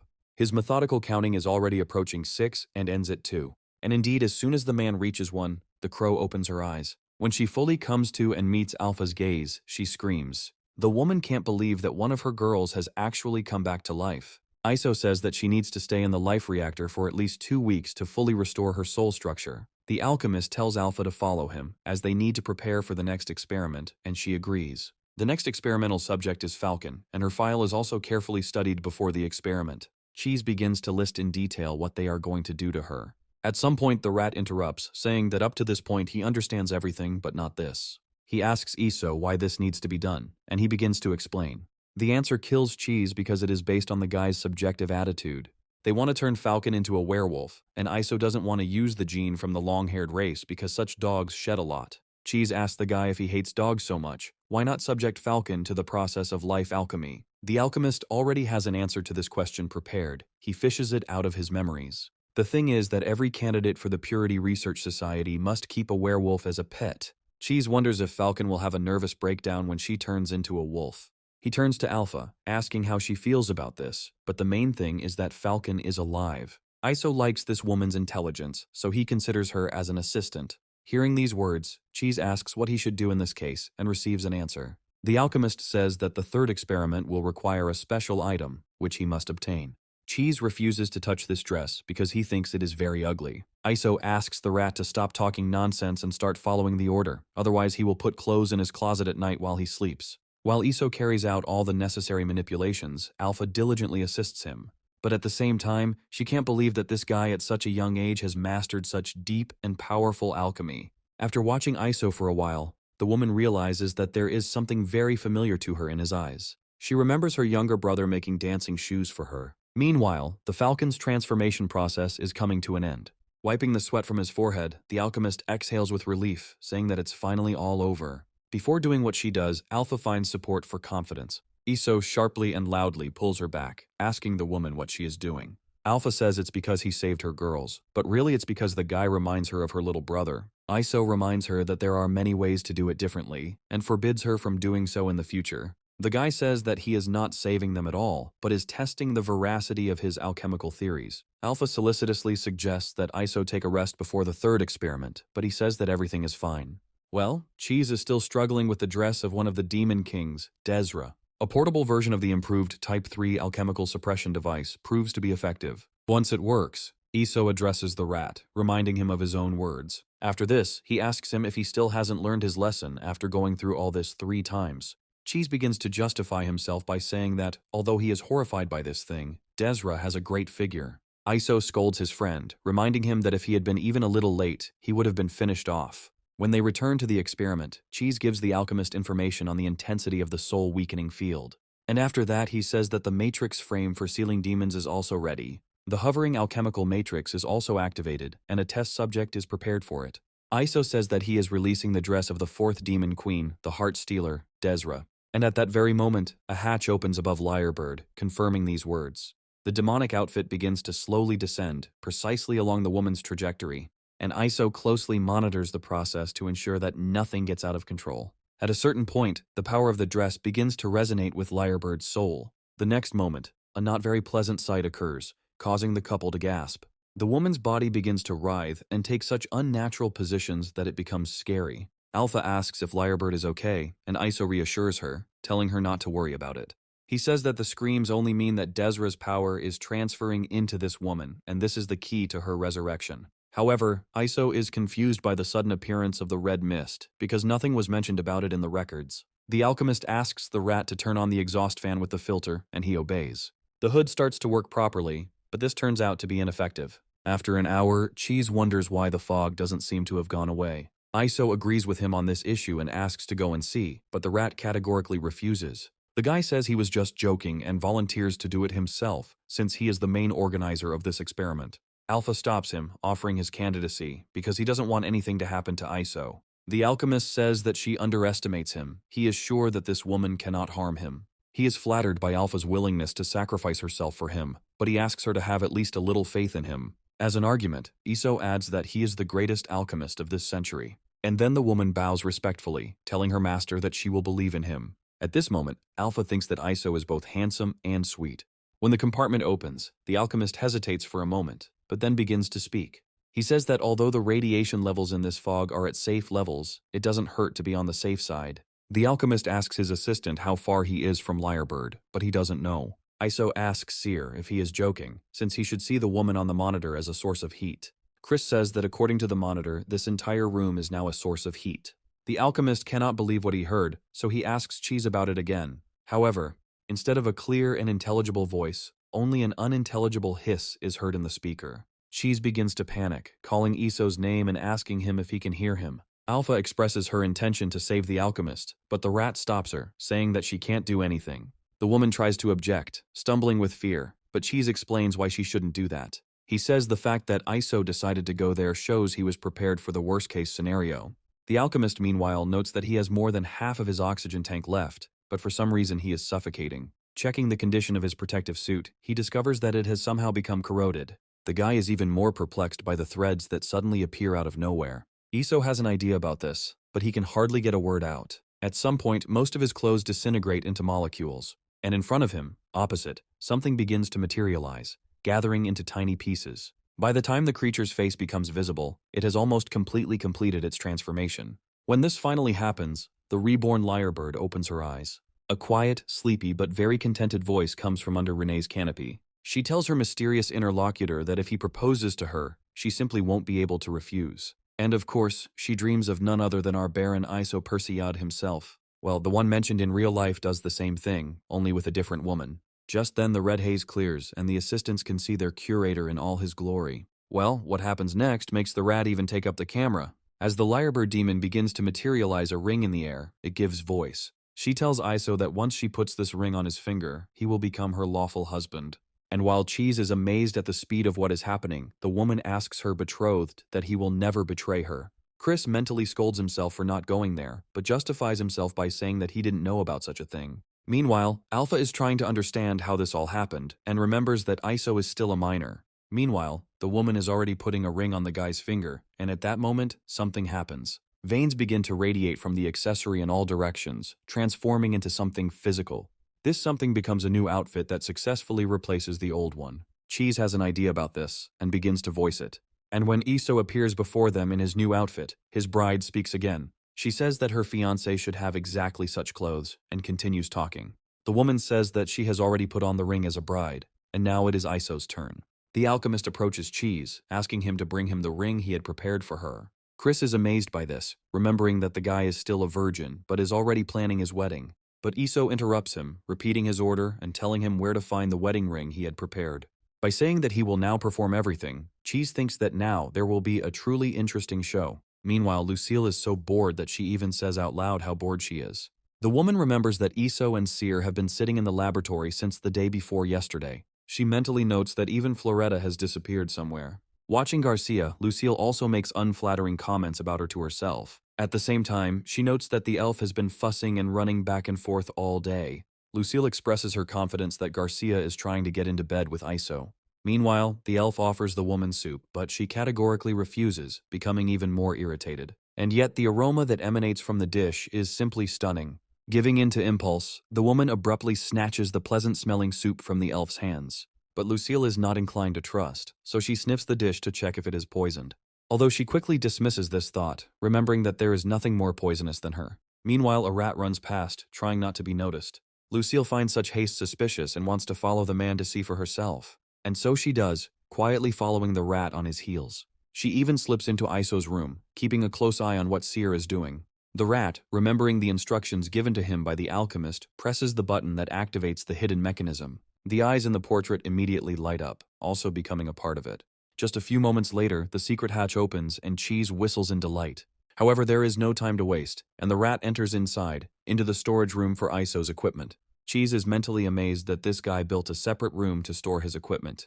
Thinking that the alchemist is truly paranoid, the rat finally finds the department he needs. Cheese performs a biometric scan, which is successful, but not without its caveats. He needs to prove that he is sober and calm by saying a complex tongue twister, which angers the rat. What happens next makes Cheese change his mind, and he starts saying the tongue twister. But the testing doesn't end there. Now the rat needs to imitate the cries and courtship poses of cats. After that, Cheese will have to juggle balls for 5 minutes. The final test asks the rat to describe his 10 most shameful acts, and he, considering this too much, says he's leaving. However, something unexpected happens. The ring comes out on its own, and then Iso's distorted voice is heard. He says he's joking, and that the tests Cheese just took were recorded on video. The rat cannot stand such blatant rudeness and allows himself to give in to emotions. Later, Iso thanks his friend for his help, saying that he worked hard, but Cheese sends him away. After this, the alchemist returns to his bride and puts his ring on her finger. When that grin appears on the guy's face, the rat screams. The thing is, he knows her, and at that moment a guess comes to Cheese's head. Chris suggests that all this time Iso might not have been under the influence of a spell at all. And then Cheese has another guess, but this time about this ring. In Lucille's head, the events unfold according to their own plot. She believes that Iso is in trouble. Bursting inside dramatically, the woman screams at the guy, saying that she is already here. The picture she sees has a corresponding effect on Lucille. In a furious tone, she says that she will never allow her Iso to marry another woman. Lucille expresses a desire to immediately devour and digest this dirty, stinking carcass. However, Iso calms her down, saying that he is not going to marry anyone. Lyrebird screams indignantly and in disbelief. Well, the guy says that the alchemists of his family would never waste precious time on such a stupid ceremony as marriage. However, Lucille notices that Iso has already put the ring on the woman's finger. The alchemist says that this is not a real marriage, but the ring is a miniature version of a restraining collar. Iso explains what really happened when they activated the matrix frame to seal the demons. The alchemist admits that the transformed Lyrebird's abilities exceeded his expectations. However, in order not to arouse suspicion, he had to pretend that he was under her spell. Now Cheese understands everything, and Alpha becomes calm because Iso is a minor. Lucille still doesn't believe all this, and asks to take off Iso's ring to prove it. The guy gives in to the woman's provocation and begins to pull the ring off his finger. To reassure himself, he says that it is moving a little bit stiffly. Iso literally boils, wondering why he can't take it off. Cheese tells him not to worry, offering to let him repay the guy for the friendly tests. And the demon inside Lyrebird says that it is impossible to do this, because this ring is the embodiment of her power and consciousness. She adds that even if this entire universe were destroyed, the ring would continue to exist.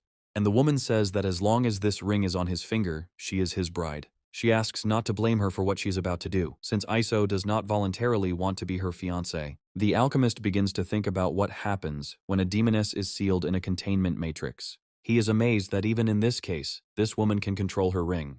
Rushing to the glass, Lucille desperately screams out the alchemist's name. She says that he needs to be saved and asks Cheese to let her inside so that she can kill Lyrebird.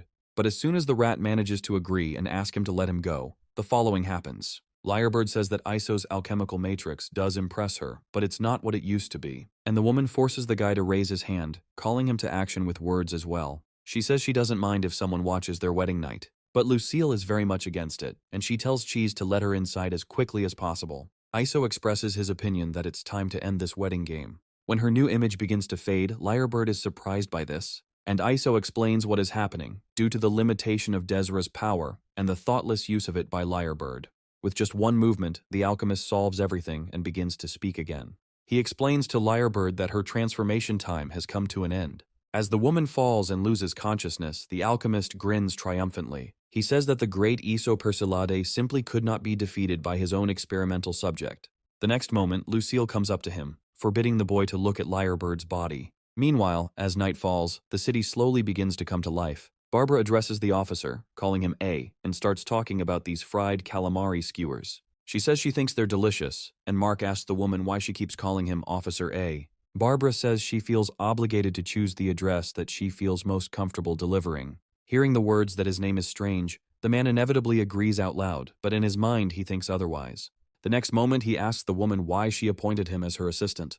Barbara says she found out that he is the only one in the precinct who is a virgin, and she likes to tease such people. A boy passing by asks his mother what these words mean, and she says that it is too early for him to know. Well, when the nightlife is already in full swing, some people go out into the city. Lucille is choosing a new image for herself. This woman knows exactly what she wants. Naturally, the one paying for all this is none other than Baron Persilade. And then they also go together to an expensive restaurant, and Lucille has a very tasty and filling dinner there. Again, the alchemist has to pay for all this.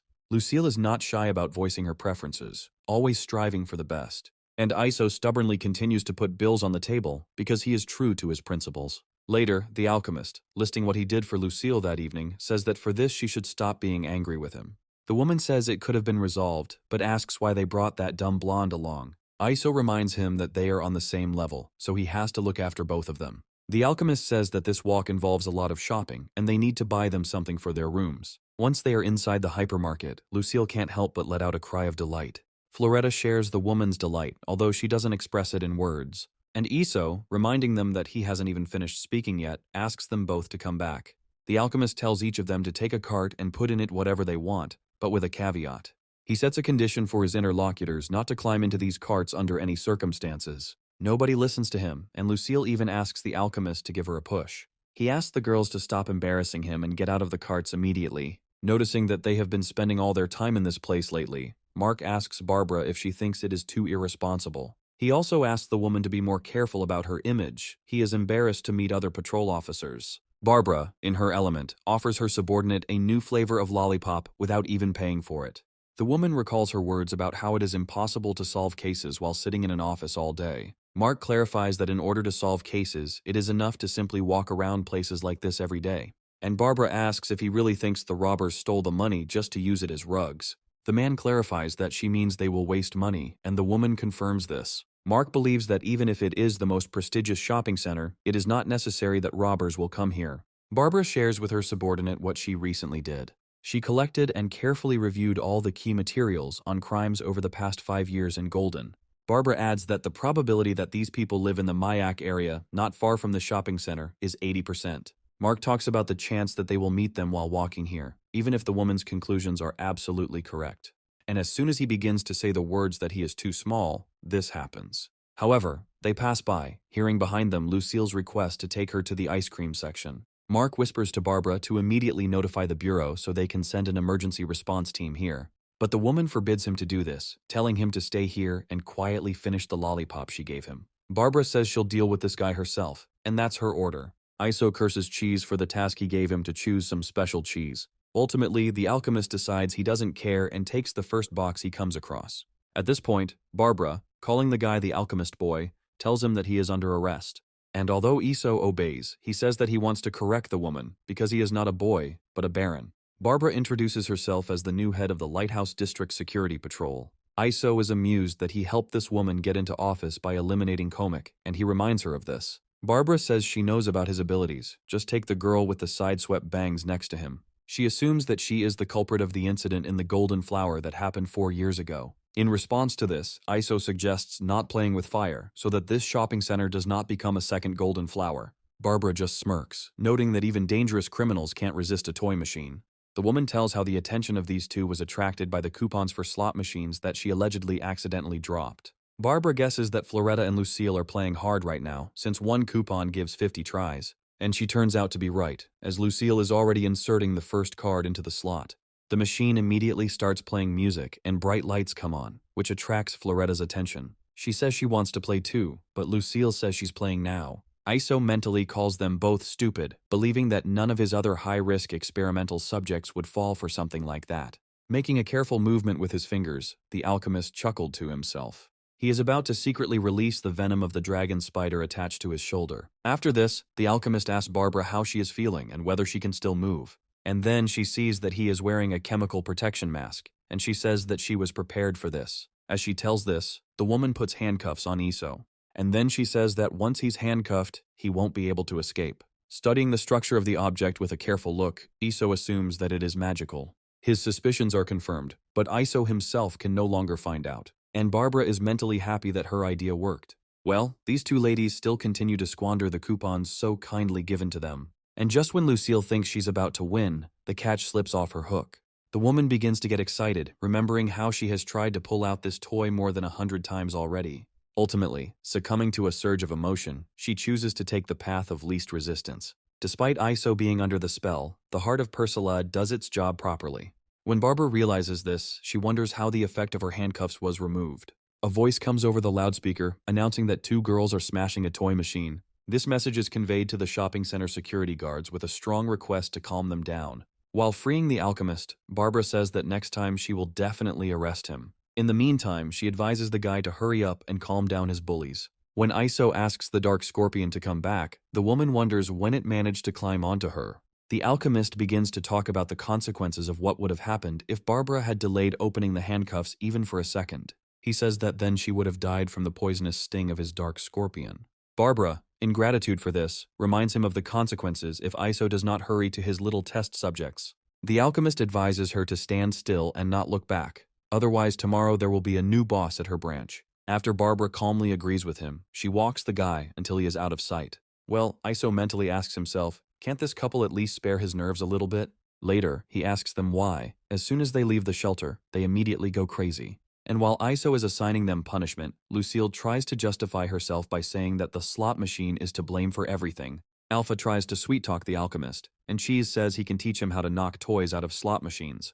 The woman is the first to notice something flashing in her master's pocket, and he catches his breath. Reaching his hand inside, the alchemist feels something very strange, but at the same time familiar. He looks closely at the unknown object for a while, after which a guess comes to his mind. When the bomb makes its characteristic sound, Iso screams and reflexively throws it into the air. The explosion was accompanied by an admixture of some kind of colored dye, similar to a haze. Lucille asks Iso if he is okay. Floretta simply calls out the alchemist's name in concern. The guy reassures them that he is fine because the smoke is not poisonous. However, the next moment he feels uneasy when he begins to realize the seriousness of the situation. Approaching the shower, Mark turns to Barbara and asks her why she let the criminal go. Instead of answering, the woman asks to put her top on her bedside table, thanking the employee in advance. A man, while on assignment, wonders why his boss is always so mysterious. As Mark puts his clothes on the nightstand, something catches his eye. The man almost screams in surprise, not expecting to see this object here. It turns out to be a framed photograph of Golden's first mayor. Barbara even has a shower head with a frog on it, and it makes the appropriate sounds. As they do, the woman sings along and then begins to talk about Iso. She notes that this guy has the ability to disrupt order in Gold. Barbara believes that he is even capable of changing the balance of power in the city, but the main thing is that he smells like a man. The woman is confident that if she can guide Iso onto the true path, he will help her return this city to the era of real men. When Alpha sees numbers in the air, he asks what they mean. Chris is amazed when Iso says it's a radio frequency communication channel. It doesn't make things any clearer for the woman, so she asks again about the meaning of this. Cheese begins to explain in detail not only the meaning of this, but also all the benefits. Chris praises Iso, asking him to share the secret of what dirty deals he was able to pull off. The alchemist is now worried about something else. He is concerned that Barbara managed to slip a grenade into his pocket without him noticing. Seer volunteers to go and listen to the frequency, but Iso reminds him that it could be a trap. He says that Barbara may have reverse tracking technology and explains how it could be dangerous. Cheese doesn't believe that this woman can be so influential because she is just an ordinary bureau chief. But Iso himself believes that caution has never been too much. Therefore, it includes a jammer, allowing the signal to be transmitted unhindered to multiple points. His fiery speech is interrupted by an elf, forcing the guy to grunt indignantly. Raising his voice, Iso forbids Garcia to feed him until he stops talking. The woman takes his words literally, and as soon as the guy stops talking, she shoves the piece into him again. She says she saw on a health channel that eating lots of fresh fruit after dinner is very important for maintaining health. The elf orders Iso to eat everything, and he agrees, as long as she leaves him alone as soon as possible. Sometime later, the alchemist says that excessive care is a burden. Cheese answers for everyone, saying that there is nothing wrong with this and they will help Iso share this burden. The alchemist tells Florette and Lucille to stand like this all night, with the toys remaining on their heads. Iso is increasingly inclined to create a strict system of punishments, and the very next moment, the alchemist gives the order to his assistant to turn on the silencer. His next order is to launch the communication device. Iso asks Seer to remain quiet so that they can clearly understand what is happening on this channel. However, on the other end of the line there is a song about a little frog that sounds like a detective when it jumps. Barbara continues to sing her song, which is transmitted through the radio communicator she modified. At one point she stops to ask the eavesdroppers if she is speaking correctly. When the girl calls them pests, the rat asks who the hell is the pest. Iso backs him up. However, Cheese means that they are not just pests, but super pests. Snatching the transmitter from the rat's clutches, the alchemist takes the initiative into his own hands. Saying he doesn't have time to argue with the damn cop, the guy asks Barbara what she wants. The woman asks the guy to take his time, saying that first she wants to ask him out on a date. Hearing these words, the alchemist is taken aback and asks his interlocutor to repeat. But he doesn't get to hear the answer because a woman's hand snatches the radio from him. Lucille asks Barbara how dare she seduce her little Iso and begins to threaten her. The radio communicator continues to broadcast swearing, and the alchemists appeal to Floretta to take the jealous woman away. Lucille continues to curse, and Iso points out what will happen to Barbara if she dares to use him. Meanwhile, she expresses the assumption that the alchemist is going to take some action against the Black Palace family. Hearing this, the guy is taken aback and for a while doesn't even know what to say in response. And then Barbara continues, saying that she can help him with this issue. Mark says that Iso is too dangerous and a woman cannot go to him alone because he is a super criminal. Barbara says that from now on, this criminal's code name will be Pest Number 1. The woman walks up to the refrigerator and opening its door, continues talking. She talks about the correct use of pests in some cases. Barbara believes that in these cases pests can be of some benefit. While Iso puts the radio on the table, Seer starts talking about where exactly he was invited. Based on this, the rat concludes that this woman's efficiency and her ability to work with ordinary people have reached a very high level. Cheese asks the alchemist who he plans to take with him tomorrow, but Iso says that neither Floretta nor Lucille will go with him. The alchemist says that the Silver Phoenix will go with him, and even she is surprised by these words. Looking at the woman, Iso asks her if she really doesn't want to go with him. But she says that it is a great honor for her to be next to her master. When the woman worries that her abilities might fail Iso, he asks her not to worry about it. He asks her to follow him so he can explain what exactly he means. By pressing the appropriate button, the alchemist sets the mechanism into action. It forces the super-sealed, airtight compartment door open. When this happens and an object appears from there, Silver Phoenix asks a question. Iso says it's ice silver, a special metal created through alchemy that has an extremely low temperature. After this, the alchemist asks the Silver Phoenix to lift her skirt, and the woman becomes confused. She cannot understand why her master suddenly ordered her to do this, because he used to be a gentleman. Iso urges the woman, asking her whether she is going to become a head maid or not. Although Silver Phoenix obeys the guy, he mentally tries to calm himself down. Iso quickly pulls the woman back, saying that he asked to see the phoenix feather on the hem of her skirt. Silver Phoenix quickly switches and receives praise from the alchemist. Satisfied that it looks good, Iso decides to try out his idea. It succeeds, because as soon as he touches the feather with icy silver, it collapses. But the owner of the blade is not very happy about this, and she gasps in fear. Iso begins to talk about how he analyzed the feathers and says that ice silver is superior to any metal. Phoenix asks what will happen if they touch a person, and the alchemist begins to talk about it in detail. The basic gist of this is that carbon-based life would simply turn to ice. The woman expresses concern about Iso's hand, but he says the glove will prevent him from getting frostbite. Phoenix suggests that the alchemist created such a powerful metal to counter some serious enemy. Although Iso hesitates a little, he still agrees with this, calling the Dragon King a lava type. The real reason is that one day these geniuses came up with another crazy idea. However, after the successful development of the metal cube, something went wrong, and Iso noted with regret that the effect was much stronger than he had expected. Now the alchemist says that he is using the ice silver to forge new feathers for the Silver Phoenix. However, to fully utilize this weapon, she will have to undergo intensive training in low-temperature conditions. When Silver Phoenix tries to imagine what she would have to do to achieve this is what comes out. The woman thinks that such training is too humiliating, but sometime later, something completely different awaits her. Silver Phoenix is amazed that her training consists solely of eating ice cream. Iso says that cold tolerance training should be started gradually, otherwise it will end in disaster.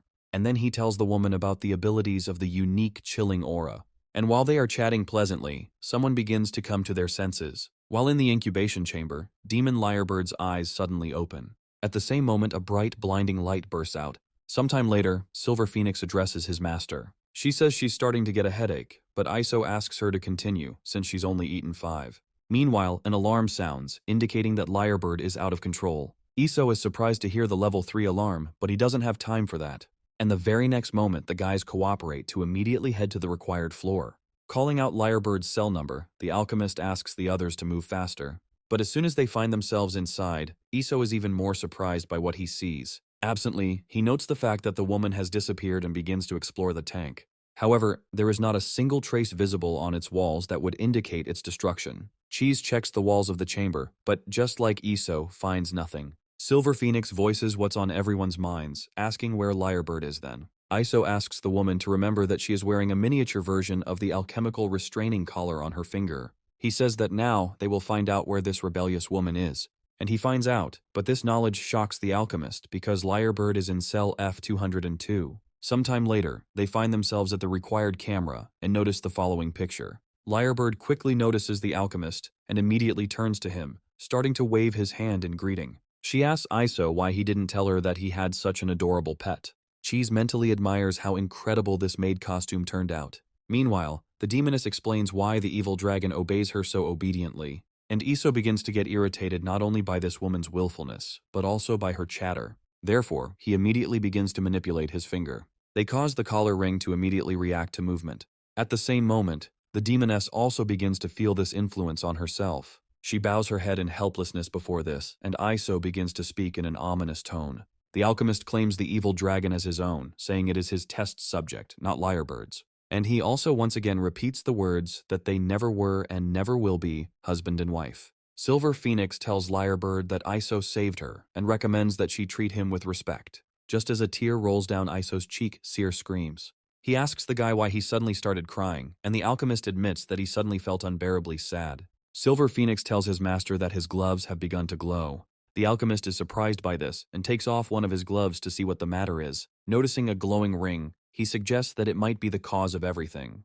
Lyrebird says that they are connected by emotions, so if he hurts her, Iso will feel the same. The alchemist stands his ground, saying that these abnormal feelings are forced upon her by the damn demonic dress. Lyrebird agrees that she has been greatly influenced, but she is not Desra. The reason she considers Iso to be her husband is because he was caught in a demon's spiritual mirage. She says that this is the same bloody fog, when entering which the soul of a person merges with the soul of a demoness. If the souls do not combine, the person will be immediately destroyed. This is the queen's peculiar way of protecting herself. Lyrebird says that nothing matters to her except this very connection with the soul. When Iso facepalms, Seer tells him that he has a way to force the demoness to become his servant. Only for this, the guy must agree to his conditions, and he agrees. When this happens, Cheese approaches Lyrebird and whispers something conspiratorially to her. As soon as she finishes listening, a satisfied grin appears on her lips. Lyrebird says she's willing to be a maid, but she has one condition, and Iso asks about it. The demoness resolutely voices her desire to be not an ordinary maid, but a senior one. Hearing these words, Silver Phoenix became slightly tense because she was the leader of the 1,000 birds.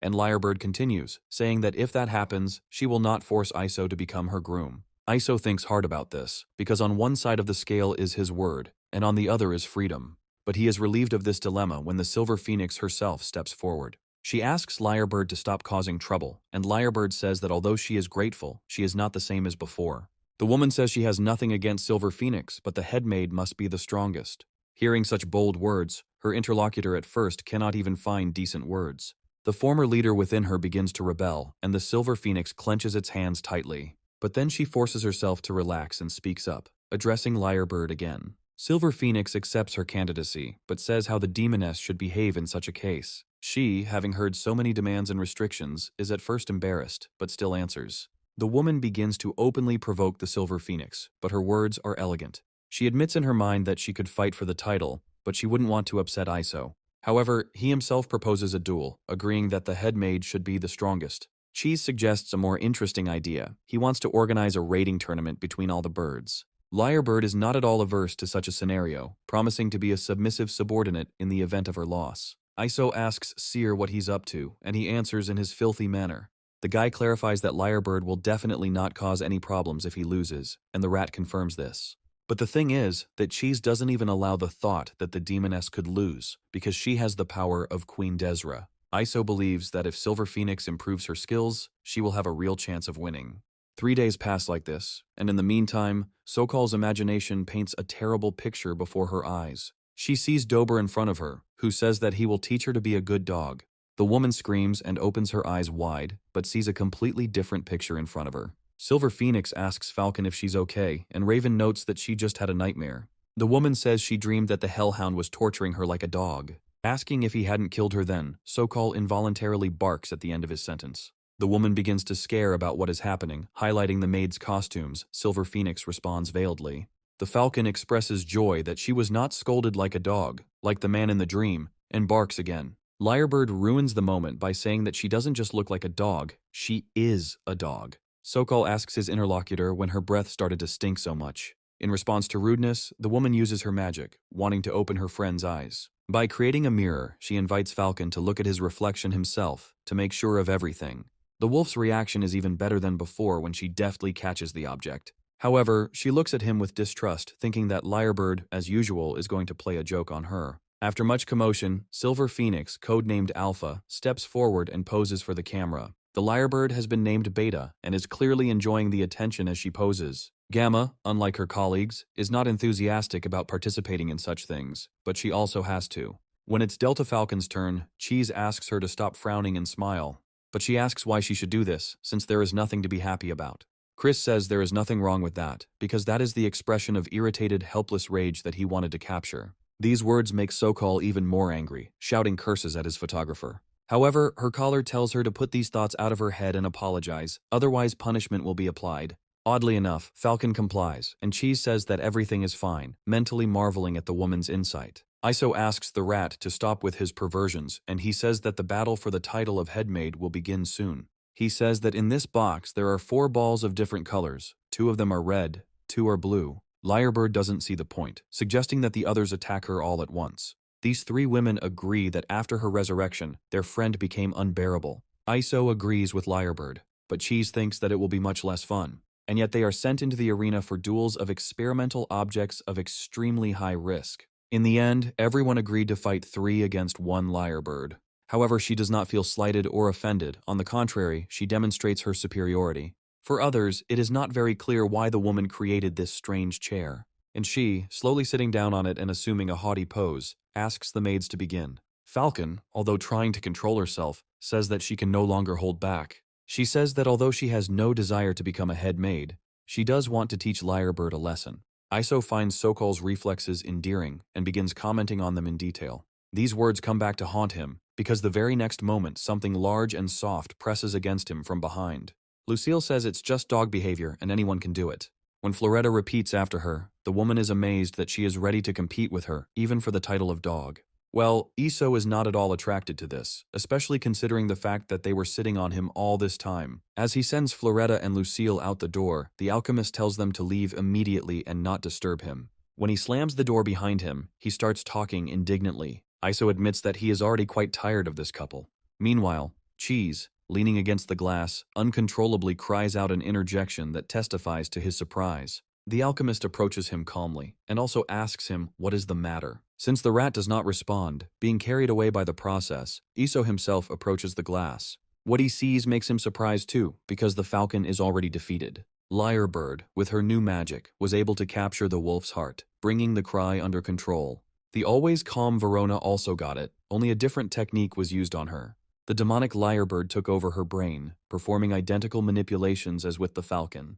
Thus the 2 maids found themselves completely at the mercy of their rival. Iso begins to reason about this, realizing that his calculations were wrong. Meanwhile, Lyrebird begins to tighten his demonic heartstrings. She does the same with the threads leading to the brain of her second rival. The woman turns to her friends in a cheeky manner, asking them if they will admit defeat. Cheese suggests declaring Lyrebird the winner, but Iso doesn't see the point yet. As soon as he talks about the number of women and how Silver Phoenix hasn't done anything yet, Crow comes to her senses. Something rushes past Falcon too, cutting the threads holding her claws. The threads that were reaching to the woman's heart also disappear, and she also comes to her senses. Realization comes to both of them, but Sokol is the first to voice it. Lyrebird trembles with the strain of holding Silver Phoenix's new weapon. The strength of the latter, thanks to the combination of its own physical qualities and weapons, turns out to be equal to hers. Lyrebird notes that these are not Silver Phoenix feathers, and she wonders what they are then. A woman asks her rival if she thinks that she is the only one who has become stronger. Unconsciously, she recalls how 3 days ago she told Iso that the position of headmaid didn't matter to her. The alchemist then asked if this fight was beneath her dignity and if the Silver Phoenix was looking down on him. The woman says that's not true.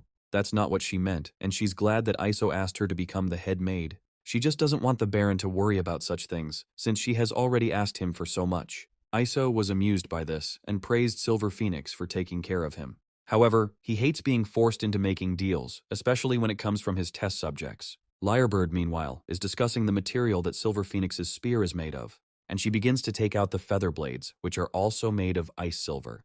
The woman does all this instantly, attacking her opponent very quickly. She can't even get her bearings, everything happens so quickly. Silver Phoenix is even mentally amazed at how accurate her strike was. Well, the chair with Lyrebird sitting on it suddenly evaporates somewhere the next moment. The woman appears in a different place and, beginning to rebuild, makes a sound. She asks her rival if she had to force her to take this form. Silver Phoenix says she doesn't blame Lyrebird for her becoming this way. The woman continues her words by saying that she simply wants her rival to know one thing. Silver Phoenix says that as long as she lives, Lyrebird will always be second. Falcon is amazed that these two, who were already strong before, have become even stronger. Cheese, as usual, offers Iso a bet, and he bets first on the Silver Phoenix. He remembers how 2 days ago he explained in detail to this woman the basics of using close combat weapons. And then he talked about the main drawback of adamantite weapons, clearly demonstrating everything. Iso said that ice silver has magical repulsion and super inertia. The alchemist planned to inject it into the Silver Phoenix's body so that she could summon the weapon whenever she wanted. However, there was a high price for this, which was excruciating pain in all bones. But Iso added that he would not force the woman and would only do this if she wanted it herself. Silver Phoenix agreed, saying that she had 100% faith in her master. Iso expressed satisfaction with this, saying that Alpha was the most suitable test subject he had ever had. Now the alchemist explains how a huge mass of icy silver interacts with the gravitational field. Silver Phoenix mentally curses in frustration, because by summoning such a colossus, she signed her own death warrant. Lyrebird thinks that it's all over for her, because she spent all her strength on the heartstring.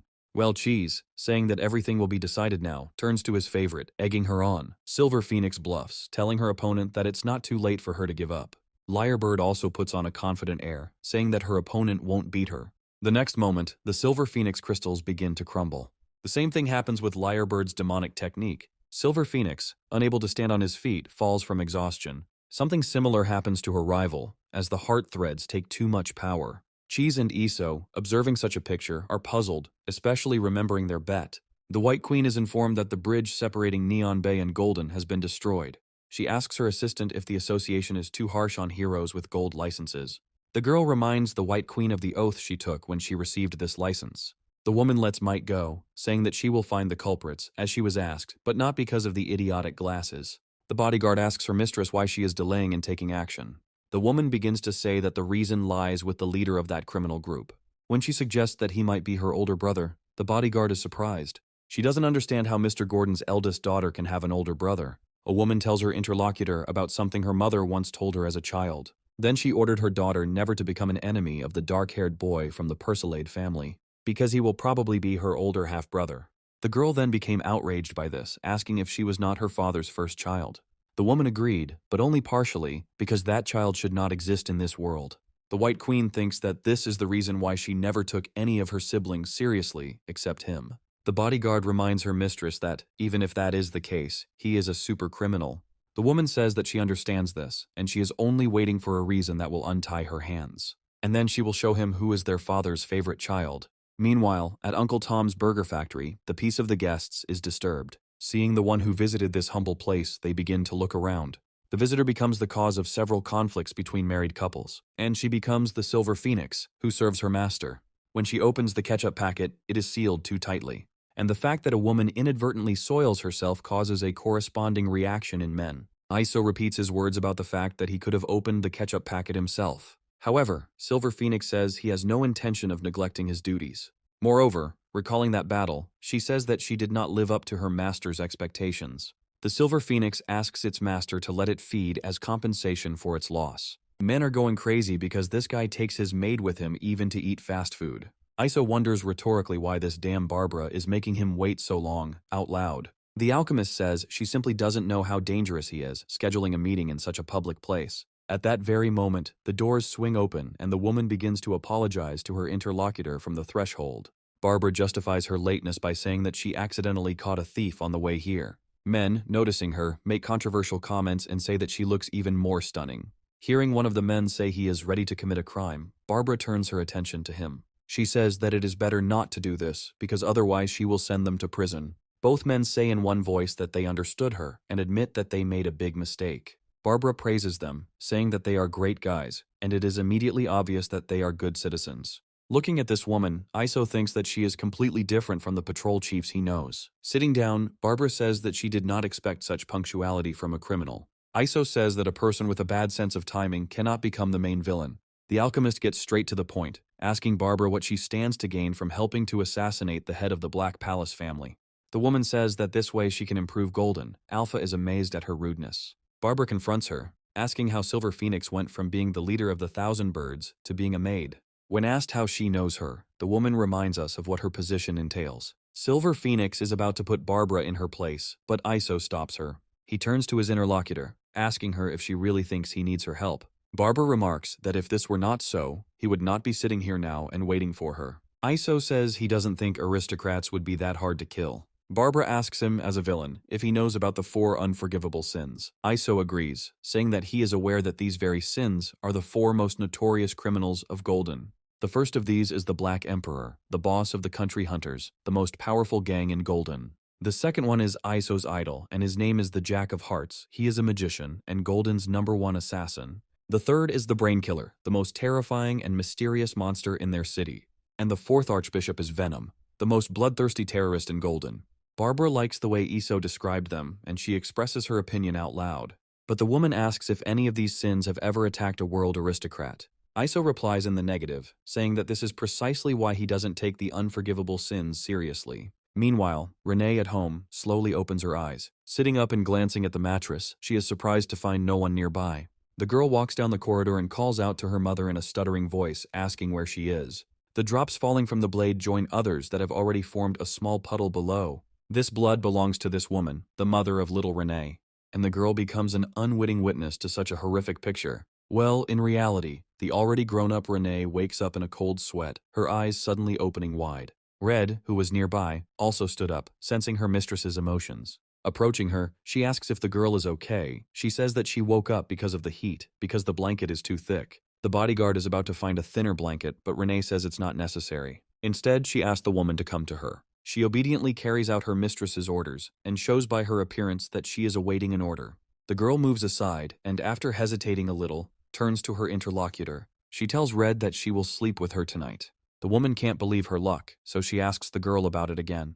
Renee tells her to stop asking stupid questions and just go to bed, and she obeys. In order not to stain his mistress's bed, Red takes off his clothes. She lays down carefully, as if afraid of scaring the girl or that she might change her mind. Red remembers that she has never seen Renee's sleeping face so close. The girl, meanwhile, asks how long this woman has been her bodyguard, and she answers. Then Renee asks her if she would be able to go against the Black Palace family for her. The bodyguard is taken aback by this question, because she expected to hear anything but this. Cheese directs Crow as she gives him a massage, and the woman responds with politeness. When Iso enters the room, the rat asks him if he really came back so quickly from his date with Barbara. Cheese asks if the guy forgot about his order, and he asks Alpha to give it to him. Silver Phoenix immediately hands the package to the rat. Well, he starts to meticulously check whether everything he asked for was brought to him. After everything is in place, Cheese sentimentally thanks Iso, but he asks him to leave these veal tenderness. Silver Phoenix asks Crow to call everyone else, because the master took burgers for them too, but the rat asks her to be quiet. Iso asks what happened and why they should speak more quietly. The answer comes naturally in the truest sense of the word. Garcia has already prepared the food. She is picky about how fast food has no nutritional value and is also unhealthy. While she's scolding Silver Phoenix, Cheese is quietly trying to eat at least his burger. In vain, the elf pulls it out of the rat's hands right at the moment of the bite. Garcia begins to scold him as well, reminding him that he is Iso's most important partner. Cheese says that since he is a rat, his diet is different from that of a human, but the elf is adamant. While he eats the food she prepared, the woman says that she wants Cheese to be a healthy mouse. Iso asks his friend why he is roaring, since he is already such a healthy rat. And the last one shouts loudly, asking why this guy was allowed to eat chicken cutlets, but he wasn't. No one answers his question out loud, but the looks of the maids are more than eloquent. Because of this, the rat has no choice but to continue to shed bitter tears. And Iso says it's all because he always pays attention to healthy and balanced nutrition. Garcia informs him that Lucille ate too many snacks and appears to have fallen asleep in her room. Iso thinks about how he ate so much at the burger place that he can't fit anymore in, and he looks for an excuse to leave. The next moment he says that he has a headache, Garcia begins to worry. She addresses him as dear, and these words confuse both women at once. Iso begins to justify himself, saying that they both misheard, and in fact, Garcia gave the report. Anyway, a little later the elf helps the guy get to his room. Iso, with just his lips, asks Cheese to get the burgers out of the trash and not to forget to take one of them to Floretta. Alpha knocks on the door of the said one, giving her name and politely asking her to open it for her. The girl was indeed asleep, as the elf had said, but that was not what made the Silver Phoenix freeze. Looking at this girl, the woman involuntarily remembers what her second personality did to her. So, before speaking again, Silver Phoenix swallows nervously. And yet, in a kind voice, she says that the master ordered this to be conveyed to Floretta. Seeing how happy this girl is over a regular burger, Silver Phoenix can hardly believe that it's really her. And yet she feels obliged to apologize to her and offers her to do with this feather whatever she wishes. Imagine the woman's surprise when, instead of punishment, the girl hands her a chicken leg. Floretta says she's fine and politely asks Silver Phoenix to eat the chicken leg. The woman can't believe her luck, so she just flatteringly calls the girl by name. But after this, feelings overwhelm her, and Silver Phoenix apologizes to Floretta again. Meanwhile, in another part of the house, some kind of commotion is going on. Iso has been tinkering with something at his alchemical workbench for a long time now. However, at some point, he says in a joyful tone that everything is finally ready. And the very next moment, the alchemist empties the flask in one short gulp.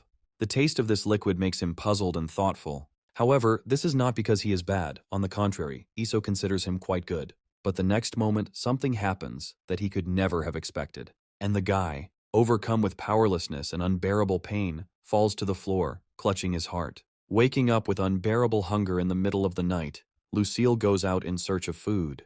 But then her attention is drawn to a strange feeling, as if someone is watching her. Turning around sharply, the woman finds this man with her eyes and asks him who he is. And although this guy remains silent, a smile appears on his lips. And Iso asks the woman if she doesn't recognize her master.